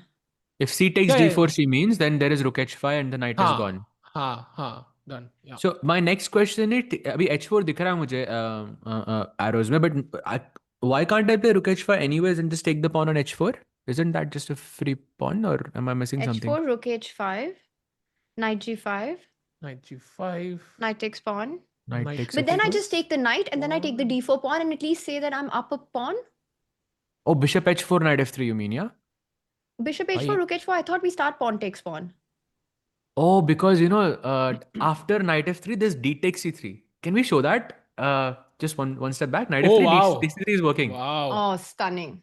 Knight takes, rook e1, Knight c3. knight yeah? c3. Bhai, he could miss this, yeah? No, in that calculations. position, you come to that position, you just take the pawn on d4 without going into fancy stuff then. Like, you just make the practical choice, no? Bishop takes knight, rook takes bishop, capture on d4. Yeah, there's also another move that's knight e6 here, which is even stronger apparently, with knight c5, knight f4, knight d4, lots of ideas. Yeah, I think it looks pretty promising, but has he considered knight d5 and does... I mean, the time looks very good. Anish only having 7 minutes to play 7 moves. So is But somehow h4 Pragg the doesn't only look... move? Is h4 the only move to keep an advantage here? Only move, yeah. Yes. There's What is the a5 second as best well. move? Okay. a5. I think. Doesn't make sense though, a5 much. Because I think the idea is, I think Tanya, you mentioned this, rook h5 पे आपके पास c4 है. So rook h7, cd5, and okay, maybe that d5 pawn will fall at some point, but ठीक है, थोड़ा advantage. Push कर सकते हैं. This is a big moment actually. If Pragg pushes h4, he'll be pushing for the win. He can actually play for the win in this game one. Anything else and it steers closer to the draw territory. Can we zoom in on the players and just get a good read on what's happening there? I mean, Anish has to be tense, yeah? 7 minutes on the clock, no increment, 7 moves to go. Minute to move is never easy. I'm just trying to observe, Pragg, if he's looking at the h4 square or not, because that's where you begin. You know what my bigger concern is that Pragg has gone h3 just before he went c3, like a move ago. How easy is it psychologically to go like, I played h3 and now I play h4? I mean, That's a good I point. guess when you see knight d5, you see the threat of rook h5, कि ठीक है, knight attacked it, then okay, h4 makes a lot of sense. But I am also going to think कि ठीक है, मेरे पास rook h5 के बाद c4 तो हमेशा है ना. Like rook h5 is not a real threat. Like my knight is not actually hanging. I can always play c4. So let me just improve my position. I don't know, king f2 or something. That also feels logical. But I do think that h4 is something that Pragg has been setting up to get his knight out from h7 for a while. That's why the beautiful bishop on e1. So I think he finds it, guys. I think he finds h4 and he pushes.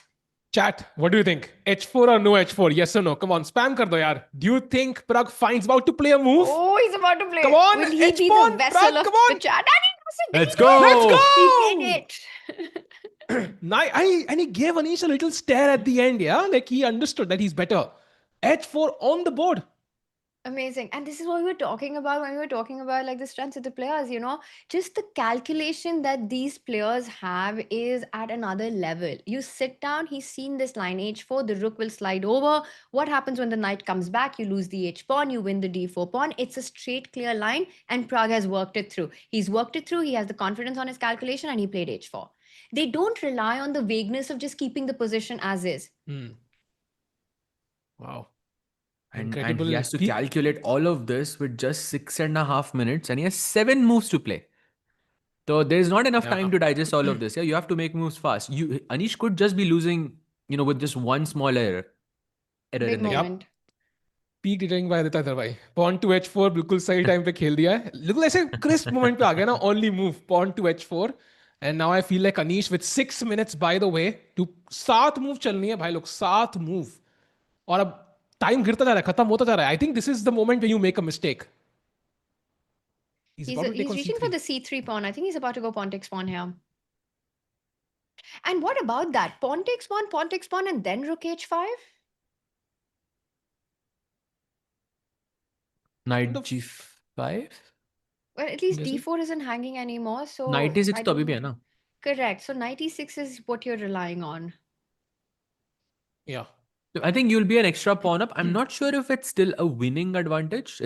I don't think it is. And also, agar sare minor pieces, so knights or bishop agar trade ho gaye, then Anish should be able to hold a draw in the rook endgame. How are you winning the pawn after knight takes pawn? Are you going immediately knight e6 or bishop takes knight? Knight e6. Because bishop takes knight, I want to just point out that if you go bishop takes knight, rook takes bishop, knight e6, now I can just defend my c5 pawn with like b6. Yeah, because c3 is hanging, yeah? Also. Yeah, c3 is hanging as well. well. Knight c3 also very strong actually. But b6 is very good though. I was thinking in my head knight f4 mar raha hai, but it's not hanging. But yeah, knight c3 is also hanging. Pawn takes pawn on the board, guys. Pawn takes pawn. I think we'll be seeing this line being played out. He immediately captures with the pawn because he needs to keep h4 defended and connected to the bishop. Right, so bc3 only move. Let's play it. Okay. Rook h. I just noticed both my favorites were playing each other in both the sections. So maybe I don't know. Not ideal choices, yeah. Okay, वहाँ draw हो गया. यहाँ पे लेकिन एक सफा करेगा. Do we have the other angle of players where you have the board and both players facing each other? Voila. Like in one. Yeah, this one. I have to say, this is my favorite scene as a commentator, by the way. Completely random information, but I love this. No, I agree. दोनों players साथ में देखते हैं. Popcorn भी खा सकते हो पीछे पता नहीं लगता किसी को. It's at least for me that's one of the reasons. On that note, taking a big sip. Okay, so pawn takes pawn, and I have to say, I mean, Pragg has been in this leaned back, chilled posture from the start of this game.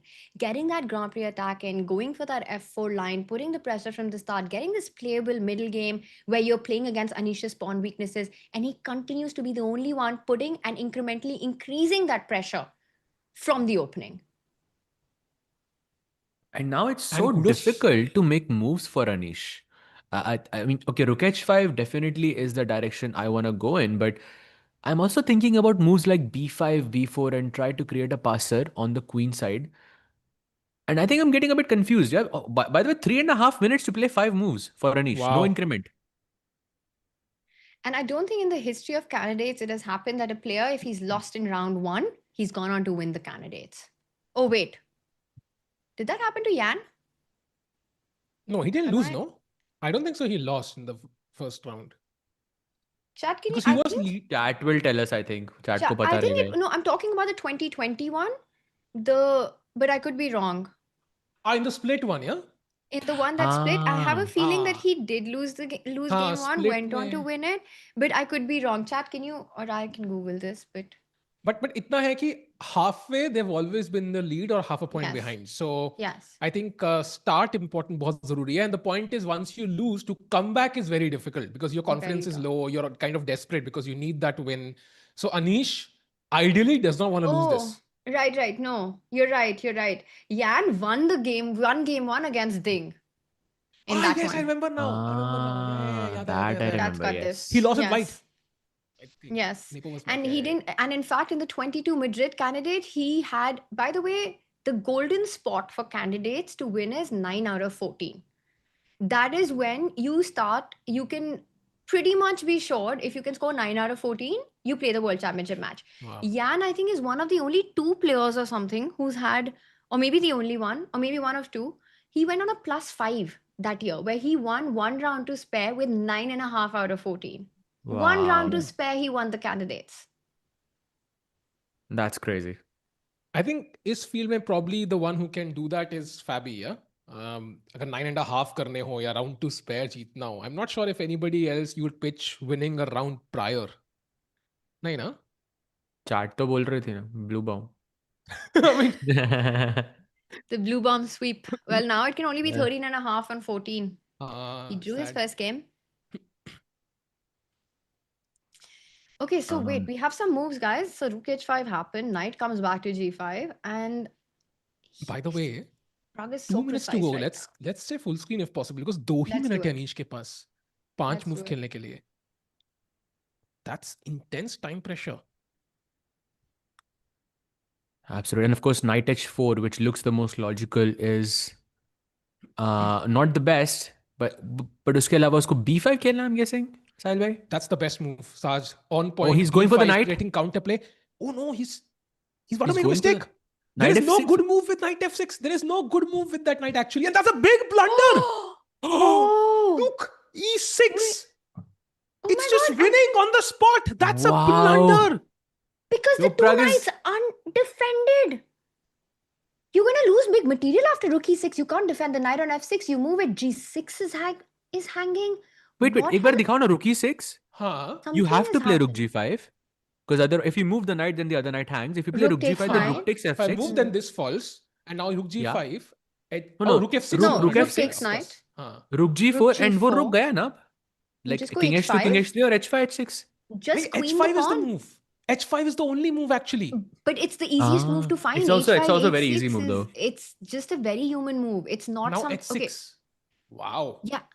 Okay, Pragg has to find rook e6, guys. He cannot miss rook e6. And I don't know, do you think Anish missed rook e6 or has he missed that h pawn in the end? You know, What do you think happened Tanya, here? the similar thing happened in Tata Steel as well in round 1 to Anish. Sahil bhai, I think you'll remember this. Sindarov, round When 2, I again, think. Round 2 Sindarov, round right? 2 in that king pawn ending, wherever it was. He's where going to do it, Anish- guys. Guys, look at this. So Anish has been a bit inconsistent towards the end, yeah, especially in Tata Steel I saw. So maybe it could be that. And now rook Come on, e6. Pragg. And I Chat, think do you- Anish has spotted it. By the way, Anish, right now with the head in hands, as we were discussing with Vishy, this is one where you don't want to give your expressions away. You're hiding your face, but there's also despair. Fabi You're is also winning. So Oh sorry, my God. Tanya, but Fabi is complete. Can we have Fabi, Hikaru, and Pragg Anish on both the games if possible? Because it's getting intense. Look at Fabi's position. The bar is like shot up. Okay, but wow. Okay, opposite color bishop. What is happening here? Why is this winning? I don't understand this. Do you understand this? Why is this so winning, Sahaj? Maybe the Because bishop that on- black bishop on Yeah. c5 is blocked, and it's like white is playing with an extra piece. Bishop on d5, Okay. queen on g4, And then like a rook long h4, term. rook f4, and you put pressure on f7. But this is a long grind. I don't know if it's winning though. I feel like Yeah. Hikaru will find something to defend this. But I think Fabi is feeling very happy about his position. There's no doubt about it. Can we go full screen on Pragg finding rook e6? Yeah, Because yeah. that will be game over. That will be game over if Pragg can be accurate here. Huge Wow, so- moment, guys. Huge moment here. By the way, Pragg has an accuracy of 98.7 compared to 94.9 for Anish. So he's been the better player today, and I think uski seconds ki team बहुत खुश होगी. In amazing preparation and amazing find of that है bishop कौन e1 maneuver. seconds की team? आपको कुछ information आई है क्या ये recent? साज भाई ने बोला ना अभी सब सीक्रेट रिवील कर दिया ना प्रग के, तो उसमें से ही. No, it wasn't me, bhai. But by the way, he's going for it. He's going for the rook. Do you think he was reaching? Yeah, it felt like the hand movement was reaching for the center of the board. And Let's it's go! coming Pragg on fire. Bhai, Let's rook go. d6. Immediately, rook takes knight, and Pragg has calculated all the way through. He has seen that h pawn moving forward for Anish. Only move keeping the rook connected to the knight, or h pawn बढ़ता जाएगा अब. And h5 is the only move. h5, h6, h7, just pawn promotion. There is nothing that can come close to that square on h8. Let's push h5. I really want to say that for me, h5 is the most natural move in the position. The only thing is h5, king e7. Is that something that you're looking at and slightly worried about? h5, then Not rook worried. takes, Rook takes no? knight. Yeah, I'm sorry. Just been a long day, guys. Been a long day. Also, the bishop on e1 controlling h4, peak telling again by Tadar, yeah, मतलब completely not allowing rook h4. So अरे भाई chat पूरा वो spoil कर देगी तान्या के लिए. अब मत क्या? करो. क्या? इससे कैसे समझ में आएगा? That's not a spoiler, साज भाई. आ जाएगा भाई, आ जाए, मैं बता रहा हूँ आपको, आ जाएगा भाई. Chat, अगर कोई मूवी स्पॉयलर्स है तो मत दो, बिकॉज मैंने देखी नहीं है मूवी और मुझे देखनी है. I know that that's the conversation you guys are having right now, because we were talking about it before at the start. Yeah. But I am expecting Pragg to go h5. It is the most human move in the position. Push that pawn. Push, and queen it. And if you go knight e5, then just h6 as well, yeah? I Knight don't think you f3 care check. about knight f3. Do you care about knight f3? Not really, Knight no. takes bishop. King King f2, कहाँ knight पे? takes bishop. Just king takes forced है क्या? h7 तो नहीं कर सकता मैं, I think. Wait, कुछ है rook आपके takes pass. pawn? Rook takes pawn. Pawn. Why is this? Rook f4, yeah? Just rook f4, rook f6 Rook maybe. takes pawn, rook h2, Rook f6 now. rook f6, and now you'll go king f1, king g1, and slide up the board with your king. हाँ, a5 भी खेल दो ताकि वो दोनों pawns एकदम lock हो जाए वहाँ पे. Yeah, and you'll put your rook on b6, and the king will move up. Come on, Pragg has played this game so beautifully. I have to say that one has to give it to him. You know, all of us, of course, fans of Anish, and for many reasons. But I really think that Pragg deserves to convert this one. He never let slip the pressure. Yeah, Agreed. he was always ahead from the opening phase itself. And by the way, look at this. Fabi also taking out world number 3 Wow. Hikaru in the मैं पता first है, round itself. मैं भूल ही गया board changer के भी game change हो जाएगी यहाँ पे. The bar was Tan- so far ahead. I had to switch for a second, but he's also close to winning, yeah? So guys, question. So does this mean that the current favorites are Fabi and Pragg? 1000% early leaders. Let's go. And like, we've been saying it, that traditionally you win in the first 2 rounds of candidates. Those are the guys who've gone on to win the whole tournament.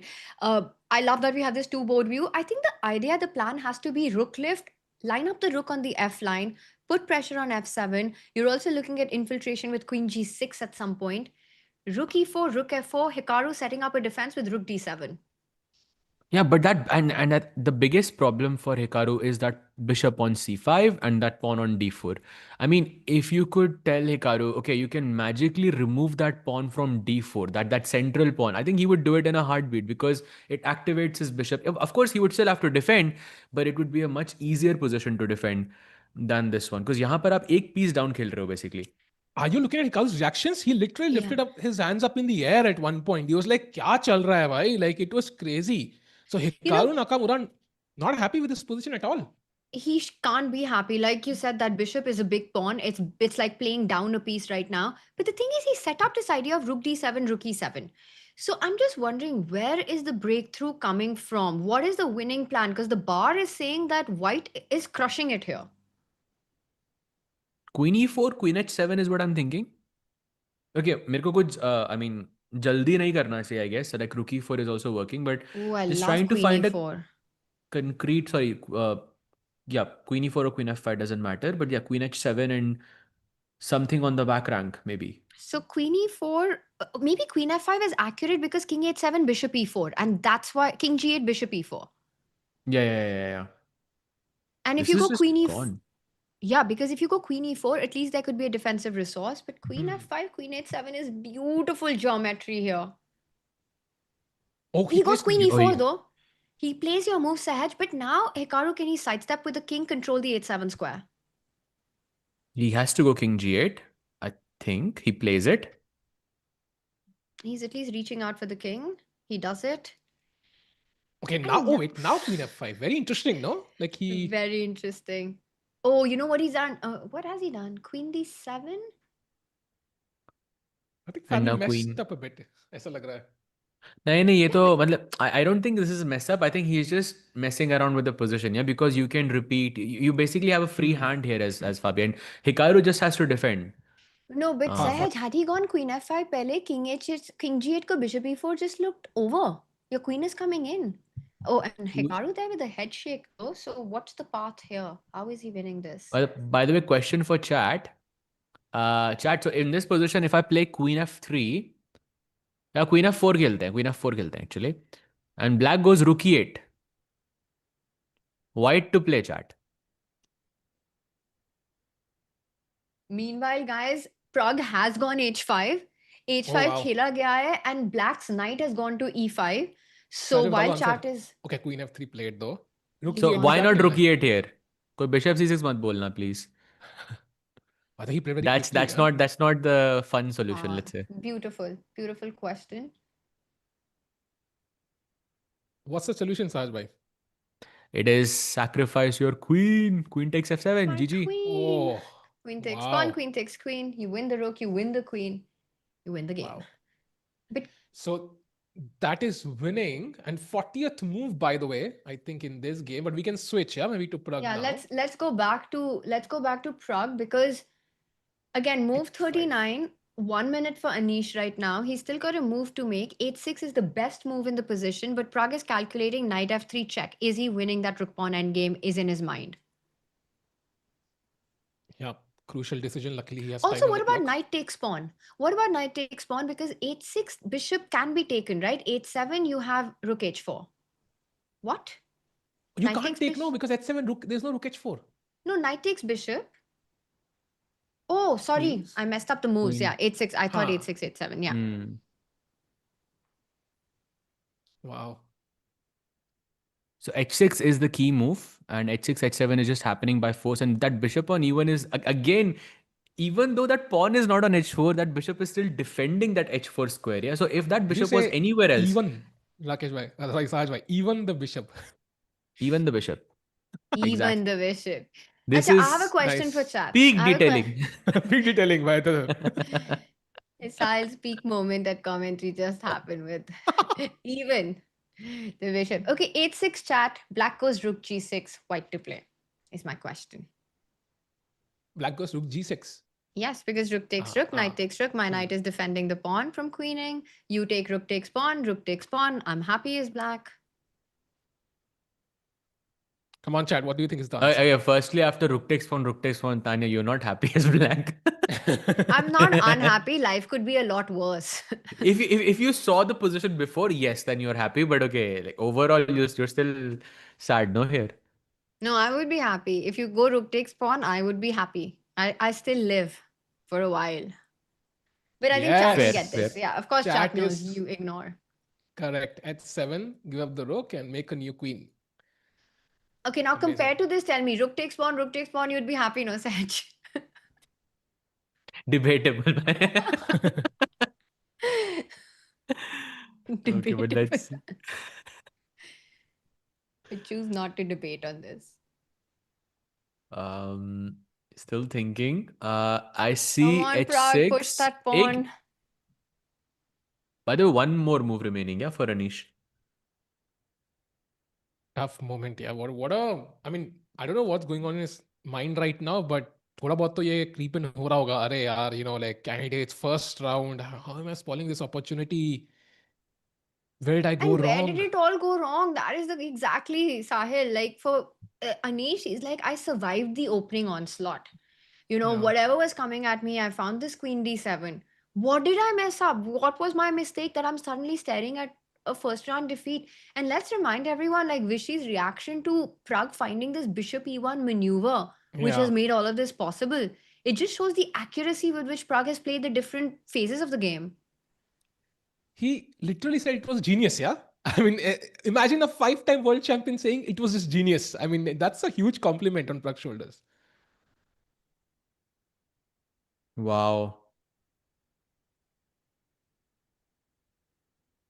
Guys, we have, I think now I'm looking at the bar and it looks like in Esipenko versus Sindarov, there has been a shift. Like Wow. Esipenko was a bit better earlier, but apparently he made 3 mistakes in a row and now he's on the Okay, but cusp of a resignation. either we have Oh, two it's boards. Let's over. not go away from Pragg's board. Acha, haan, theek hai, let's stick to Pragg. I think we'll come back to this. But yeah, I think Sindarov was struggling, yeah, in that game against Esipenko at some point. Can we not have a two-board view? Because Sindarov's position also looks very interesting at the moment. And the shift that you said. Yeah, there we have it. Actually, chat, when I was being the vessel for chat was torn between Hikaru and Sindarov. No, that's not where chat was torn. Chat was saying something else, Tanya. No, that was later. In the open, they were torn between Sindarov and Hikaru's edge. Wait, is Sindarov completely winning now? I actually think he might be because you're It's +5. You're up in exchange. You're about to win that bishop, I think. Where are you going with your queen? Queen C7, I guess. So he just collapsed, yeah? Maybe he's not used to the C7, time I just control? take d. No, I can't take d5. Why is this winning? Queen G6, I'm guessing, yeah, maybe.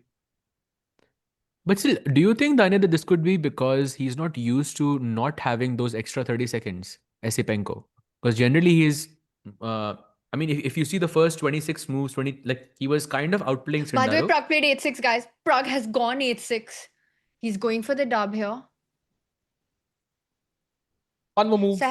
I think, Saj, you're totally right for Esip, but I mean, it could be a challenge for either of these two players. No, I don't know how used to they are playing without 30 seconds. I just think Sindarov is a beast, man.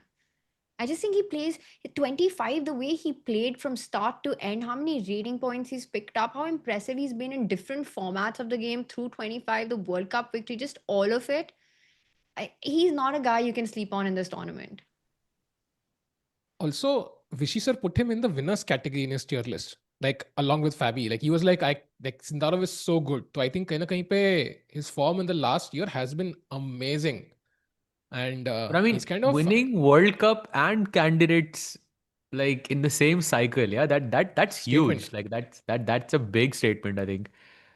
Don't think if it has happened. Queen C5. Yeah, I was trying to think as well. On the 40th कोई जीता है क्या World Cup और candidates साथ में? I don't think so, yeah. I mean, Magnus could have done it, but he didn't. No, Magnus 23 में जीता था. World Cup. He didn't play. Like what he was trying to say was 24 May he could have. Yeah, if he would have played yes. the candidates. But that would, yeah, if he played the candidates, yes, not the. Okay, but he's gone Queen C5. It's too soon, guys. Firstly, we are in game 1. I think it's a far way off to think about that Sindarov might win. He might.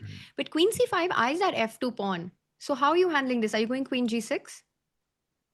I think Queen G6. It sets up some kind of a meeting attack on the king because I'm controlling all the escape squares and then I can target your back rank somehow. So Queen G6, Rook E8 seems like... He's gone for it, Saj. He's going for idea. Wow. So if you have a look at the game so far, by the way, Zhu Jiner and Tan Zhongyi also ends in a draw. It feels like Caruana has good chances to win. Pragg has good chances to win. Sindarov has good chances to win. So 3 potential results in the open section in round 1. भाई पिछली बार तो सारे draw हुए थे, इस बार तो मतलब खून खराबा पहले राउंड से हो रहा है.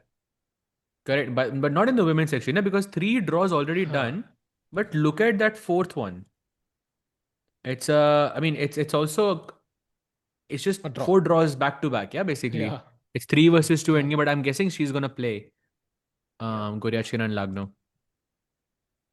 Oh, knight f3 check played, by the way, by Anish.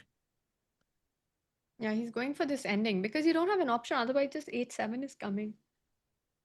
He had to go for this, but that rook pawn ending is totally lost, right? King f2, you give up the bishop. And you simply dominate black's position. By the way, chat pointing out कि Karyakin है जो World Cup और candidates दोनों जीते थे. Did he win in the same year though? I don't think so. Oh, maybe yes, yeah, because isn't that how he I think you're right. Chat is qualified? right.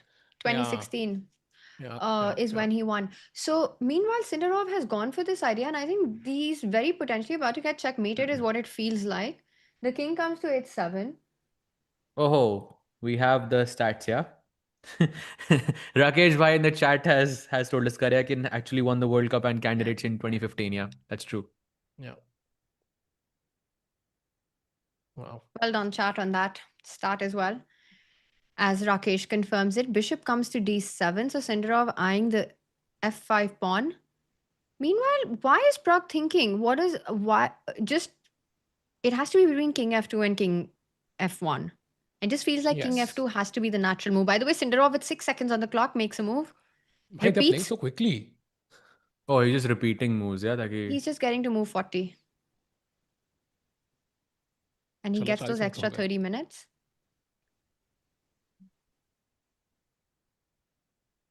And now just the rook needs an entry point somewhere. He's The noting down the rook moves now because increment nahi hai. He could have paused writing the moves. And his hands are shaking. Look at his hands. The pen in his hand is shaking right Yeah. now. He's Yeah. nervous. Yeah. Round 1 of the candidates. Understandable. Yeah, By the way, and you can. isn't rook e6 just GG? It's sacrificing a rook, but that's just mate, no? Oh, that is beautiful. And could you do rook c6 with the same idea? Just to be more fancy, yeah. I get you. I think I'd choose rook c6 as well. Wow. And now just bishop g8, bishop f7. Can you show that mate line? Yeah. And Queen king to be h7, there. queen g8. Nice. Yeah, and you look at Esipenko, he knows it. He was hoping for some time scramble blunders by Sindarov. Sindarov now calms himself down as well. He'll take a sip of water and he'll just sit back and think. He's got that extra minutes. He knows there are tactics on the board, but not rushing with it. There's no need anymore. Tanya, if you could switch your choice, your second preference, would you do it right now? Like from Hikaru to Yes. Sindarov? Yes. वो मुझे याद आ रहा है वो क्या? I would do it. Party बदल लिया. No. I think like initially, like when we Tico bhai, when you and I discussed like previously, like I had Fabi, Pragg and Sindarov in the same thing. And actually 3 wins if you think about it. I would do it before you even finish your sentence if I could switch from Hikaru to Sindarov. And he's looking for his pen. He's like, pen kahan gaya bhai? Acha, fir mil gaya, usko side mein hi tha. So what do you think? He goes rook c6 or rook e6? I think rook e6 is just nice. Yeah, but rook c6 is fancier. Now that I see it. But is rook c6 working as well? I think it is, right? So you're going rook Should, c8 yeah. idea. Knight takes rook, bishop e6, same line. Same line. Yeah? And if you go some... Mate. Yeah. Yes. Jade, then check again. So yeah. Yeah, and Esipenko knows it. Yeah, he doesn't look happy. He might just resign, yeah? He looks resigned, but I think he'll wait for the next move and then he might do it. Yeah. Wow. Day 1 of the candidates. The open section feels like a bloodbath. 3 results. And of course, the people who lost, the pressure is going to get even more intense. And rook e6 played on the board. Wow. What a move. What a find by Brilliancy. Sindarov. And I think this might be the moment Esipenko puts his hand forward, or he lets Sindarov checkmate him. But I think he resigns. Yeah, has to be. Yeah, this is the perfect finish. And by the way, Pragg has also played king f1 on the right side. Should be resigns, Tanya? Was there a difference between putting the king on f2 or f1? I think just making sure knight takes bishop ke bas knight takes pawn check nahi hai. I'm guessing. But knight takes bishop, you don't want to go h7 because of rook h4, right? Yeah, but just in case, yeah. Just in case. Just in case. Wow, so Sindarov might be the first one to get the win here. Yep. And he's going to be leading the candidates after round 1, confirmed. अब देखते हैं कि Fabi और Pragg join कर पाते हैं कि नहीं is the question. And that's it. There it is. Wow. Javokhir Sindarov, World Cup winner 2025, starts his candidates campaign being a debutant with a first round win. And what a beautiful finish, yeah, rookie six. And comeback Tapura. Like at one point, he was struggling. And he just came back and a bunch of mistakes by Esipenko. I don't know, Sajbhai, what happens to Esipenko's confidence now? Because he made a lot of mistakes, like minor errors, but they kind of accumulated to give Sindarov a clear edge at the end. I think for me, this was just time, because I think Esipenko played the I think the first 25 moves really well, but then maybe he's not used to the fact that he doesn't have that extra half a minute increment. And I saw his time was around 10 minutes or so. And then when you see 25 moves, you say, okay, 15 moves I need to make in, such a short amount of time. And then you start to panic. And then you just see the eval just went from 0.5 to Esipenko's favor to like +4 for Sindarov, which is a huge leap. So I think going to the next rounds, Esipenko would have to keep a closer look on the clock. That's, I think, the main reason he lost. But a fantastic start for Javokhir, and getting it done, winning it with rookie six. It's a huge confidence boost as well to win your game one like this as the arbiter steps in. Other matches are on. Pragg still fighting, by the way. Knight takes bishop has happened. And I think we stick to this one. Maybe we can get a double board view with Hikaru and Fabi as well, because Hikaru was in big trouble. Yep. And 3 games remain, yeah? Only 3 now. So one of them is, of course, going to be a draw between Goryachkina and Lagno. It's going to be a long one. But 2 games in the open section, Pragg versus Anish and Caruana versus Hikaru. So both of them very, very interesting. But yes, first day ka finale lag raha hai bhai, honestly. Yeah, so it's I think it couldn't have ended in a better way. Yeah, it's not a script you could have written for round one of the candidates. By the way, Hikaru's managed to read out his bishop from c5 to a good defensive square. I feel like that is some small progress for black. And if Fabi can find a way to make the most of the light squares, imagine setting up a battery with bishop e4, queen f5. If you can achieve that, sure, we're talking about finishing the game off. But right now, it feels like Hikaru's holding things off. So Tanya, do you want to switch back to Hikaru then? I mean, the thing is, we cannot be sure with Hikaru, because yes, it is winning, but Hikaru is extremely resourceful, especially in these positions. Yeah, he will find something. But then again, Fabi also, and also Fabi, he many times he has a winning position, but you remember the last candidates where he was completely winning as well against Nepo, the very famous game. It looks kind of similar to that. So if Fabi wins this match against Hikaru, it would be a huge boost, and I think he becomes a heavy favorite to win the candidates for me. Yeah, especially because he breaks the Hikaru curse at the most important stage, right? Fabi has had horrible results against Hikaru in the recent past in so many tournaments. So getting that first round win will be massive for him in this tournament. I think he's definitely one of the opponents that Fabi wanted to be very careful against. So the resource that Hikaru was relying on was queen to e5 if white set up the battery. And I'm just wondering now he wants to offer the trade via c8 if bishop e4. Because bishop e4, if you don't go queen c8, queen f5, and I'm very happy. So queen c8 is the plan. Just wait and see what Fabi, or how will Fabi improve his position. So that's the question. Yeah, bishop e4, queen f5 maybe is the plan, but bishop e4 mein aap queen c8 khel rahe ho.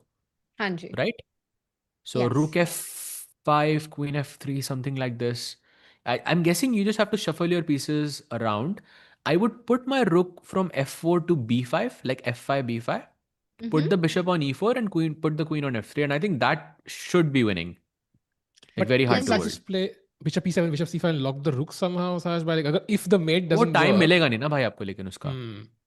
जैसे आप bishop e7 जाओगे तो like f7 becomes weak, d4 becomes weak, and Yeah, for example, like bishop e7, queen g6, queen e8, rook g4, game over. So it's just, it's very, very difficult to change, shuffle up the bishop. And Hikaru's just done that, right? From c5, he's got the bishop to f6. Also, what is Pragg doing? He's been thinking on that move for the past 5 minutes. I'm thinking, yeah, let's just grab the knight, no? Like, there are no alternatives, I think. I'm telling you, he's thinking, he's considering h7 here. Like, Nahi, that rook endgame, remember? h7, rook h4. I know, but king I. e1 and rook f4. I said, okay, like Oh, that. you're just I switching up the wouldn't. move order. Yeah. But okay, I wouldn't take on f4. I'll play a5 first, ताकि वो pawns queen side पे मतलब block रहे, and then I'll take on f4 in the next move. And I think he's just evaluating कौन सी end game में उसके पास ज़्यादा chance है. Is there, what is the engine saying? What is the best move here for white? Can I ask you to look? The only move is king e1. What do you mean only move? What about h7? We thought that's also good. h7, rook h4, Yes, king takes. e1, Yes. rook h7, rook f4 is actually a draw. What? Yeah. So you have to take the knight. If he plays h7, that's already a draw. Objectively, practically he might win. That's another story. So he has to find. That's why I was worried कि भाई वो मार क्यों नहीं रहा knight. Okay, so you are saying he has to keep the h pawn alive for winning chances. So instead, go king takes knight, give up the g pawn instead of the h pawn. So king takes knight, rook takes pawn, rook takes pawn, rook h2, and bring the rook back to f6 and keep that h6 pawn alive. That is the way to win, and the Yes. only way Exactly. apparently. Exactly. क्योंकि Most for advanced rook pawn है f6 उसको पे अगर बचाओ. हम रखते हैं ना, then it also blocks the king from accessing anywhere. Maybe we should show that for the chat as well. Yeah, exactly. So now that entire rank is kind of blocked and the king cannot be active anymore. And you're just stuck, yeah? White will just keep making improvements and black just has to shuffle the rook up, back and forth until it is time to resign. It's going to be heartbreaking if after playing such a beautiful, flawless game, at this moment, if Pragg was to slip up with rushing with that h pawn, he has to understand that this pawn has to stay alive. Yeah. But okay, he has the time, and this is the crucial moment. He must sense it though. As long as he senses this, I think he will figure it out. And of course, h pawn हमारे पास main asset है ना. No, like Tanya, that's the main asset we have. We don't want to give it unless it's forced. Sahil, can you show the other line so we can compare that in this position, there are only two things that he's considering. And in the other one, you push the h pawn first. Rook h4 now, stopping the queen. Now I take, let's say, the knight. You take on h7, I take on f4. And somehow this pawn versus this pawn, like this pawn is far away. And the king, as Sahaj mentioned, is not cut off anymore. So black can play b5, create more, I think, chances, for example. And rook f6 now, maybe rook g7 or something. I don't know what's the best move, but at some point, this might be not as strong. So even though you're up a pawn, it's not going to be enough and black will hold because very few pawns remain. Yeah. He has to find this. He has to. I feel like after such a beautifully played game, this is pretty. It feels like the last hurdle, right? Because if you get that position with the pawn on h6, rook cutting the king off, it's a matter of almost elementary technique at this level, I want to say, Sahaj. Yeah, absolutely. I think when you see this rook f6 as your final move, and then you can sort of understand b5 is not working for black. Okay, I'm guessing you have a5 there, and wo a6 ka pawn abhi bhi mar raha hai. If you can see all of this, then you know it's winning. The last hurdle, I would say, for Pragg until it's over. What do you think, Chad? Does he find it? Does Pragg spot this difference of giving up the h versus the g pawn? निकालेगा Tough, यार, yeah. 100% निकालेगा यार. I mean, he can't miss this.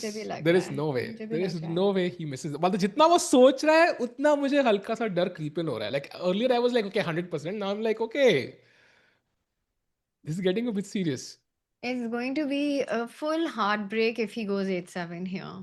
Because this is really the kind of point that you need to grasp at the candidates. You know, these half points with a winning. This is the one tournament where you have to make the most of these half point chances. Yeah. Tough moment. I mean, देखने के बाद कितना easy लग रहा है ना king takes e1, but I'm just trying to look at this position like from a fresh perspective, and I think I would seriously consider something like h7 here. Very, very tough. You have to just sit and calculate and then evaluate at the end of it, compare the two lines. And I do feel that Pragg is the kind of player who does that beautifully. Like he will see the linear two variations, it's a forcing sequence of moves. He will evaluate the last position in both of them And I think he will know that the one I have to go for is this, with the H pawn alive. And kitna subtle difference hai na, when you put them together, this is one and this is the other. Like the difference is very subtle. It's just the placement of the pawn and the rook, but evaluation is completely different. So golden यहाँ पे opportunity A5, here. it's also very hard to believe कि ये position के बाद भी A5 is okay for black. Very hard to believe this. Yeah, this position, right? Here A5. Yeah. Yeah, and you can get tempted thinking my rook is coming on F6, I'll win the A6 pawn and push here. But I feel that Pragg finds this. You know, this tournament is so much about the form that you come in. Okay, he's about to make his decision. I think he's going for the knight. He does it. Let's go! Let's King go! takes Come knight on! the board. Amazing. Arre. This is GG, na? Now it's over, I think. There's no hurdle for Pragg to sort of solve anymore in this position. As I think Rishi Anish said, also knows it. Anish genius. knows it. Wow. Okay, I mean, this would be amazing for Pragg's chances, yeah? A win in the first game, pehli hi game mein, confidence booster. And it's not just the win, it's not just getting that 1 point in, it's just the way he did it. The convincingness of this whole game from start to finish. It feels like Pragg has come into this tournament in shape, in very good shape. Chat, stream like करो भाई. Let's get to as many likes as possible because अगर Pragg जीत जाते हैं तो उस time पे जितने लोग होंगे उतना मजा आएगा. And अभी सिर्फ day 1 है भाई. 14 दिन का कैंडिडेट्स है. Last time it was a freaking journey. साज भाई याद है क्या रात को जागते थे भाई? Insane journey. And we could have the same this time as well. And we all set for it after the first round win. Hopefully. Correct, bhai. And by the way, king takes. I mean, okay, he's still thinking. I thought he played rook takes g2, but let's go, bhai. And I think last candidates was the first time that I commentated with you guys as well. So such great memories of just staying awake the whole night. Toronto mein hota tha, so the timing was such that we would be up till 6 in the morning, having such a great party with chat. That was amazing. That was fantastic. भाई chess का रात को late night देखने का मजा ही कुछ और है. Correct, bhai. True. Correct. You know, by the way, question. What do you call playing Sicilian in the candidates?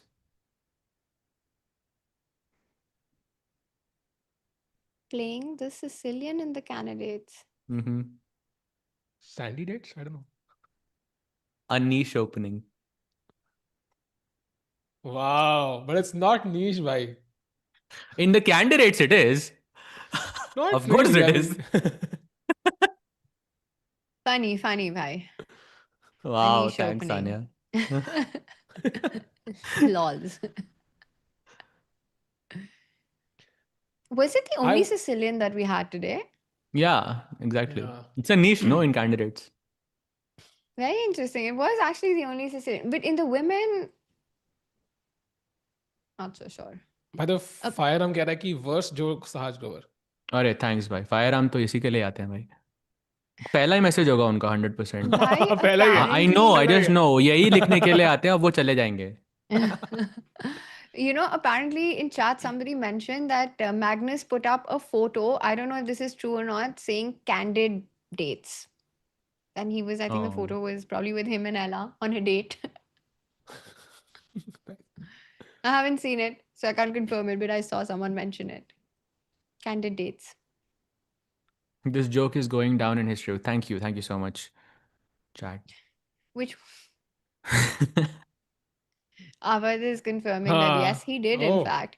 Okay, nice. By the way, guys, position on the board. The one that we're talking about, the one that we were hoping Pragg would reach with the rook landing on the 6th rank next. The problem is that black can't go king to e7 because then the rook gets behind the pawn and will really make the black rook extremely passive. So I think rook h2 will have to be played. So, Saj bhai, I have a question. Do you think I would win this game as white? Because Tanya, we have the Tikku test. So basically, we test if a position is winning, it's completely TT, winning, if I can win test. it.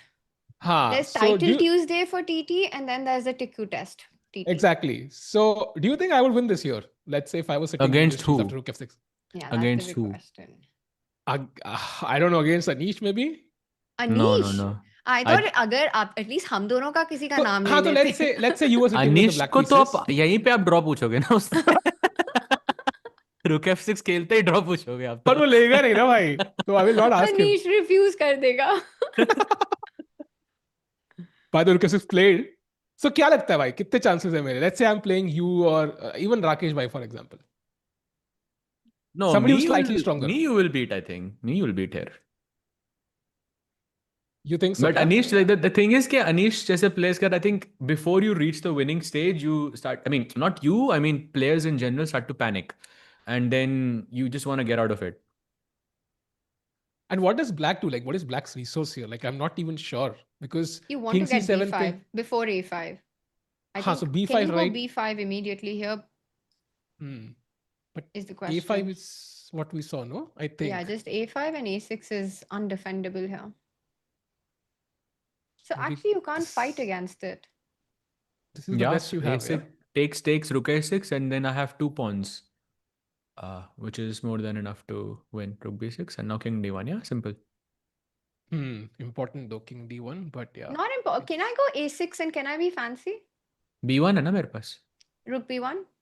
Oh, Then look at this. Rook Rook H1. H6. Oh, because the other Oh. one I don't think works. I don't think B1 works. Rook takes pawn This is is the only how- way to draw. This is how I would Okay. lose, by the way, against Okay, Anish. we know Tiku test now. It's not completely simple, yeah. Rook F6, by the way, current position. But very interesting. Another point is that A5 RI. So what happens after King E7 here? Maybe Rook here. Yeah, Rook B6, and I have to go King F8. I want to free up my king as my Rook as quickly as possible.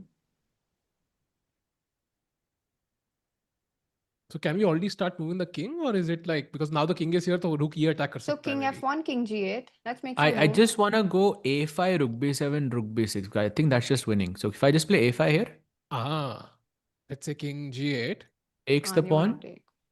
takes and Rook B6 yeah. back, Rook H3, and you just and play King D2. King D2. Yeah, simple. Pragg is getting this. He's getting this done. I don't even see a way where black can keep the fight going. He's controlling the queen side. He's got this monster H pawn on the other flank. Yeah. It seems What's like the Pragg. update on the Fabi Hikaru game? Fabi's game, by the way, we saw Queen D8, but then they've been thinking for a while. Bishop E4 खेला उन्होंने यहाँ पे. Again, idea Queen यहाँ पे. So Rook E8 was played. And what's the plan after Queen F5? Just King F8 का भी ना, मतलब check. Yeah, just King F8, I guess. Wow. भाई हिम्मत है यार allow करना. But okay, it doesn't seem to be the best Okay, idea. what do you do? I mean, you're technically playing one piece less. He's gone Rook F5 instead. And I have Yeah, one this is question the for plan I chat. was talking about, right? Wait, Rook I have B5. Yeah, this is the plan you were talking about. I think he's going for it, Saj. But I have one question for chat. To stop your plan, at first I wanted to go Rook E5. Can I go Rook E5 here, chat? I mean, Rook takes Rook. I'm happy. Chat, white to play. I hope it It's works. only one move, by the way. Only one move. But I don't know because suddenly I spotted one more resource for black after that move, and I don't know. No, it's fine. Okay, white to play, chat. White to play. Okay, I see what you mean. It took you a while, so it's a good उधर भी question. pawn It's तो not है easy. ना, pawn तो मिलेगा ना उधर भी, दूसरे वाले resource में, I think. Chat carry a free bishop. So Rook takes F6 is chat's Yes. idea. If you take with the queen, तो कुछ drama हो सकता है. So Rook And G5 was the other resource. Queen takes Rook, Queen C8 is just checkmate. Rook G5 तो Rook D6 ना? Exactly. So it took me a while to figure this out. Wow. Oh, I thought you meant Rook E4. Like Rook Oh, E4. okay. Rook E4 is also this I didn't even see. And takes? Queen's pawn से really? Pawn se marna is the only move, by the way. Queen For a And takes Queen Rook. square C8, Queen F5 check, yeah, and Oh, that and King you say pawn. you're winning the king pawn endgame. Check. That is very hard to see, bhai. But okay, if anyone if anyone can find this, it's Fabi, yeah. Anyone in the world. No, if anyone can fight, I think it's also Hikaru, by the way. True. But Fabi is like in this format, in this thing, he's a beast. Yeah. When You it know, I comes to can guarantee you, if Hikaru was playing white, Sahaj would be like, if anyone can find it, find it. If anyone. Fabi is just too good, you know.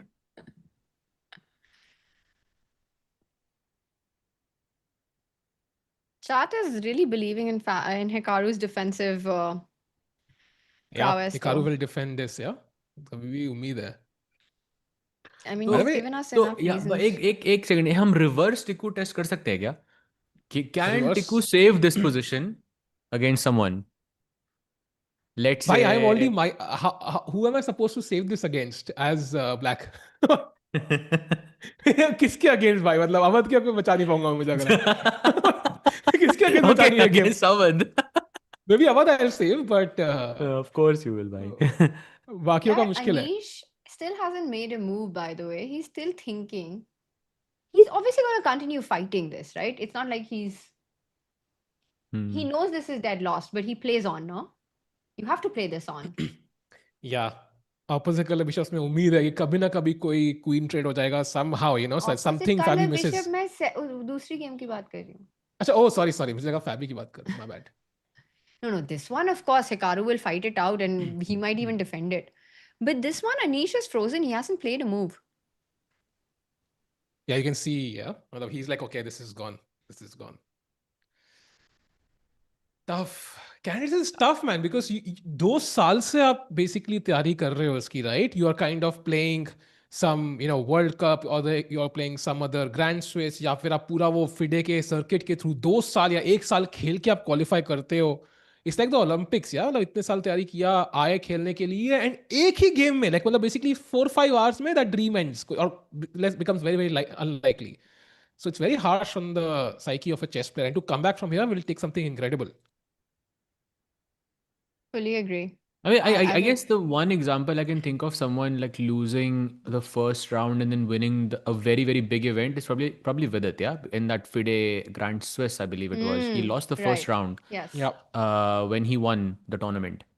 And qualified Which year for the was it? candidates. It was 23. Because 24 he played the candidates. Oh, I think Sahaj is gone. We've lost Sahaj. Chat. Oh, he's back. Sahaj I think I should be back now. But yeah, I think the only example I can think of is Vidit when he won the Grand Swiss. Yeah. But in candidates, I think it is not happened before, and it's very unlikely.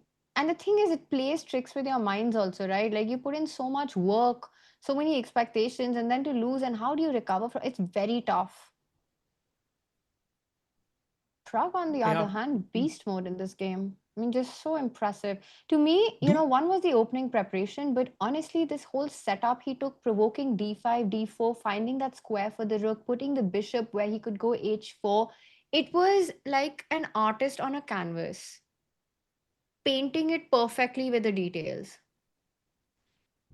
Agreed. But do we know ki Anish ki seconds ki team, like, do we have any idea who's working for him for this event? No idea, right? I mean, if I had to make a guess, you know the guess that I would make here. Vidit? Yeah. I mean, of course, we were talking about Vidit, and then Sahil 2 seconds later asked, "Oh, Anish ka second kaun hai? What do you think?" Tiku also thinks this, I think. No. I feel Vidit is too involved with AI right now. He literally put out a video saying कि वो याद है कुछ I built Netflix for chess something. I don't know क्या था. So you're telling me it's just a coincidence, yeah? Like we are talking about Anish, like Vidit, maybe and it's suddenly the question comes up. Rearrangement, yeah, in my head. It's possible. Right. But I feel like I was thinking like Jordan, I don't know if he's working for somebody, like would be a natural fit. Erwin Naomi maybe also, who has worked with him multiple years. What are the chances of, actually a bigger question in my head is, what are the chances of Vincent helping Bluebaum in this tournament? I think किसी ने कहा ना कि somebody asked him and he said no comments. Yeah. Bluebaum. Oh, I haven't seen that interview. Yeah, somebody said it. I don't know who mentioned this. किसी ने chat It was Bluebaum who said no comments. So it is possible, and we saw the German team together, right, at the World Cup. Like जैसे एक knockout होता था, सारे लोग उसकी help करने लगते थे. So there's this camaraderie there, which is very nice to see. It will be very interesting to see the names revealed at the end of who was helping who. But right now, the only thing that's being revealed is that Pragg is coming in with big form, and for Anish, a very tough start at the candidates. And the thing is, it's just round one. कल के दिन के लिए Pragg is black against Wei Yi. So very important game tomorrow, of course, for him to continue that momentum. And Hikaru is black against Esipenko. So if Hikaru loses this, he's going to get another black tomorrow. Esipenko also, like both players potentially losing. Like that game could be a decider, right? If you lose 2 games, do you think it's even possible to come back after 2 losses in the first round? I don't think so. But the comeback only in candidates means you win it, right? Which I really would say a hard no on that. That 0 out of 2 winning the candidates, and you need to score 9 out of 14 traditionally as shown is the safe score. It's just impossible to imagine. So that means that's a knockout match tomorrow then, if Hikaru were to lose. That's one way to look at it. But okay, Fabi is not completely. I mean, I think Pragg is completely winning, but I don't think Fabi is completely winning just yet. I think there's still some resources left for Hikaru to use. Yeah. By the way, Rook H3 played by Anish. So now the king can walk up. King E2 maybe. King D2. A5 कितनी बढ़िया चल रहा है. Rook B6, A5 just basically you're controlling everything with that. The queen side, the king side, the king and the rook. But you take a breather to defend the d3 pawn, no? You have to stop rook takes pawn first. Or do you not care about it? 50-50. But I think from a human approach, I would be just like, get the king aage and then go a5. But king e2, b5, a5, I still have. Right, and if you start giving checks on the side, like king e2 के बाद कुछ rook h2 check आपने दिया, तो I can move my king up all the way to the center and then target the c5 pawn. Yes, or get closer to the h pawn. By the way, all 4 rounds in the women's section have ended in a draw now. That rook endgame between Goryachkina and Lagno also ended in a draw. So a peaceful day. But यहाँ पे 3 results in the open section still possible. Amazing. What a day. And I mean, games were super exciting, right? Divya finding that precise rook d5 after a crazy Scotch opening, which was very up and down. It looked like Divya was the one pushing. Vaishali's game full of fireworks as well. So very exciting results. Well, not exciting results, but exciting games in the women's section. Yeah. By the way, if you have to take a call right now about the result on Fabi Hikaru, I know prediction hai, but knowing Hikaru, knowing Fabi, how do you think that game ends? तो आप chat से पूछो, तो vessel है ना तान्या, तो yes, I have to wait Tanya for थोड़ी ना chat to बता say. सकती है. तो आप तो वैसल लेगा ना भाई, आप तो बता दो. नहीं मतलब तान्या वो वैसल में थोड़ी जगह है क्या? भाई तुम भी चैट में डाल दो, तुम्हें क्या लगता है, मैं फिर बोलूंगी वो. ये बढ़िया है भाई, तान्या इज वेरी एक्सपीरियंस्ड भाई. This is amazing. लाइक मैं सीख रहा हूं. क्या आपको क्या लगता है जो आप कहोगे, मैं भी वही सोच रहा हूँ. I'll tell you. Because I've learned it the hard way, you confidently make a prediction and then you just look like a complete noob at the end of it. Wait. What? Rook H7 नहीं आ रहा क्या? Huh? Is that a potential fortress trap by Hikaru? He thinks that's a fortress? Oh, rook takes pawn. Wow. Queen takes rook, bishop d5, pinning and winning. Rook e6. So rook e6 hai. Wait, that cannot be a fortress. No way that's a fortress. Okay, takes bishop d5. Yeah? Queen. Unless, I mean, you're playing rook f, queen g4 के बाद rook f6 is what you're playing, right? Queen g4 that has here? Yeah. Yeah, I mean, somewhere. I don't know where I moved this, but... I mean, surely you're fortress, not... Yeah? Rook, you're not giving me the rook. If you give me the rook, it must be lost. Yeah, so but rook f6 के बाद pawn, but bishop भी trap हो रहा है भाई. F4. Yeah, rook d6 चले जाओ. No, what about... One second. Rook f6. What about queen c8, bishop e4? Oh, you have to be kidding me. G6? What? Wow. What? क्या move है? Pawn takes pawn? Rook takes, no? Oh, yeah. Sorry. Yeah, just rook Wow. takes. That's like a unique move, yeah? Never see that move, actually. But Also forced in the position. wow. Bishop d5, rook e6. This is the current... He hasn't yet played rook takes pawn, has he? No, So not yet. Queen g4, rook d6 is what we were discussing. And if you take the queen on f7, then king takes... Wait. Did we miss something? No, we didn't. Why queen c8? This cannot be a fortress. Yeah, this cannot be one. This is not a fortress. Yeah. You will So lose either the pawn on b6, f4, g4 coming, queen c8, queen c7 ideas. No ways is this a fortress. Maybe without the f pawn, I still don't think so. But yeah, this Look cannot at be one. Hikaru. I think he missed. Do you think he missed rook takes pawn? That's Hikaru doesn't miss rook takes pawn. He's looking at the score sheet. That's not a good sign usually. Yeah, he's shaking his Fabi head. कितना Yeah. खुश लग रहा है ना अभी like genuinely look at his face right now. He's like, oh my god, he's just eyeing that f7 pawn, and I think he's just really happy with the outcome here. It's like, is By the this way, really the moment I finally win against Hikaru? recap भी आने वाला है Hikaru का यार. Let's not forget that. I'm guessing कि आज recap video आएगा. So जो भी questions है दिमाग में कि did he miss rook f7 or not, likely we'll know the answer to. I mean, I think the one explanation is that he just wants to give the pawn and get into some pure opposite color bishop and queen endgame. So rook takes pawn, queen takes rook, bishop d5, rook e6, queen g4. And let's say you sidestep, you give, and you say, you argue that I'm going to suffer. By the way, he does it. Fabi's going for it. We might see Wow. this being Let's played out. go. Brilliancy played on the board. Hikaru pauses, but yeah, it feels Not a like this happy is also man. good. I mean, he could just. I mean, no, he's definitely gonna play, I think, but Brilliancy, by the way, rook takes pawn. Bishop d5 played, rook e6. And I think he will go for this line. After queen doubles down on that rook, he will slide his king over. And he's saying, I'll go queen and bishop versus queen and bishop, opposite color bishops. But the light squared weaknesses, Sahaj, it looks like this should be closer to a Fabi win than a hold. yes, for sure. I see that queen can enter via h7 at the right moment, but right now you have to defend the a4 pawn. So we need some Magnus level technique. Maybe just play bishop d7, save the pawn, and then slowly you try to enter the light squares. Maybe. Yeah, exactly. Bishop c6, bishop d5. So if queens get traded off, this is an instant draw. So for Hikaru, the dream is to get the queens off the board here. Yeah, exactly.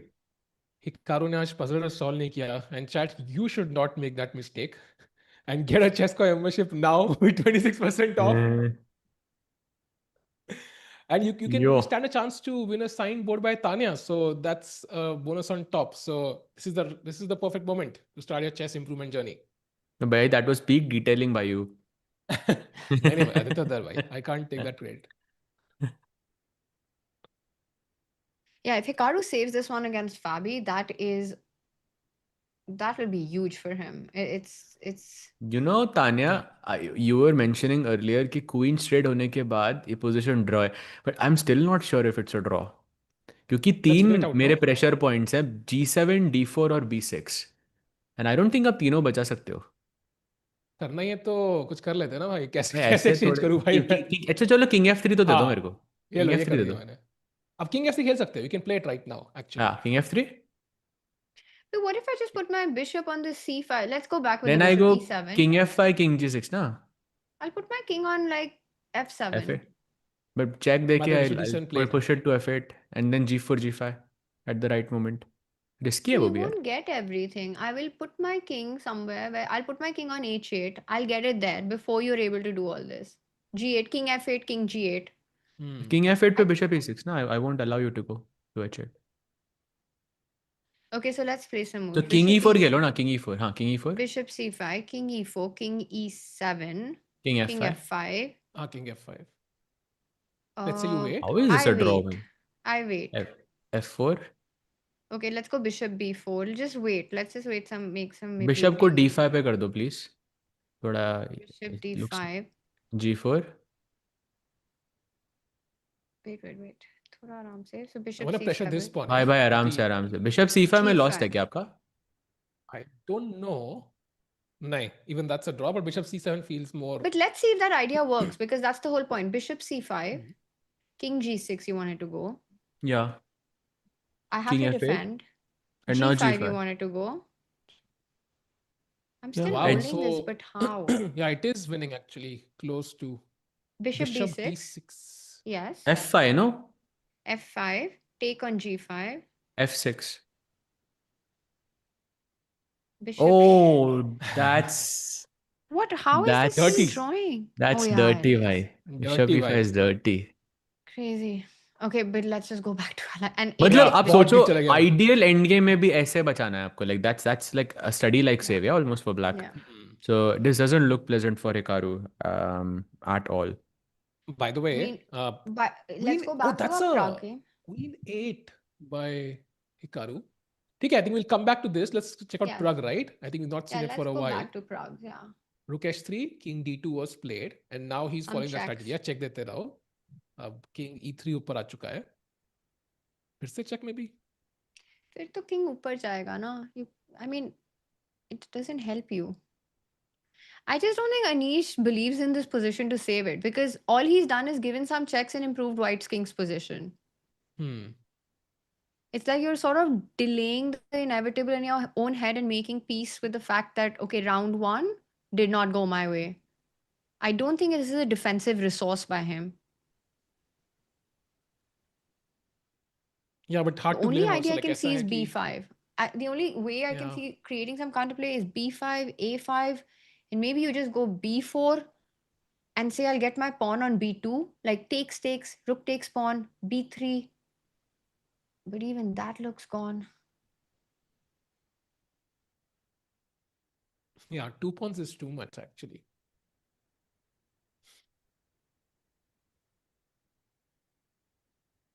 Yeah, this H7 should भी be खेल free. सकते हैं I think यहाँ पे.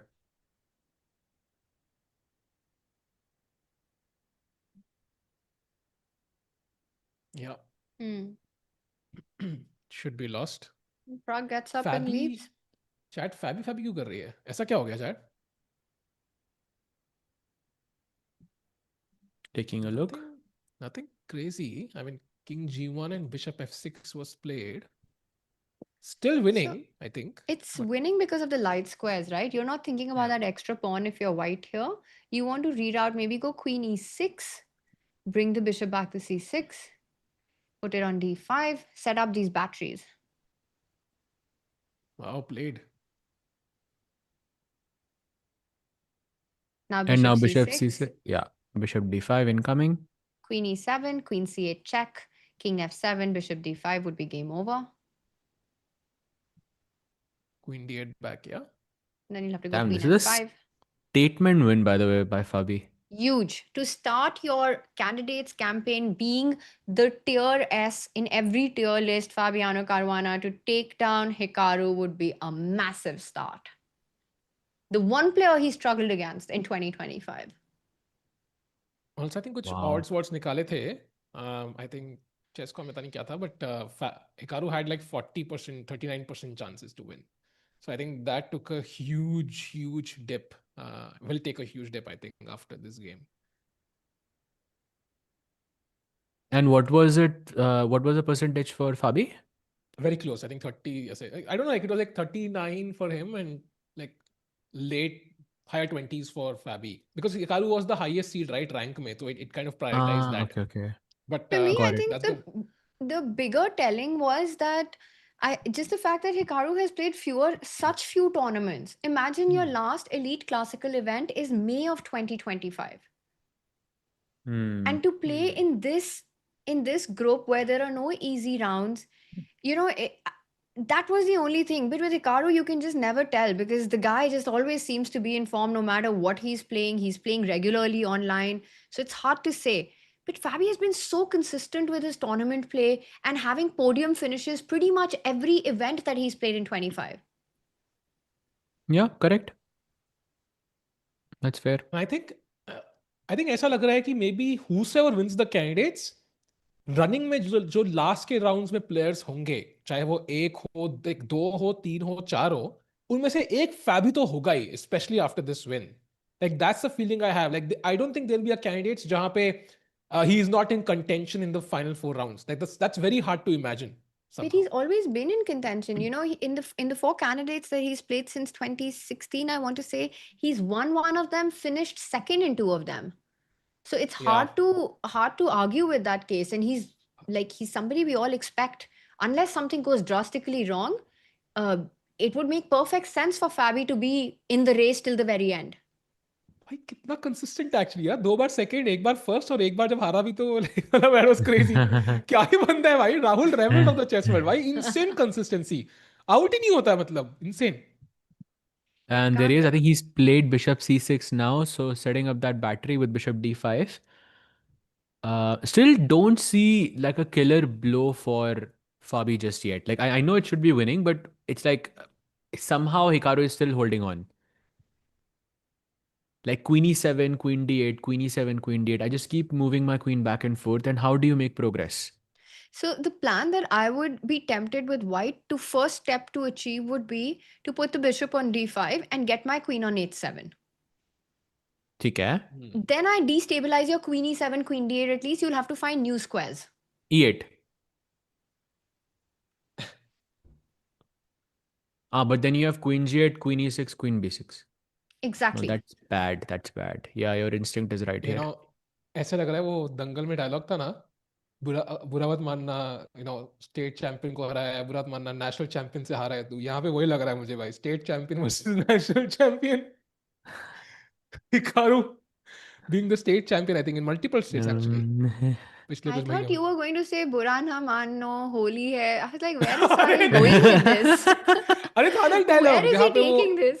आमिर खान हराता है उसको, and then he is like तूने स्टेट चैंपियन को हराया. ही इज लाइक बुरा मत मानना, तू नेशनल चैंपियन से हारा है. वैसे ही Fabi is the US national champion and Hikaru is the Yeah. State champion. No मेरे And I दिमाग think में both तब of से यही बज रहा था कि अरे तू फिक्र मत कर यार, बच्चा है तू मेरा. ये डिटेलिंग भाई, Okay, साथ दो sorry तान्या Tanya, को that was रेफरेंस the दो. last time. I mean, and I think both Hikaru and Fabi have 5 US championships apiece to their names. Yeah, true. Yeah. So It's Tan, just agar there. if both Fabi and Pragg wins today, will you watch Durandar? These are two completely disconnected things.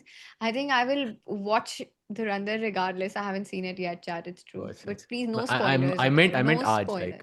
I meant Aaj aaj. nahi, because I think it's going to be quite a long night. It's a 4-hour movie as well. Chat अभी कितने likes है यार? Come on, जल्दी से likes बताओ मुझे एक बार, कितने हुए? I am just checking. अभी है 700 लाइक्स. अगर 1000 हो गए दोनों, तो तान्या धुरंधर देखने जाएगी. आज नहीं, Yeah, कल yeah, कर exactly. Dance. 1,000 crore. Tanya is मुझे gonna क्यों watch रात के 12 Durandar बजे का तोड़ा? tonight. मुझे क्यों रात के तोड़ा? 12 बजे का भी शो है तान्या. रात के 12 बजे हाँ, का है भी ना? शो है. सो सुबह 4 बजे तक आराम से देख सकते हो. मैं लिंक भाई भेजता हूँ आपको. मैं दिल्ली में रहती हूँ. हाँ हाँ, मैं लिंक भेजता हूँ आपको. आप मतलब there is a place. It's crazy no, she said Delhi में रहती हो, सब समझ गए सब. No. Okay, so queen d8 played here, and on the other board, check. So he continues allowing Pragg's king up the board on the right side. Anish does. King e4. Do you think you're brave enough to go rook h4 check and take that a4 pawn as well? No, I no, don't think no. I don't think that could work, right? Right now, I mean, I'm just wondering, why is Pragg thinking here? Why not king e? Like, does it really make a difference if you put the king on e4 or f4? I love that he's thinking. I love that he's not rushing. This is such professionalism by him, Sahaj. At this level, you don't want to do everything right and then mess it up by just being in a bit of hurry when you have time on the clock. I mean, I get that, but I mean, there is literally no difference between e4 and f4. नहीं, maybe he wants to Like, go to c4, Saj bhai. Basically check king d5, check and king c4, and now you stop b5 and you also stop this check because this is hanging. So yeah, but this is a decision I want to think about after I play king e4. If I'm thinking about it logically, right? The king is on e3, rook is on h3. That's the current position, right? King e4, rook h4 check ke baad is when it probably makes sense to think, because I can go to d5 or f5. Now, those are two different okay. directions. So So, I but don't you're saying why understand not why. king f4 right now? What's your It just feels question? unnecessary because I can take on d3. Exactly. bhai, So I think he should go king e4, but he's just calculating. He's just being sure. yeah, candidates hai He's na not. bhai. He played by the way king e4. I see it on the board, no? Oh, Yeah, he's nice. gone king e4. Yeah. He's gone That's for the very So idea. good. you were right, Saj bhai. Played. But I think it Yeah. is absolutely understandable to take your time on every move. You know you've done the hard job. You know you're winning. So you don't, to take those extra few seconds, very important because yeah, एक mistake na and everything goes to pani. That's the brutal part about chess. You could play 50 beautiful moves, have the most flawless game, and all it takes is one rashness, one moment of rashness. Agreed. By the way, C4 Oh, played. C4. Wow. Okay. So this is where I will think for the first time. Okay. ये miss हुआ मेरे से. And Pragg se bhi hua. Look at that look he gave. And I think this makes a lot of sense. Anish is just basically hitting the panic chaos button, whatever you want to call it. He knows the position is lost. And he's like, I'm desperate. I need to do something crazy. So what's the point of C4? After pawn takes pawn, he wants to do what exactly? I'm guessing rook c3 must be the point, no? Otherwise, though, I can just play king d4, king c5. Aage jaake if you give a check Let's and see that khatam. line. Yeah, let's see Rook rook takes c3. pawn. Can I go h7 here? Or is that h7, rook too h3. quick? So Check. you don't want to go rook takes pawn. Interesting. Because I thought you wanted to go rook takes pawn and then rook h4. Okay. Yeah, of course. वही करते हैं. But then Rook king d5, rook f5. h4. Oh, okay. उल्टा चल रहा है हमारा, but Go ठीक है. on, say King f5 do. also possible. हाँ. No, maybe king d5 is more strong, but I thought king f5, king g6 is the way, but I don't know. King f5, rook h4. King f5, king g6 looks good to me as well. Yeah, that was the initial thought. And if b5, then Rook a6. rook a6. Yeah. And rook a8 eventually will win the game.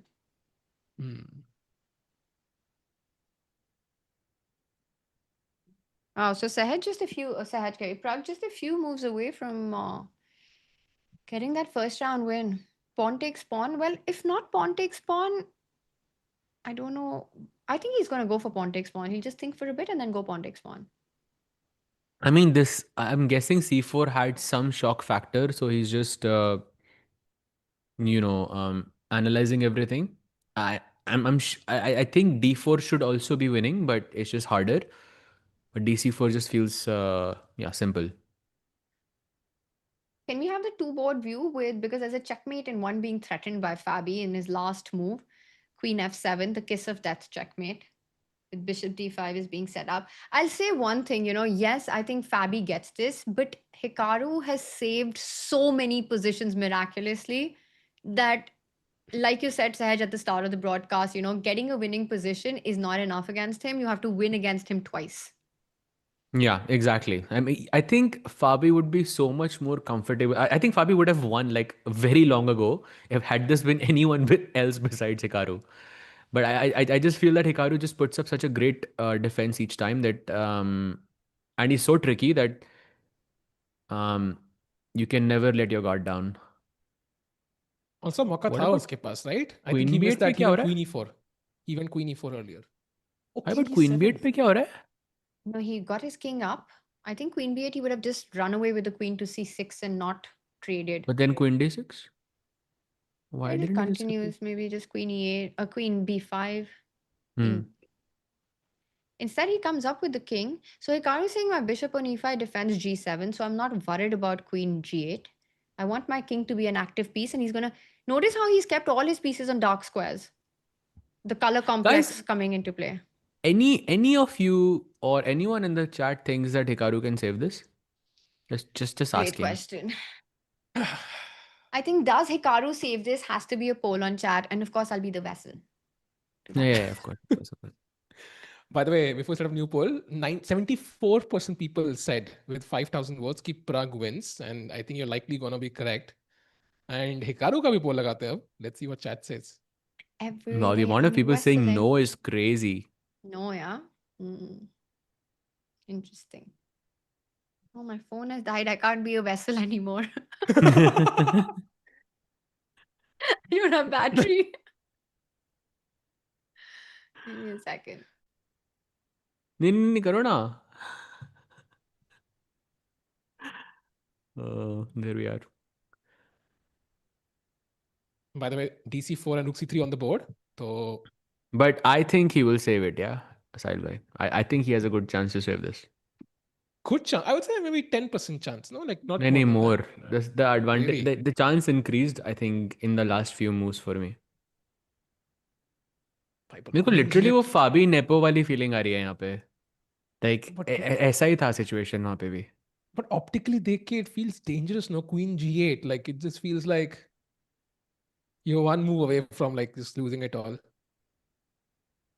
Yeah, but you're also one move away from perhaps making a blunder. Yeah, that's also possible. Like King D6, for example. Okay, played. Oh, and also 14 minutes each for both. And this is the भाई, time format that I think favors Hikaru. ये King जा कहाँ रहा है? Is it going to B4 maybe? Why? Who knows? हाँ, वही तो plan है. King C5, King B4. But I think you have Bishop F3 and then Queen की check on D5. And But the उससे king वो will just King keep B4 पे नहीं marching, जाएगा. no? Why not? हाँ. I'll go get the king to b4, I'll get the king to c3. I will just keep playing on the dark squares. I mean, Hikaru's king is just marching up the board like no one's business right now.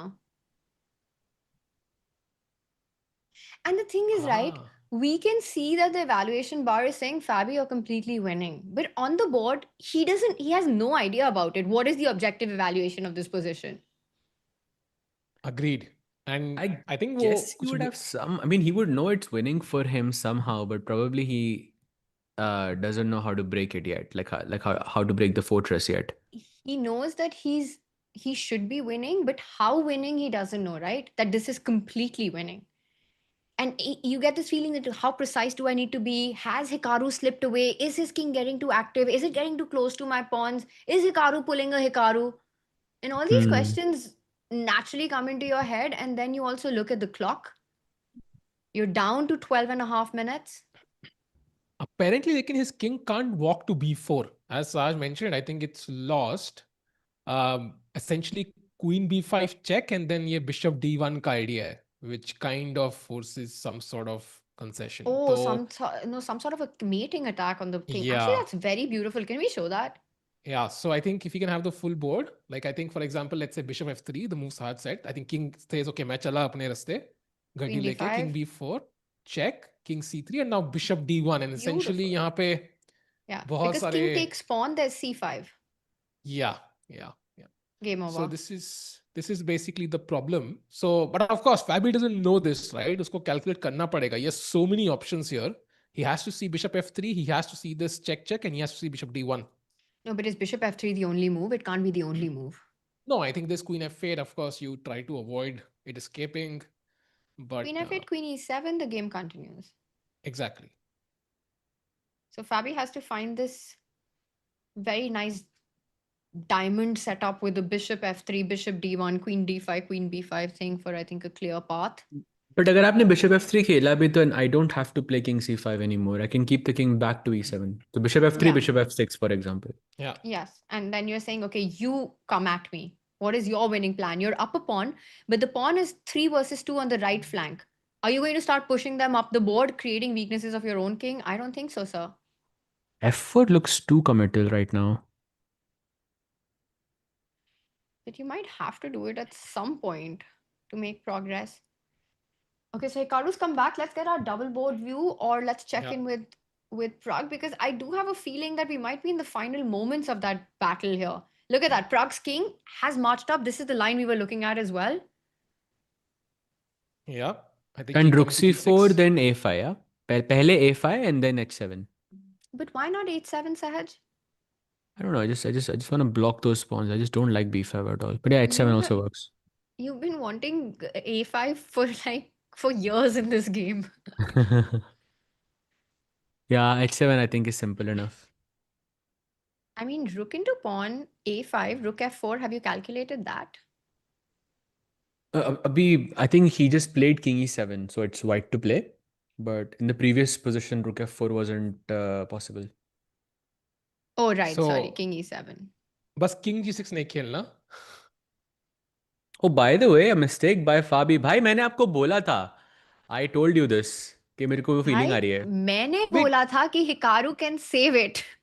Bhai, but now Okay, the king I has to go to completely b4. share your sentiment, yeah?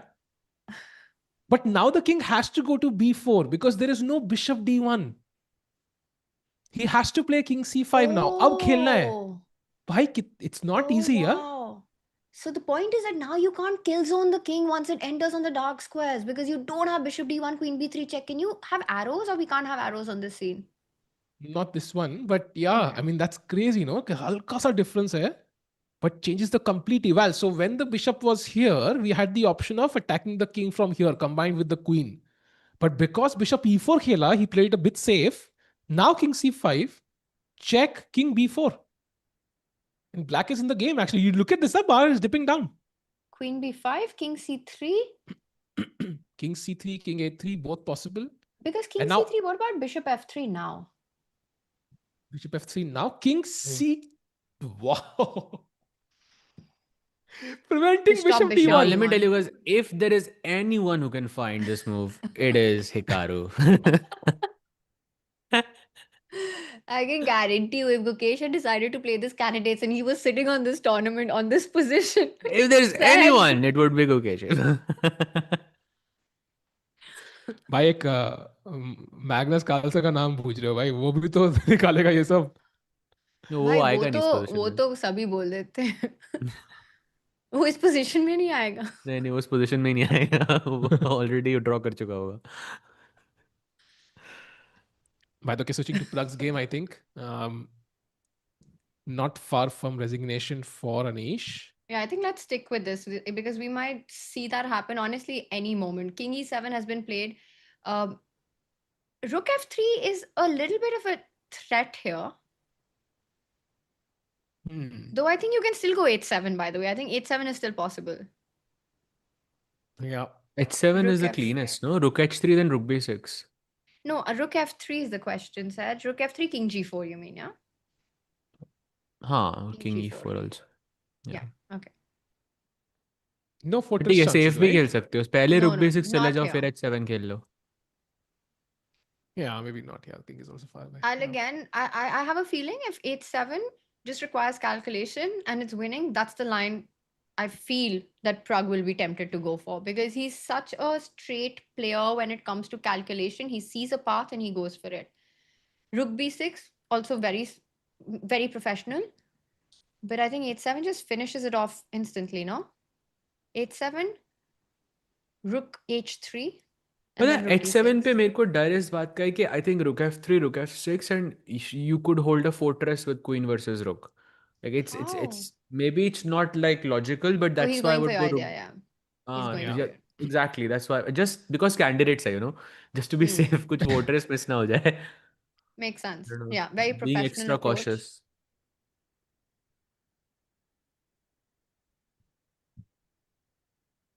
And now h7 is incoming.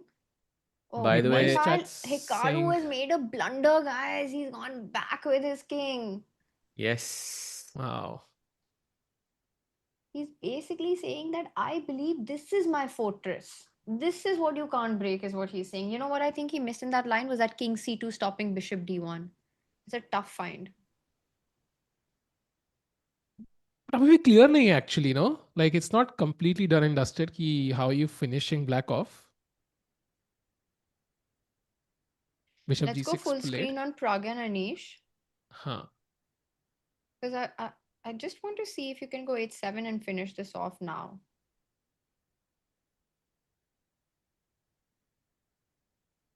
I think you can, and He's calculating it. He's looking simplest away. है. h7 forcing rook h4.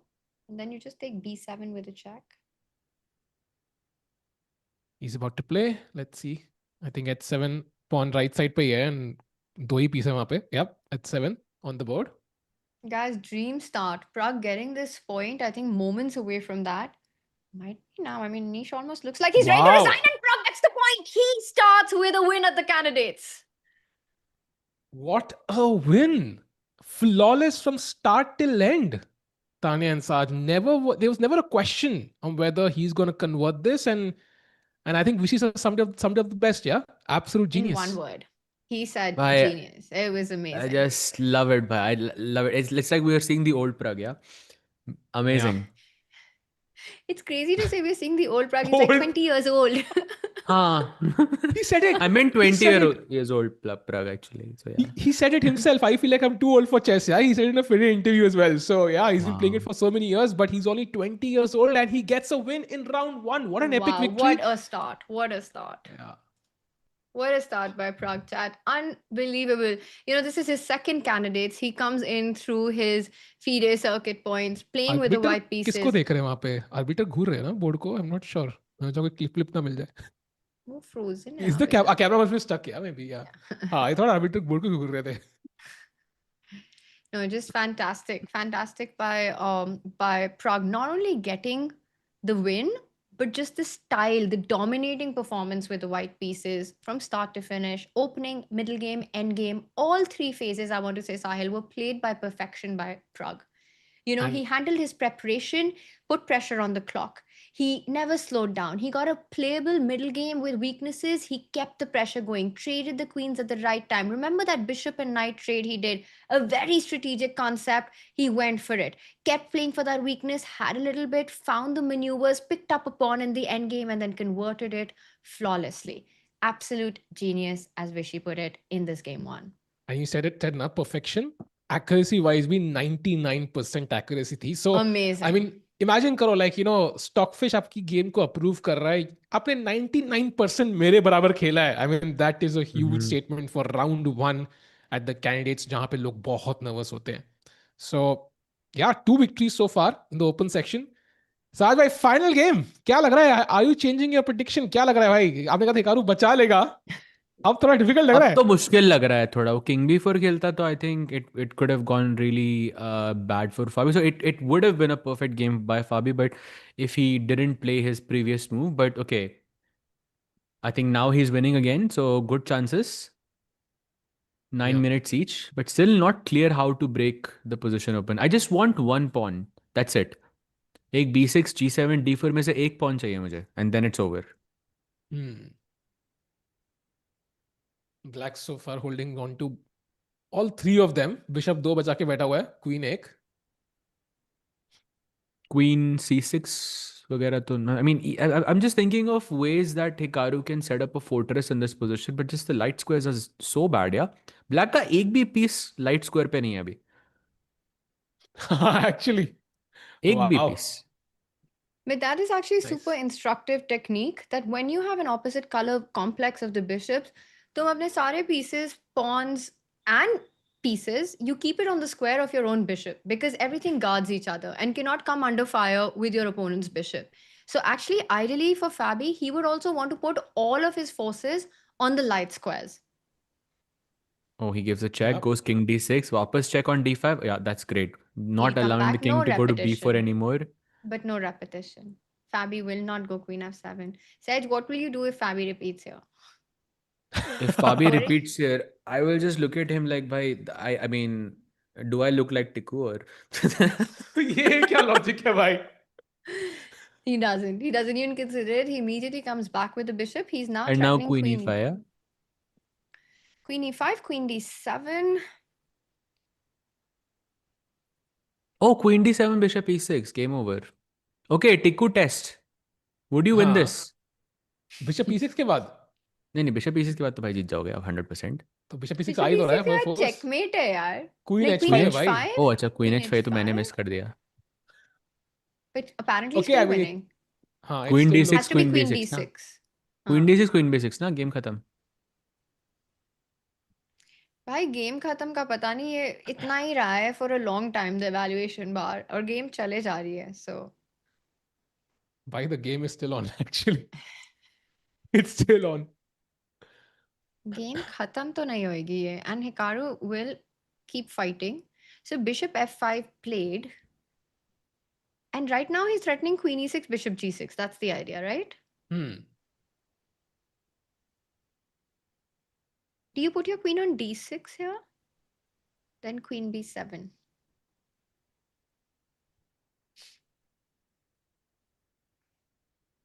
It's also not easy to choose the square, yeah. For example, now why is king e8 the best? Like it's not clear at all. Light square पे.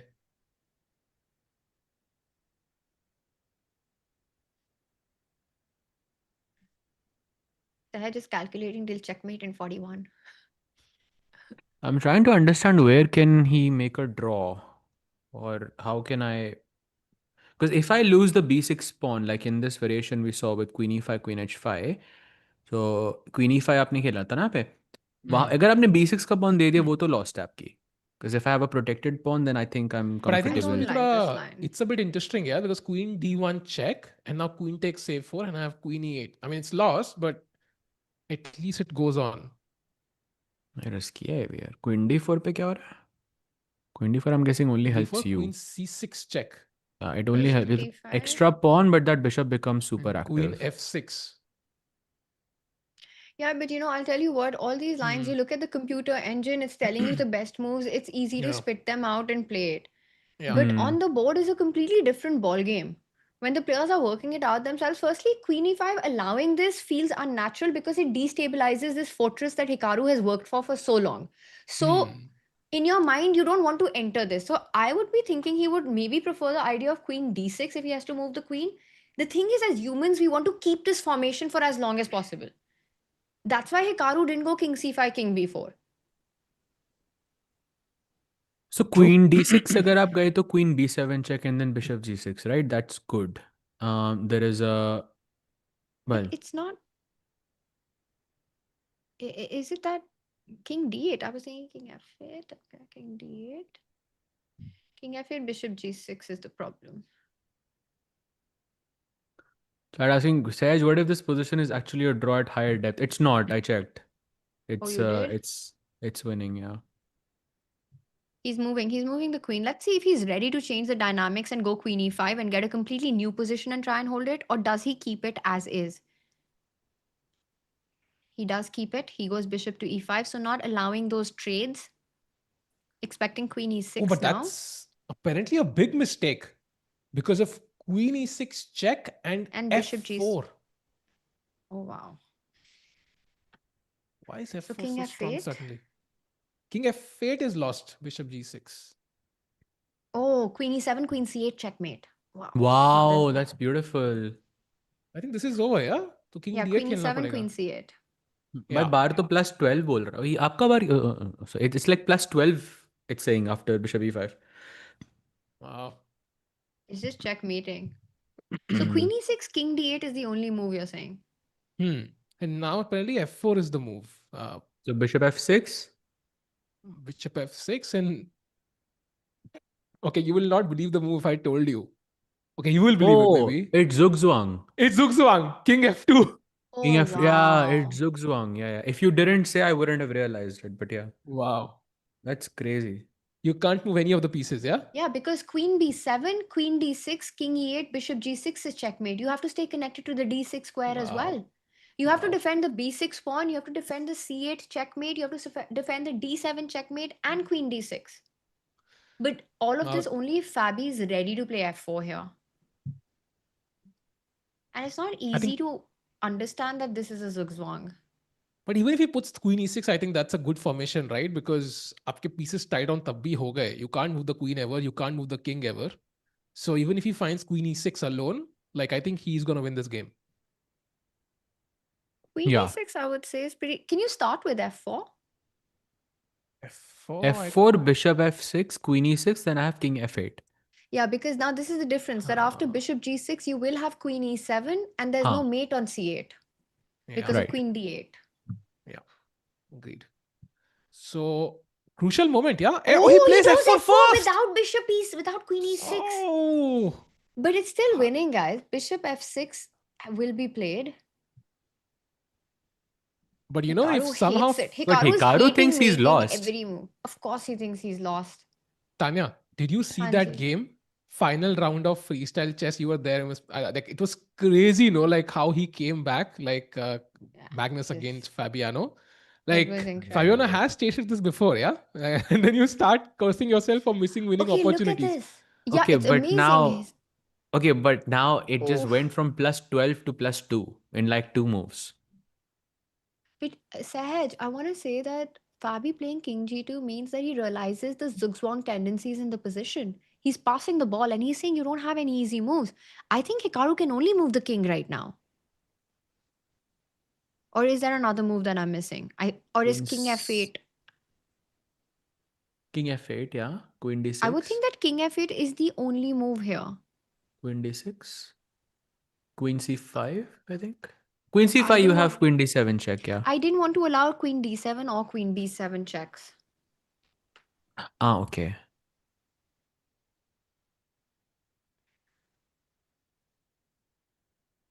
It's crazy. And the thing is, right, again, the players don't know that these are mistakes, or I was completely winning in the last move had I given a check and gone F4.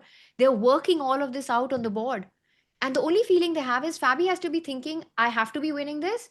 And Hikaru's like, this is lost. I'm just hoping for a miracle right now. I just keep playing and hope I'm not getting checkmated. Like move by move, I'm defending.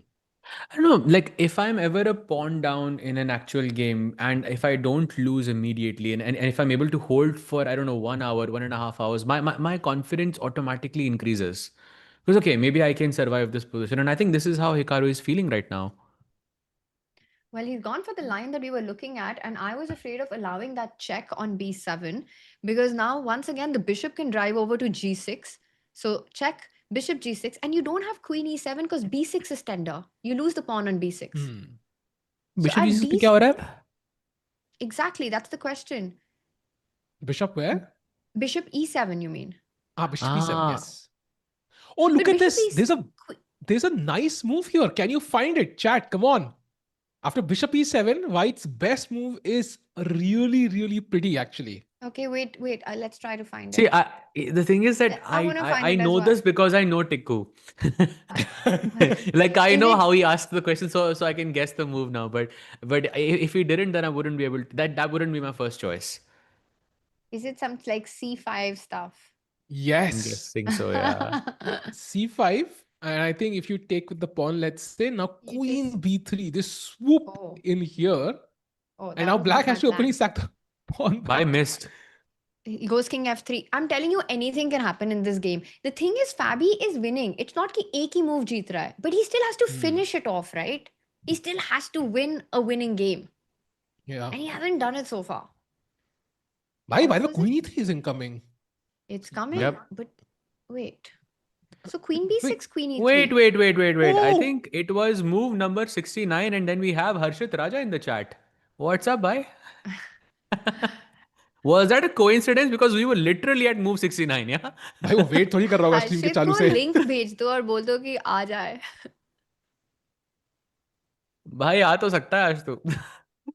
I know this. आज तो बनता है. कि what is these hidden conversations? अरे नहीं भाई. No hidden conversation. I Okay, think it's like a what is so tournament, right? winning here?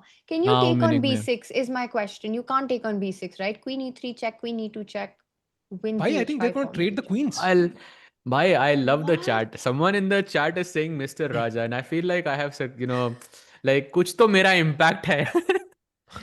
You made a difference in this world, Sahaj. Yes. If Amazing. there's a Mr. Raja in chat. Amazing. So Queen E7 played. Huh. Check. I think you have to trade queens now. Maybe. Queen e8 के बाद. What do you do apart from this? Queen C6. Queen c6? Queen C7, Queen E7 के बाद Queen C6 भाई. Queen e3? I mean, आप एक साल पहले जाओ, Queen C8 check. या Queen C6 सीधा ही आ जाओ ना, क्या फर्क पड़ता है? Queen c6 directly, but Queen e3 anyways? Oh, ये नहीं देखा मैंने. King. So, I think he's going to the bishop in game. He's going to trade queens and just bring the king up. I think that's what he's going to do, yeah?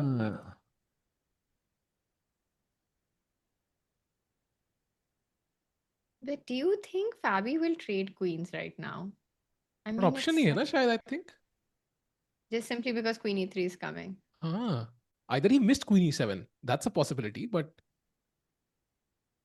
if he messes this up, he's going to be really mad once he goes back and checks. I mean, option hai, you could give a check and then come back with the queen to another square like c6, queen a8 check.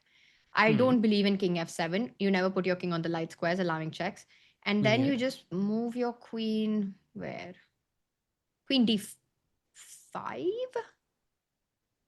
Check. No, queen e3 check. No, No, this is a mistake. I can't allow your queen to e3. But then I would rather trade on e8 than on e7 because your king is closer to the center. But is this winning now, the bishop endgame, if he were to enter this?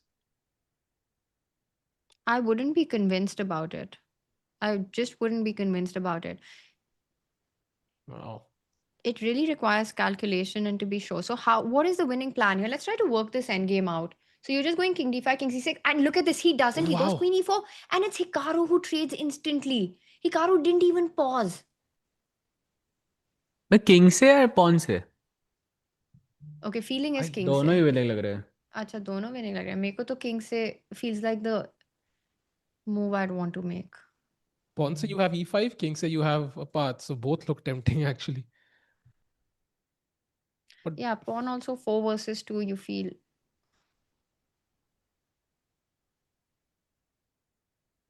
Man, भाई endgame तो मतलब यार queen trade was not on the bingo card for me today at least. मतलब I think Fabi Oh, considers d4. something.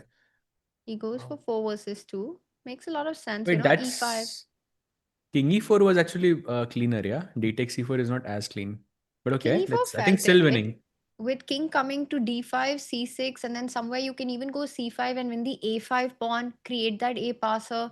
Just looked like it was a clear path, but Fabi believes in his pawns. 4 versus 2. Yeah, so basically you just want to put the bishop on, you'll play e5, you'll put the bishop on d3 and you just launch the king side pawns, yeah, somehow you just find a breakthrough. So you go e5, bishop comes back, king walks up, f5, g4. Maybe not f5, I'll just wait before I commit to a light square. F pawn ko f4 pe. By the way, 60% people कह रहे हैं कि Hikaru will not save this. So it's 60-40. Yeah. Now I just think it's true. Yeah. Like I feel that it's the kind of endgame that you keep playing and you just win. But now queens are off the board in a very non-useful manner.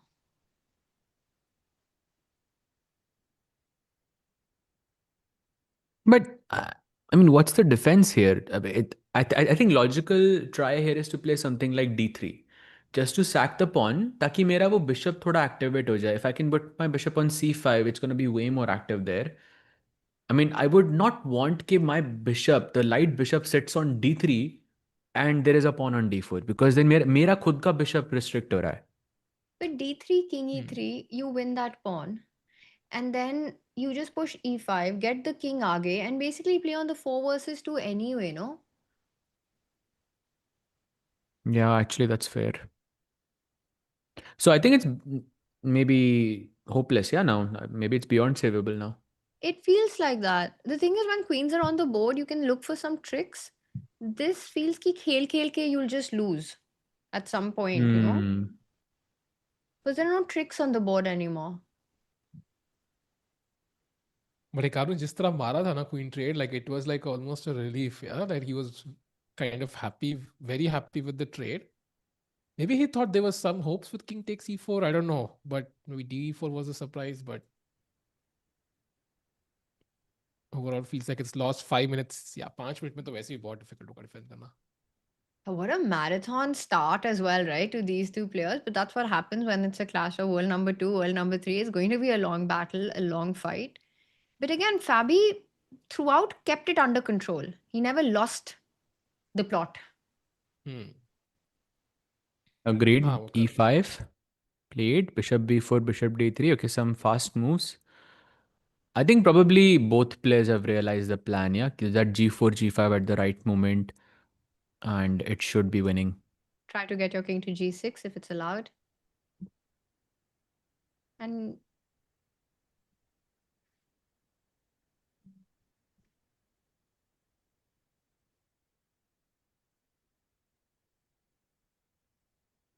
so he keeps the king connected, and now you go g4. Bishop e1, g4. Now king can just go to f5 maybe, yeah, king e4, king f5, something like that. And then सही moment पे आप g5 push कर दो बस. So I think black's defensive resource in that would be you'll put your bishop on d2, eyeing the f4 pawn, and then just not react to g5. So let's say you get king e4, king f5. I'll put my king on e7. I'll put my bishop on d2 so you can't immediately take. And let's say you go king f5 and bishop e3, you get g5. I'm just saying that I'm sitting. Even now, the gh6, ये तो lost होगी ना? gh6, and then I bring the king back to e4, and basically that the idea is to place the pawns Yeah. on dark squares only. f5 So then you go. yeah, not f5 e6 chat obviously, because then that would be a fortress.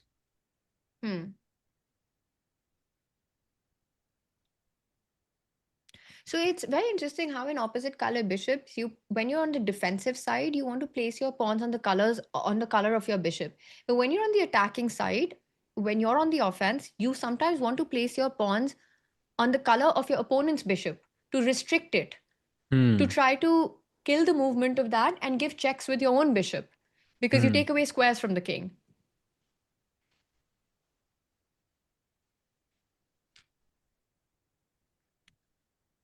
And exactly as Chat is also saying, right? It's the kind of position that you can't sit on as black. You will just what Hikaru had with the queen, he was just trying to hold the defense, kind of just sitting on it. I think he had that one opportunity to march up the board with the king, which maybe could have changed this game's destiny. Just one chance. And overall, I think Fabio was never worse. He was always putting pressure. The one chance Hikaru had was where he was like +1 or something, where Fabio was +1. So I think a pretty convincing and a statement win, from Fabi in the first round itself. King e7 played.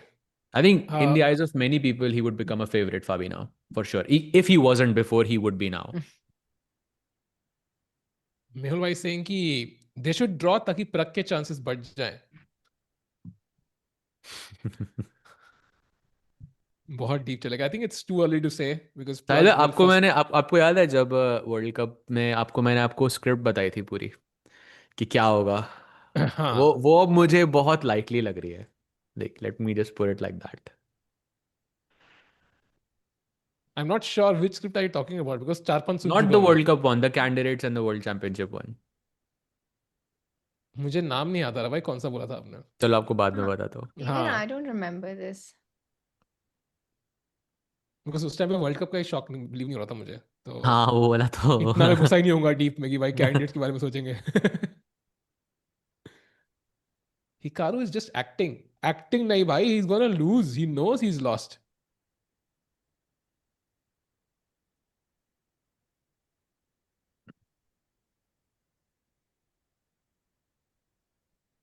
And g5 at the right moment. Oh, he pushes f5, Tanya, your move.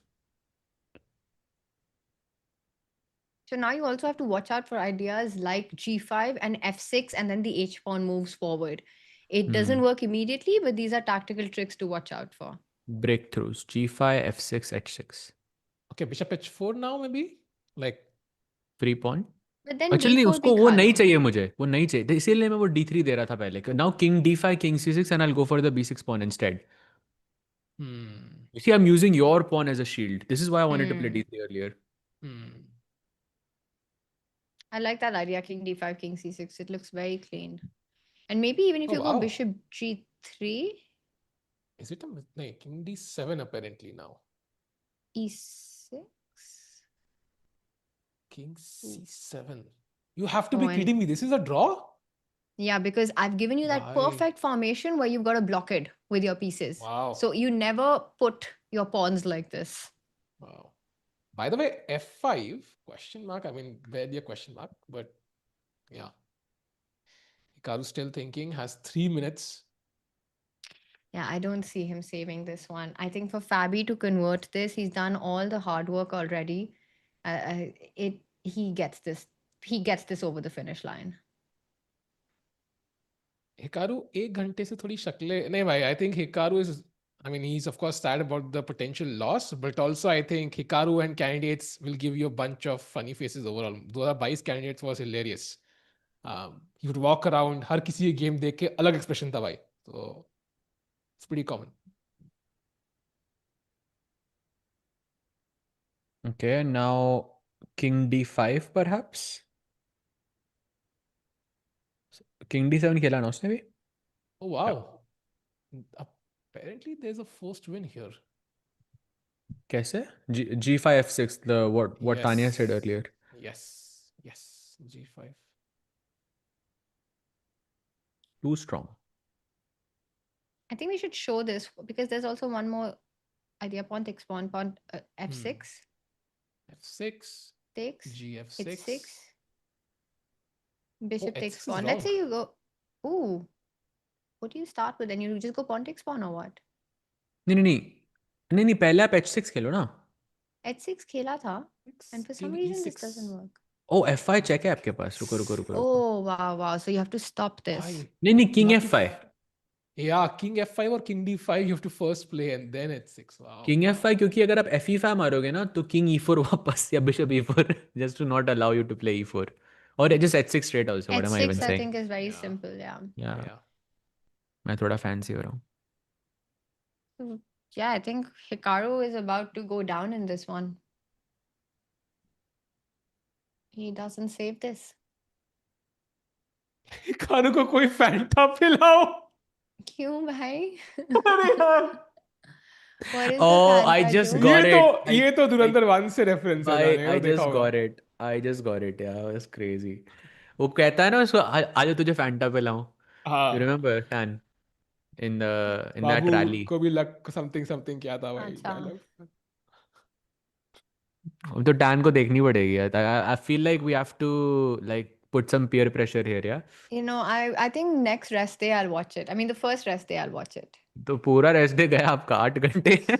चलेगा. No, गया why आपका. 8 घंटा? 4 घंटे का movie है ना? मतलब 1 and 2, yeah. I mean, No, I I've watched the seen first one like at already. least I've 3-4 seen the times. I've seen the first one once and I loved it. I'm going to see the second one on the second. Second is the Second first is rest like day. so good. मतलब it's even better for me. No spoilers, chat. Spoiler दिए जा रहे हैं but Tanya को समझ नहीं आ रहा. मैं देख नहीं I रही हूँ know. और मैं देखूंगी भी नहीं. चैट में कितने लोगों ने देख लिया by the way? Actually, Tikku gave me the biggest spoiler right Sahaj, before I I don't entered the want hall. to know and I really don't want to know. I want to talk about chess right now. Okay. Yes. Very important. By the way, Hikaru के पास दोनों के पास 3 minute actually. तो I don't think the game will last much longer. Maybe another 5 to 8 minutes is Do we my have guess. any other games remaining? No, this is the last one. The All-American Clash. So I think we should also remind everyone that in the candidates, if there are 2 players or 2 or more players playing from the same country, they have to play against each other within the first 3 rounds, which is the reason that we've got Fabi versus Hikaru in round 1, which is the reason that Divya had to play Humpy in round 1 and then will play Vaishali in round 2. But because Humpy withdrew and Anna got in, it was Divya versus Anna. But tomorrow we'll have Divya versus Vaishali, and that's going to be super exciting as well. Oh, that's going to be so crazy actually. Yeah, that's just hard to root for anyone in that. Very, very difficult. But okay. First, let's see. I mean, I really want Fabio to convert this into a win because I feel like it was fully deserved in this. I don't think there's any universe ahead in which he doesn't. I think for Fabi, for a player of his level, with the king coming in, the breakthroughs that are there, I just think it's an undefendable position. And it's not that you have to be precise here when you're Fabi. You can just shuffle around a little bit. You don't have to find only moves to win. Yeah. Correct. And I'm just thinking about that candidates ka angle, and it's it's just reminding me of that the other match but yeah, you're right. This looks much easier to By the win. way, I have a question. Let's say कि अब player season की game खत्म हो चुकी है. Like, how do you think that typical day looks like? मतलब, do they rest right now? Of course, their seconds must be working.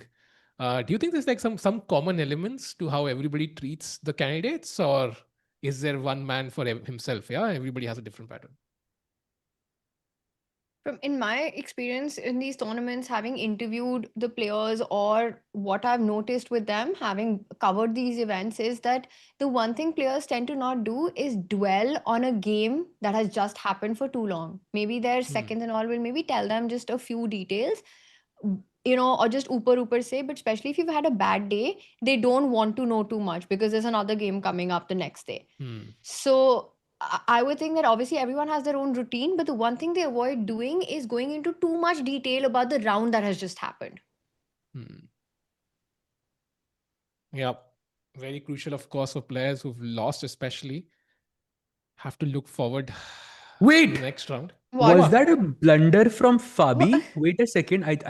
I'm seeing it on my screen. What? Do you see it too on your screen? No, I don't see anything. No, bhai. It jumped back. The bar jumped back. It had a mini नहीं, vertex and jumped it back. was a. It was not the most भाई मैं डर accurate गया. move, but again, हाँ. King D5, it just. भाई मैं डर BB गया was- थोड़ा एक सेकंड के लिए. Sorry chat. सहज यार. Bhai. Our hearts can't take this after like a 5.5 hour broadcast. Okay. Fair. Okay, so bishop h4 played. So again, I think the one thing you want to avoid is rushing with e6 and giving this blockade on dark squares. That would be a big mistake, I think. Then it's a draw, yeah? That's when you can scream again, Saj, bhai, jab aayega to e6. आएगा नहीं. हाँ, I mean कुछ breakthrough ही आएगा ना king side पे. Like Oh, f6 is nice. Did he play f6? Whoa, what? Pawn takes pawn, then e6? Okay, this Bhai, is a winning blunder, hai. right? Bhai, ye winning For nahi hai sure. kya anymore? Look at Hikaru, look at Hikaru, he's shocked. What? No way. What? He's like, ye kya ho gaya? Pawn Did I takes just- pawn and Did I just pre-move the blunder? Bhai, look at how he captured that pawn. He's shocked. What just happened? what just happened? E6? Wait, why is this not winning though? King C7 is the only move. I think that's what Fabi might have missed. King C7 is the drawing But king move. c7, bishop f5, I'm going e7 next. Can't I go bishop f5? D3, Why am I not- D3. अरे भाई वो D3 ही move है. That's the move that saves you, yeah? Oh, he doesn't gone- find it. he goes the other doesn't way. find it. He Oh goes my for the goodness. obvious move. Hikaru just realized that it was losing. I think he just realized that he might have missed a draw. Look at his Yeah. face. I think he just Oh, realized what he this- missed because he rushed with the king move. And Hikaru's going to shake his head because he just missed it. Oh, And he can't believe it. Oh, that's so hard on him. Oh, look at him. He realizes in real time. He knows it's a draw. It was a draw. And he says, what did I just Wow. do? He had seen bishop f5 losing on the spot, missing d3 as a resource. What was the point here? Let's just play this. Bishop Yeah. f5, e7 threatened. Hikaru with his head shake there. D3 D3. only move. E7, Now- d2, and you're happy. Yeah. And we queen with check. So black That's is fine. absolutely fine. What so you about can't bishop do takes this. pawn? Yeah, bishop d3. And now you had to, I mean, there are multiple moves now actually. Like there are Hikaru is multiple in moves. I think king disbelief. d8 maybe, yeah? Because now bishop can take this way, yeah? Like You just have get your the king different- close. That's it. You Yeah. just get the king close to the pawn and your bishop, the pawn that you wanted to get rid of. And Hikaru there cannot Wow. believe he had this one golden opportunity. He's shocked. And chat, let's be honest, like this could be the candidates itself. This could be the candidates for Fabi. If Fabi were to win by half a point, this is the half a point where he kind of stole that point. Yeah, look at Hikaru. Literally, this is the half point he didn't get from Nepo. If you think about it, yeah? Like 1 point from Wow. Nepo. Bye. Today's recap is gonna be fire. No, but he's in shock because he realizes it and he played that move so quickly. He moved his king to e7, barely taking a few seconds. And this is not Hikaru being hopeless about the position in front of him, but him knowing that he missed his opportunity to draw the game. And he had time. He had enough time. He had 3+ minutes on the clock. If he had even given it a minute, he would have figured it out. But ab sir hila rahe hain, but ab But not kiya to even dekh minutes, lete yeah. As soon as he played King E7, like he realized as soon as like when he was writing the notation on his score sheet, that's when he realized. Like, it wasn't even Yeah. a minute. Like just mere seconds. Crazy. Oh, look at him. Yeah, he's in absolute pain. I think we found the move of the day and the reaction of the day together. ऐसा मुझे लग रहा है. भाई move Wow. of the day तो नहीं होना चाहिए ये वो क्या? Yeah, but this hurts to watch, I have to say. I mean, just although Fabi deserves to win this game, there is no question about it. You know, he missed this one opportunity, gave this one chance, but throughout was dominating. But Hikaru is in pain and disbelief right now. You know, the lesson is never enter opposite color bishop in games. Queen trade mat karo bhai log, agar queen hai to find a way to win directly, because I mean, if Fabi can make a mistake, I mean, anybody can. And Hikaru, of course, I mean, it's, I agree, yeah? It hurts to see him like If I this. remember But correctly, वो Nepo वाले game में भी opposite colored bishops ही थे. So it's like, you Can know, you can you put the live board meanwhile, Sahil, with king yes, e7, sorry, king yes, king c6 already e7 on? and king c6 is the board. Sorry. Man, विश्वास ही नहीं हो रहा है यार Hikaru को. Do you think Fabi realizes it? That king c7 was just holding, and it's like Hikaru's frozen now. He's just letting his clock run out. He's down to 30 seconds. And Sahaj, you mentioned this pawn. If this pawn was not here, would it then be it a would just be draw? yeah, bishop Yeah. f2 is just a draw. Wow. That's the whole point. That's the whole reason why I wanted to play d3. And now just takes the pawn, and the c pawn will start pushing up the board. You have to go bishop e1 to defend it, to defend if this a5. pawn is working for the white pieces, technically a spy हुआ ना Sahaj bhai?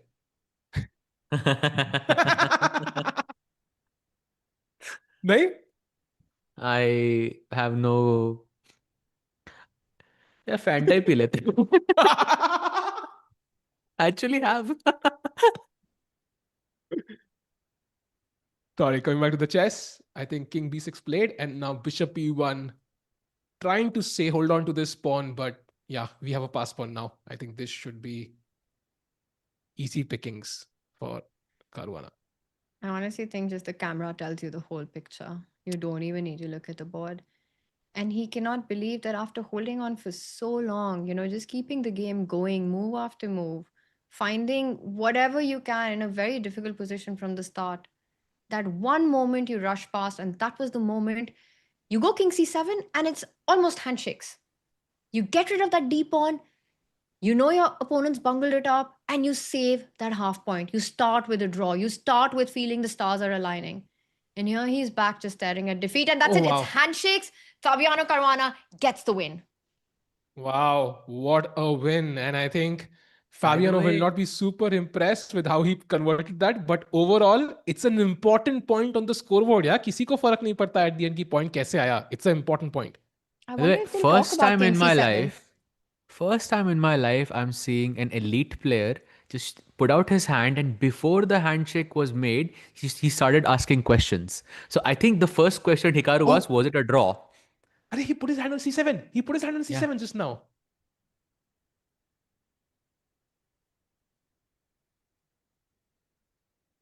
देख लिया भाई उसने. Wow. He just, as soon as he resigned, he asked, was it a draw? Like it was a draw. Yeah, as the players analyze. And they're still trying to find what happens there. Apparently, it's not so clear. Maybe we can take a deeper look at that as well once they're done. At how trivial really was it? Yeah, they know it. Both of them know it. Fabi also. I can't believe it.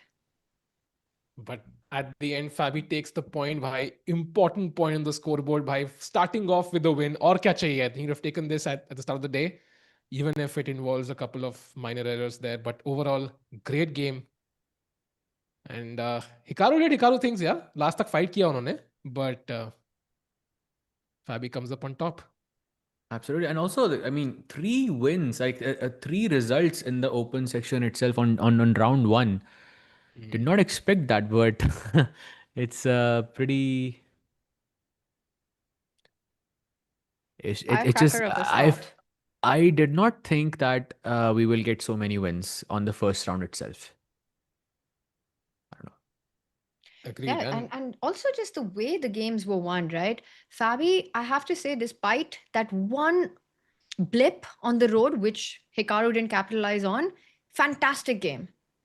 Incredible play from start to finish in that opposite color bishop. Again, putting the pressure, keeping it going, and finally getting the job done in this end game. We had Pragg's win. Just the way it felt like he completely outplayed and outclassed Anish in that one. Yeah. Bluebaum holds Wei Yi to a draw. And then Javokhir Sindarov, an absolute roller coaster up and down in that one. In the end, in that time scramble, a blunder, and then Sindarov with that beautiful finish at the end. Tactics. Wow. What a first day, yaar. Maza aa gaya. So are we still doing move of the day or what's the thing? Have you Yeah, decided what's move of the absolutely. day? Yeah. For me, move of the day still is Zhu Jiner's F4. Like, I think that was just beautiful to see. You remember where she sacrificed the The knight knight in on the. g5. I mean, I know it didn't turn out well for her, but still the idea was beautiful. Maybe we can show the move. I'll just pull the game up. Zhu Jiner, yeah, this one, I think. Yeah, it's just it didn't turn out the way that it should have because of I think an error in the middle game somewhere. But yeah, here F4, I really like this move, and also to see F4 from a distance is very impressive. And let's just show that why I think, Sahaj, we were all so excited about this brilliancy. It's not immediately that you're winning, but then you suddenly spot the power of this check, which is undefendable. You've got the queen coming on, and even if you don't give up the dark squared bishop, this is checkmate in two. Even if you don't give up the dark squared bishop, your king is completely trapped. You go king h8, you lose the bishop on g4, but I think even moves like queen e3, queen g3 coming on, it's just crushing. But you can just simply pick up the bishop, regain material with interest here. Yeah. Yeah, I even Beautiful just move. delivered checkmate with queen e1, queen h4. That just looks too scary. Yeah, I was thinking maybe bishop h5, but probably still works with g4 somewhere. What a Yeah. missed win, yeah. At the end, I think Beautiful. maybe, yeah, beautiful move, but couldn't convert. And that was the move of the day. And reaction of the day, I think is pretty obvious. Hikaru shaking his head. Yeah, I Man, that think was so. so hard to watch. यार मतलब इतना दुख रहा था देख के उसको लगा था कि वो मौका पकड़ लेता ना हिकारू लाइक उसका टूर्नामेंट ही completely different जाता अब वो हारने के बाद it's Fully going to be agree. very difficult I think. That's a great point you make, and the thing is that it felt like he was holding on with everything that he had, right? Just keeping the game going, one move at a time.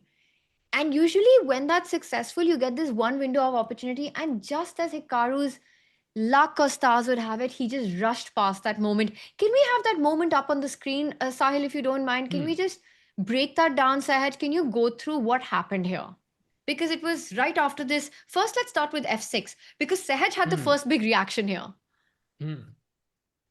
Because no, I thought f6 is a bit unnecessary in this position because you would rather play king takes d4 or you would try to, break through on the king side a bit later once you have collected a couple of points. Now after f6, gf6, and if you play e6 check, the problem is that if the king goes to c7, then you can't outflank the king anymore.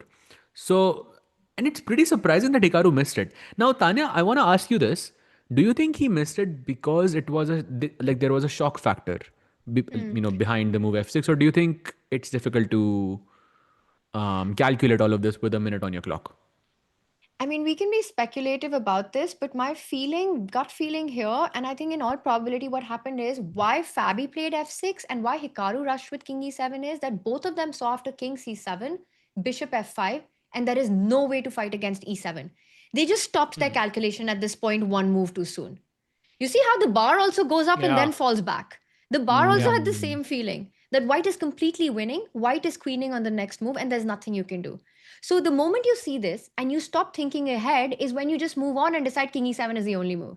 Fabi saw king e7 RI, king c6, I win the game. Hikaru at that moment thought king c7, bishop f5, I'm lost. Instantly went king e7, both missing the key idea of d3.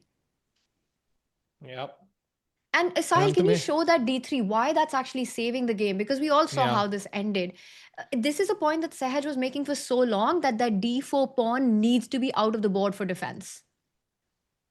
Yep. Right, because you wanted baad, to want to defend that pawn on b6. I mean, that's the reason why Hikaru lost, right? In that position, if you take away the d4 pawn, then वो b6 का pawn मेरा bishop बचा सकता है. But yeah, it was just a little, I would say unlucky for Hikaru, but still, I'd say Fabi did outplay him overall.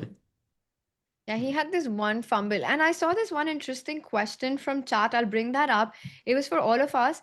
And it was from Preetham Paul. And he said that, do you guys think that Fabi winning candidates will be good for Gukesh? I mean, he has a good record against Fabi. कोई doubt नहीं है. But in a match, maybe that's the strongest contender he can face. Because Fabi chhodega nahi. It's not going to be easy. It's कि not going मुझे to be easy at all. अच्छा नहीं मैं तो vessel हूँ sorry भाई ये start आपको क्या लगता है वैसल एक ही होगा भाई चूज अरे कर भाई लो I know but in all seriousness कोई तो मन की बात करो यार in all seriousness, I think Fabi because Gukesh has an amazing score, head-to-head score against Fabi, at least from what I've seen in both Olympiads, like I think Tata Steel as well, if I'm not mistaken.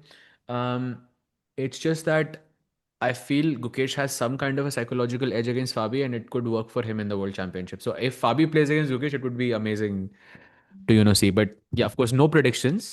Anyone can win, but yeah. Yeah. No, I completely agree with you. I think it will be a very tough World Championship match. I think Fabi being a big favorite in this tournament, I really love the start that Pragg has had today as well. But Fabi winning against Hikaru, a huge result for him because taking down Hikaru, in this at the very start of the tournament, a player he's been struggling with. And I have to say that there have been also moments in tournaments where Fabi has picked Gukesh as an opponent and gone on to win those matches. So I think regardless, I think Gukesh said it himself, regardless of who wins, it's going to be a very interesting World Championship match. And I think if Fabi wins, it will be a very tough one.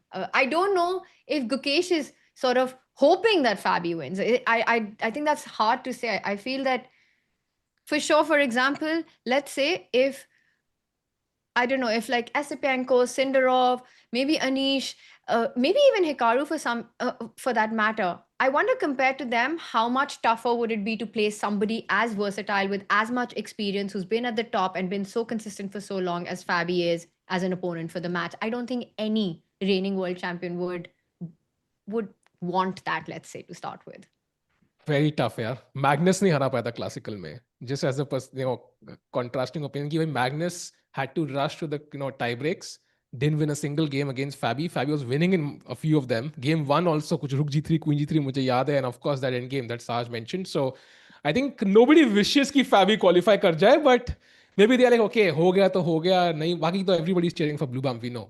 So 13 and a half, sorry. And minor Bluebaum update, I sweet. think Indian players, Divya against Anna Muzychuk was a draw. I think she was better, then slightly worse, but she equalized comfortably. I think Vaishali ka draw was an important one, right? Because she was clearly worse. So बहुत important game था वो against Bibisara. And finally, of course, Pragg in the open section of Indian players winning that important game. But women's section में चारों draw. But team result in the open section and white pieces जीता तीनों में. So white की importance यहाँ पे clearly दिख रही है. And opening surprises key importance as well, right? Fabi as well with that early B4 idea, going into this knight F3 C4 line. And then Pragg as well showing this great opening preparation there. Javokhir with a win. So 2 youngsters and 1 veteran winning in round 1. And again, a friendly reminder that traditionally a candidate's winner has always won in the first 2 matches of the tournament. At least one game. Oof. So we have our, 3 picks. So in तीनों में से if you had to choose one soon भाई horse. तेरा round है करो भाई अब तो स्टार्ट है ना भाई स्टार्ट बोला ना आपने वेसल भाई वेसल चैट कुछ बात बोलना calling on my vessel powers. So between these 3, Tikku bhai, if you had to choose one, anyone. I'm keeping an eye on the chat while Tikku answers chat. जो मेरा vessel तो नहीं मेरा ही choice था वो तो हार गया आज अनीश तो अब तो प्रग ही बचा ना भाई मेरे लिए चूज करने के लिए For you, I think it's easier because you chose Fabi. And for Tanya also, yeah, I think you chose Hikaru. He also lost. So I only spoke for the people here, but you know what? Yeah, the people were torn between Hikaru and Sindarov, and I think we can give this उस time one पे go तो- to them. You know what? उस time पे तो- Let's give. So you're chat saying chat Sindarov. ने थोड़ा मतलब chat नहीं, I mean नहीं। chat made the उस wrong टाइम call पे by तो तान्या choosing. सिंदारोव पढ़ ही नहीं रही थी उस टाइम में सिर्फ पढ़ा हिकारू मैंने. No, I said it. I said Hikaru and Sindarov के 2 नाम आए हैं. And then I was very confused. Because it was Hikaru Sindarov ऐसे हाँ. भर गया था. पर मुझे लगा Hikaru ज़्यादा आ रहा था. तो So are you मैंने switching वो- now? Are you switching to Sindarov? I think for chat, I think we owe For them chat, one. yeah. But it's final. अब वापस अगर Hikaru wins tomorrow, then change नहीं होगा. Yeah, no. See, we all, of course, are rooting for Pragg. There's no question about Ha, it. But I of think course. beyond that, if we look at it, we have a pick for Fabi. We have a pick. You've gone with who have you gone with, Sahil? Anish. With Anish. Anish. Anish. So I will go Sad with life. Sindarov now. ठीक है. So, chat, that was day one of the candidates. And of course, Oof. it was an exciting day, to be honest. Now the games were like, dull draws. Even the ones that didn't draw, there was tension there. They were going to push? Was Vaishali going to be worse? But kahin na kahin pe, open section especially was a spectacular affair. Last game tak kuch pata nahi tha kya hoga. And Tanya and Saj, any final words before we end day one and prepare for day two? By maza aa gaya. I don't know if the pairings kya hai day 2 ke, but if it continues in the spirit that it did, the matches that we saw, I think we're in for 2 incredible weeks of chess. This is the final stepping stone to the world championship. Every single world champion has had to go through this. You can't be a world champion until you win the candidates. So much on the line. 3 decisive games, 4 draws in the women, but all fighting chess. Can't wait to see how this first half unfolds. Yeah, I think I share that sentiment as well. I mean, Pragg Jeeta, that's what matters, because he's in the race. He's gonna be in the race, and of course, Fabi and Sindarov right up there. I think between these three players, it's gonna be a close one. But Fabi I have is, one question before yeah, we sign this off. You name the 3 players. Do you think the eventual champion will be out of these 3? Not yes, who, what, where. Do you think yeah. the eventual winner of Candidates 2026 is out of Pragg, Sindarov, and Fabi? Yes. You know, Yes, very likely. these were my 3 picks, like before. I No, I said mean, but I had S tier and A tier, and Sindarov Pragg was an A tier, and Fabi was S tier. Oh, wow. And yours, I will Hikaru? say that. Hikaru I don't know I think वो भी 8 year में था पर वो बोलते नहीं ना वो हारा है अभी कल बोलेंगे उसका Okay, so I think it's curtains for day one. Before I let you go, Sahaj and Tanya, I have a question. कि ये opening है कि नहीं? ठीक है, simple. Oh, Is God. Right. करे रात के एक 12 बज last चल. गए. चलो, ठीक है. bring it on. Bring it हाँ, on. इनमें से एक opening नहीं है, ठीक है? 4 Hmm. options. Cow opening, ये तो है. great snake opening, crazy cat variation, and vulture counter attack. इन चारों में से एक ही सिर्फ the opening नहीं है. second one is not an opening. Which Great one snake did you variation क्या? say? Yeah, Great snake. I don't think हाँ, that's a variation. great snake है. I've heard about the third one. What was the third one? Crazy cat. I've heard that before from someone. Like I don't know, could be. But Tikku के reaction से समझ आ गया मुझे कि यही है यही है सही आंसर यार मैं बता ऐसा रहा हूँ ना कुछ नहीं है, ऐसा टिक्कू कुछ नहीं मुझे है मत भाई. पूछा करो यार because I Don't go no on my मैं reactions आपकी right now. शक्ल देख रात के के बता 12 देता बज रहे हूँ हैं भाई. They might be just tired expressions. So again, repeating chat. Cow opening, great snake variation, crazy cat variation, vulture counter attack. 4 options. So you're going for which ones ahead? Say it again. crazy The cat second one, the crazy cat you're going for. Did you yeah just change your prediction? Did you just yeah, change your I answer? changed my answer because of So Tikku yeah just change your. Okay, fine. So I will go for Vulture Edition. Vulture counter attack, yeah? Yeah. vulture count हाँ. So the correct answer is vulture counter attack. अरे यार Yay! फंस What do गया I win, Sahil? What do I win? Do I win? वो you win Uh, tickets you to Durandar 2. Oh man. Chalo chat. Thank you. That was day one. We'll see you tomorrow. Same time, same place. Day 2 of the candidates. Good night.